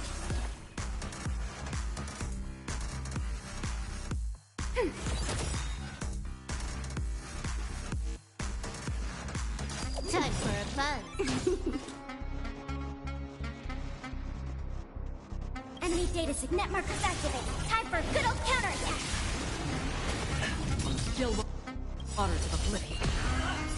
I weep for the departed. It too shall fall. Can I have fun this time?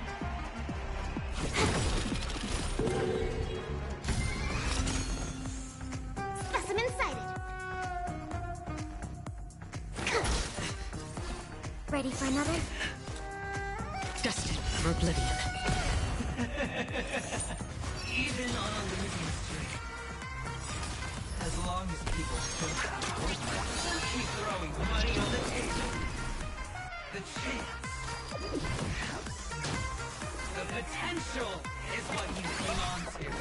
That's what justifies is the gamble.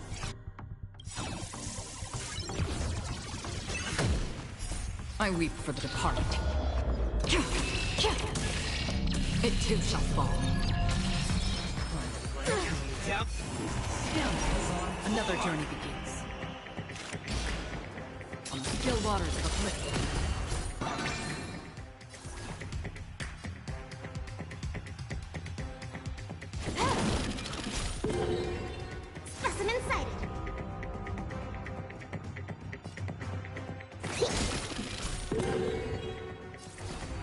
Ready for another? Enemy data sig network is activated. Time for a good old counterattack.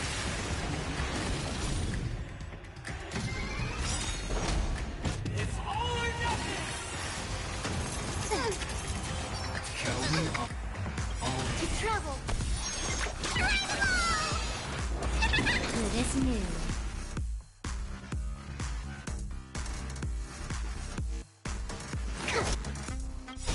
Enemy data secured. Network is activated. Time for a good old counterattack.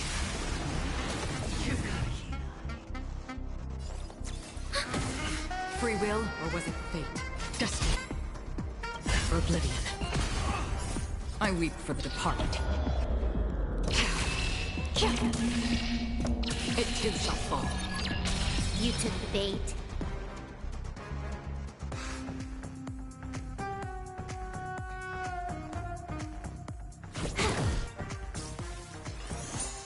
Prepare for some.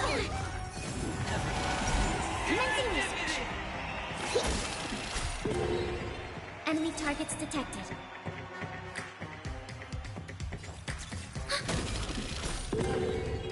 Another journey becomes still waters of oblivion. Can I have fun this time?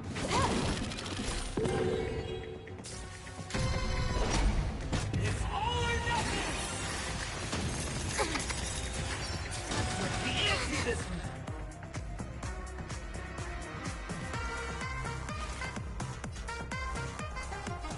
Here, try this! To travel! Thanks for the support. More enemies. Time for a buzz.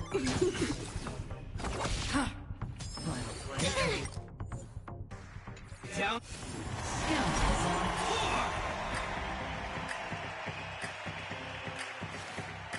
Deeper! Thanks for the support. Ready for another? Enemy data sig network is activated. Time for a good old counterattack. Can I have fun this time? Destined for oblivion.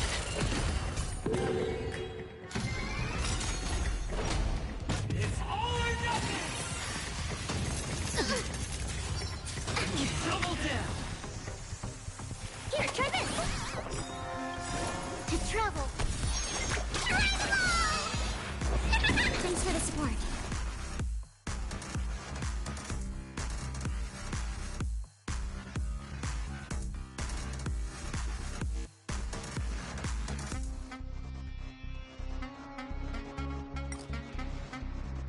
Time to make a decision.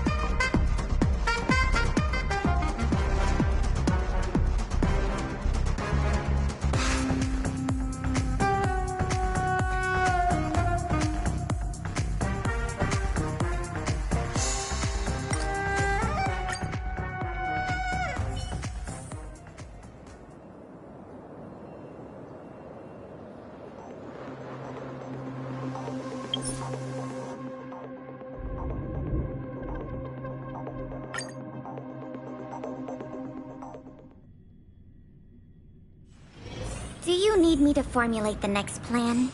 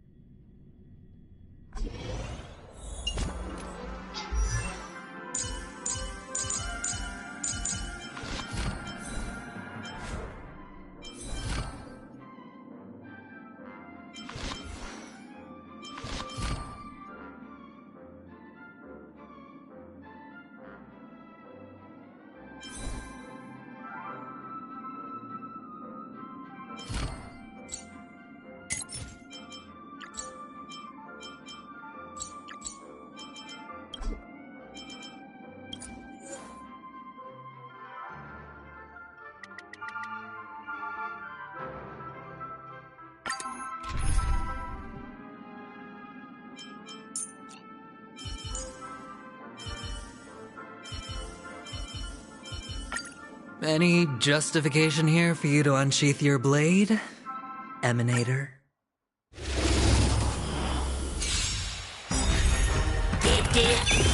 Enemy targets detected. Net markers activated. Time for a good old counterattack. Time for a buzz. This is double speed. I weep for the departed. It too shall fall. Ready for another? Time for a buzz. On the still waters of oblivion. Watch your head. Bust. Or maybe I'll take it all. Net markers activated. Time for a good old counterattack. Destined for oblivion. I weep for the departed. It too shall fall.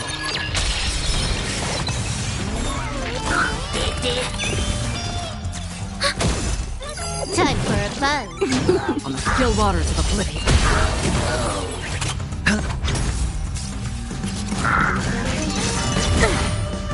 All in. Ready for another? Time for a buzz. Destined for oblivion. I weep for the departed. It too shall fall.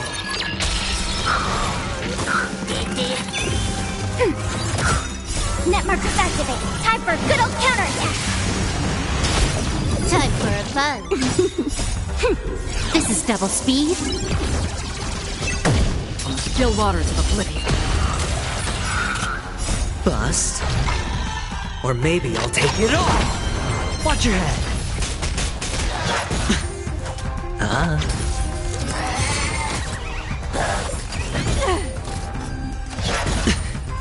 All in.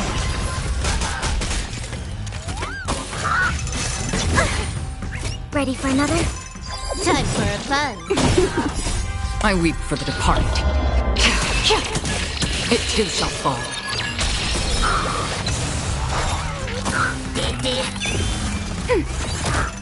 Time for a buzz. Destined for oblivion. Not good. Watch your head. No dirty tricks, alright? Net markers activated. Time for a good old counterattack.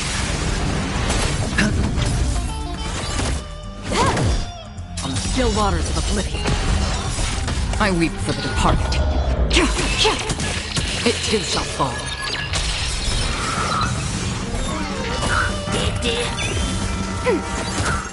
Time for a buzz.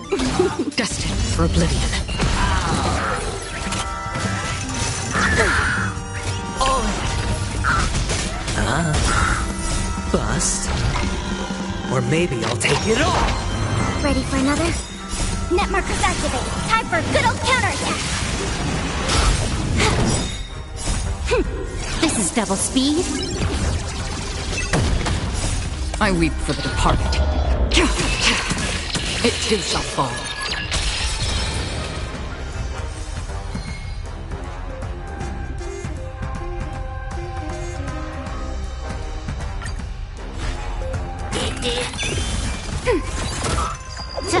buzz. On the still waters of oblivion, I weep for the departed. It too shall fall.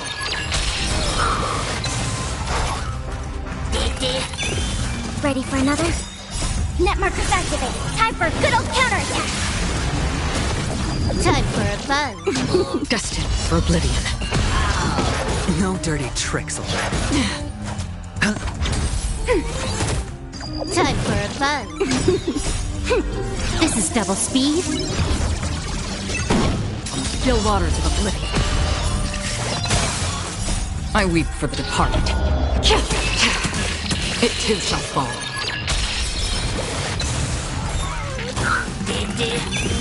Ready for another? Time for a buzz. Destined for oblivion.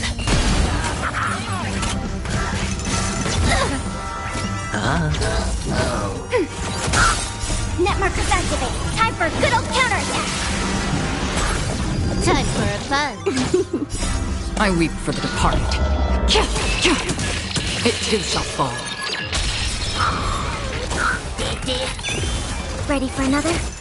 Time for a buzz. On the still waters of oblivion, Bust. Or maybe I'll take it all. Watch your head.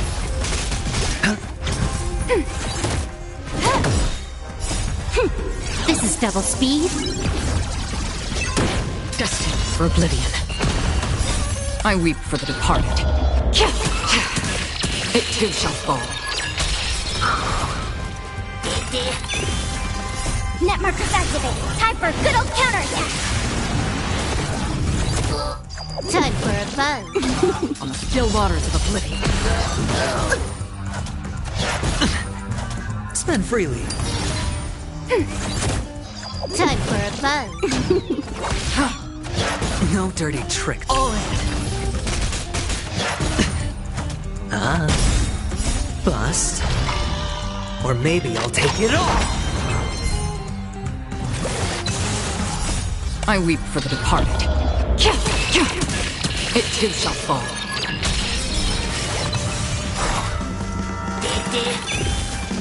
Net markers activate. Time for a good old counterattack.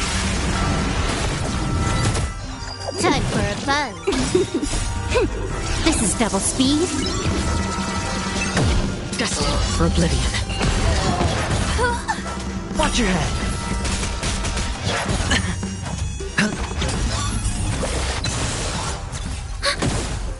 Time for a buzz. I weep for the departed. It too shall fall.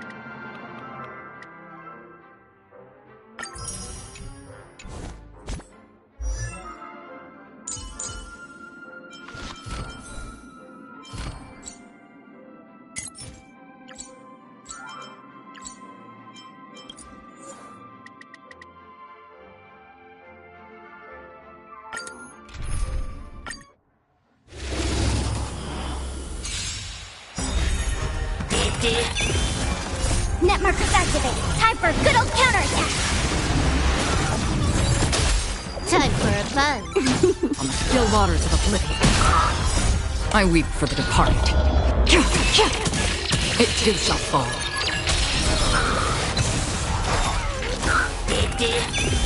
Ready for another? Time for a fun. This is double speed. Destined for oblivion. Net markers activated. Time for a good old counterattack.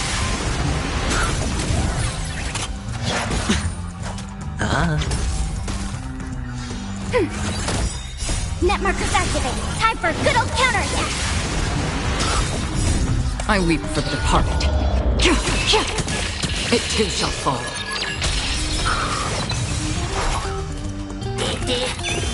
Ready for another? Time for a fun. On the still waters of oblivion. Again? Spend freely. Bust. Or maybe I'll take it all! All in. Net markers activated. Time for a good old counterattack. Time for a fun. Destined for oblivion. I weep for the departed. It too shall fall.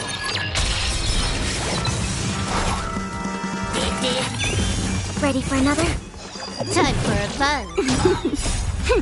This is double speed.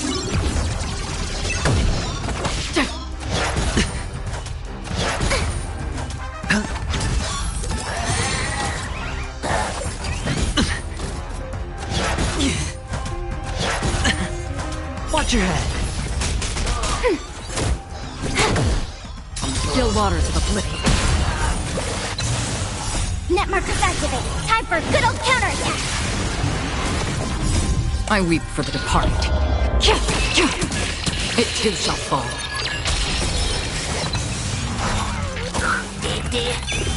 Ready for another? Time for a fun. Destined for oblivion. All in. Bust. Or maybe I'll take it all!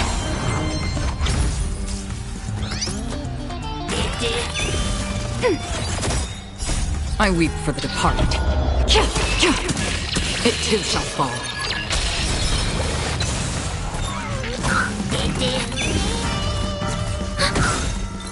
Net markers activated. Time for a good old counterattack. Time for a fun. On the still waters of oblivion. This is double speed.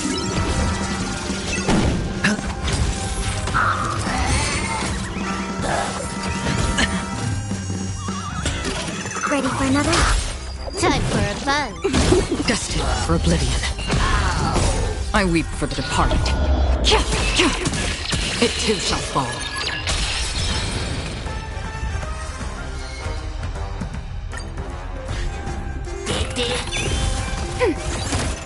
Time for a fun. On the still waters of oblivion. I weep for the departed. It too shall fall. Net markers activated. Time for a good old counterattack. Time for a fun. This is double speed. Destined for oblivion.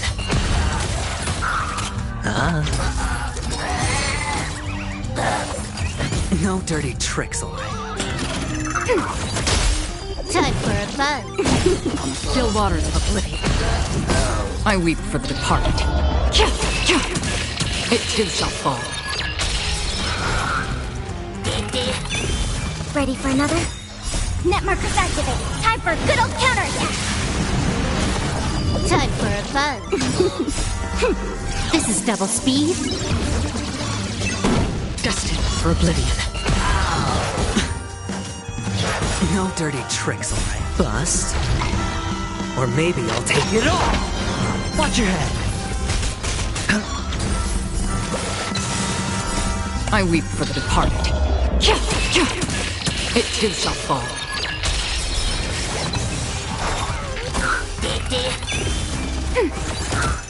Time for a fun. On the still waters of oblivion. Again? All in. Ready for another? Time for a buzz. Destined for oblivion. I weep for the departed. It too shall fall.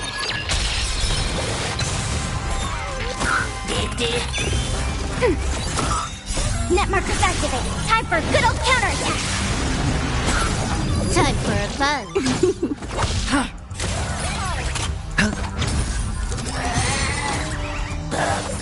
How familiar. Ready for another? Time for a buzz. On the still waters of oblivion. Bust. Or maybe I'll take it all. Watch your head. I weep for the departed. It too shall fall.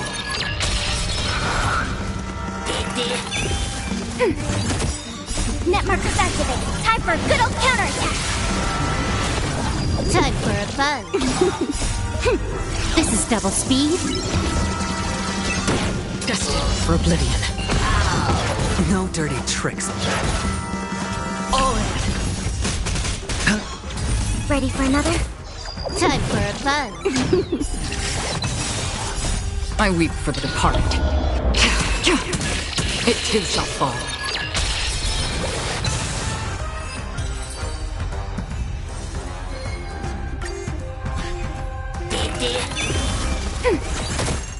Time for a buzz.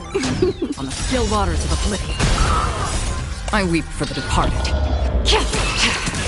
It too shall fall.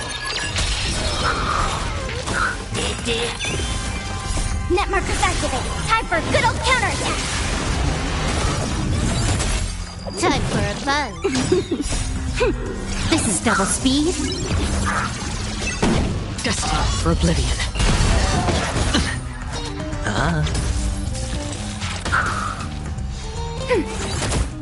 Time for a buzz. On the still waters of oblivion. I weep for the departed. It too shall fall.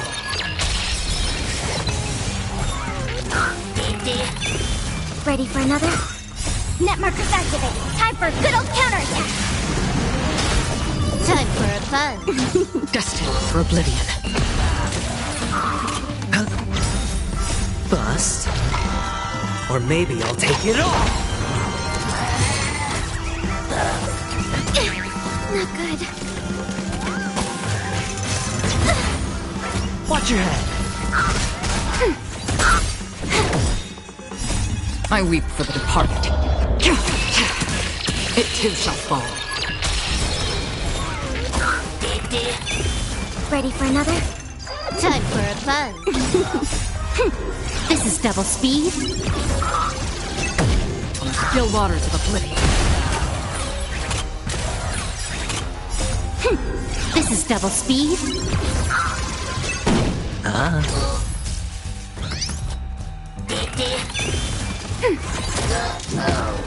Net markers activated. Time for a good old counterattack. I weep for the departed. It too shall fall.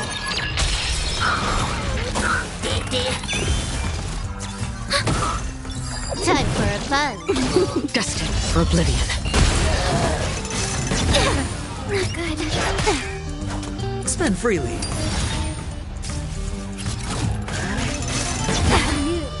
All in. Ready for another? Time for a buzz. On the still waters of oblivion. Watch your head. I weep for the departed. It too shall fall.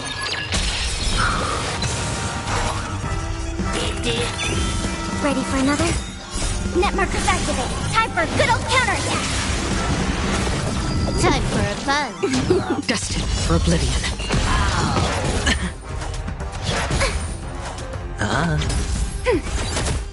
Time for a buzz. This is double speed. On the still waters of oblivion. I weep for the departed. It too shall fall.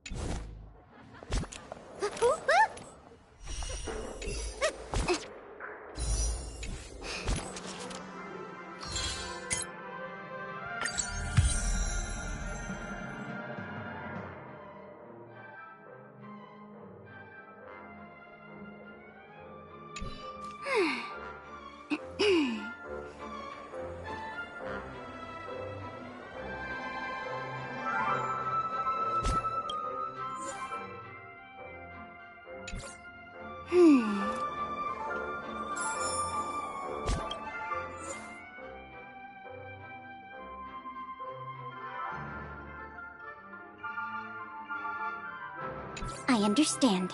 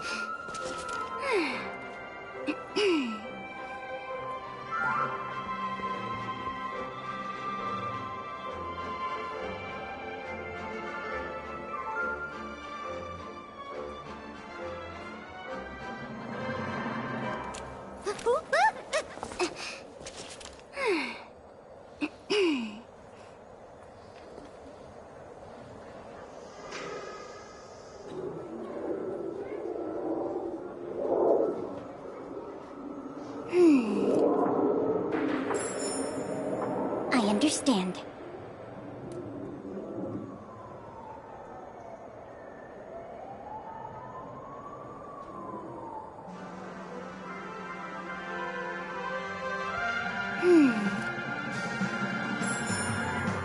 I understand.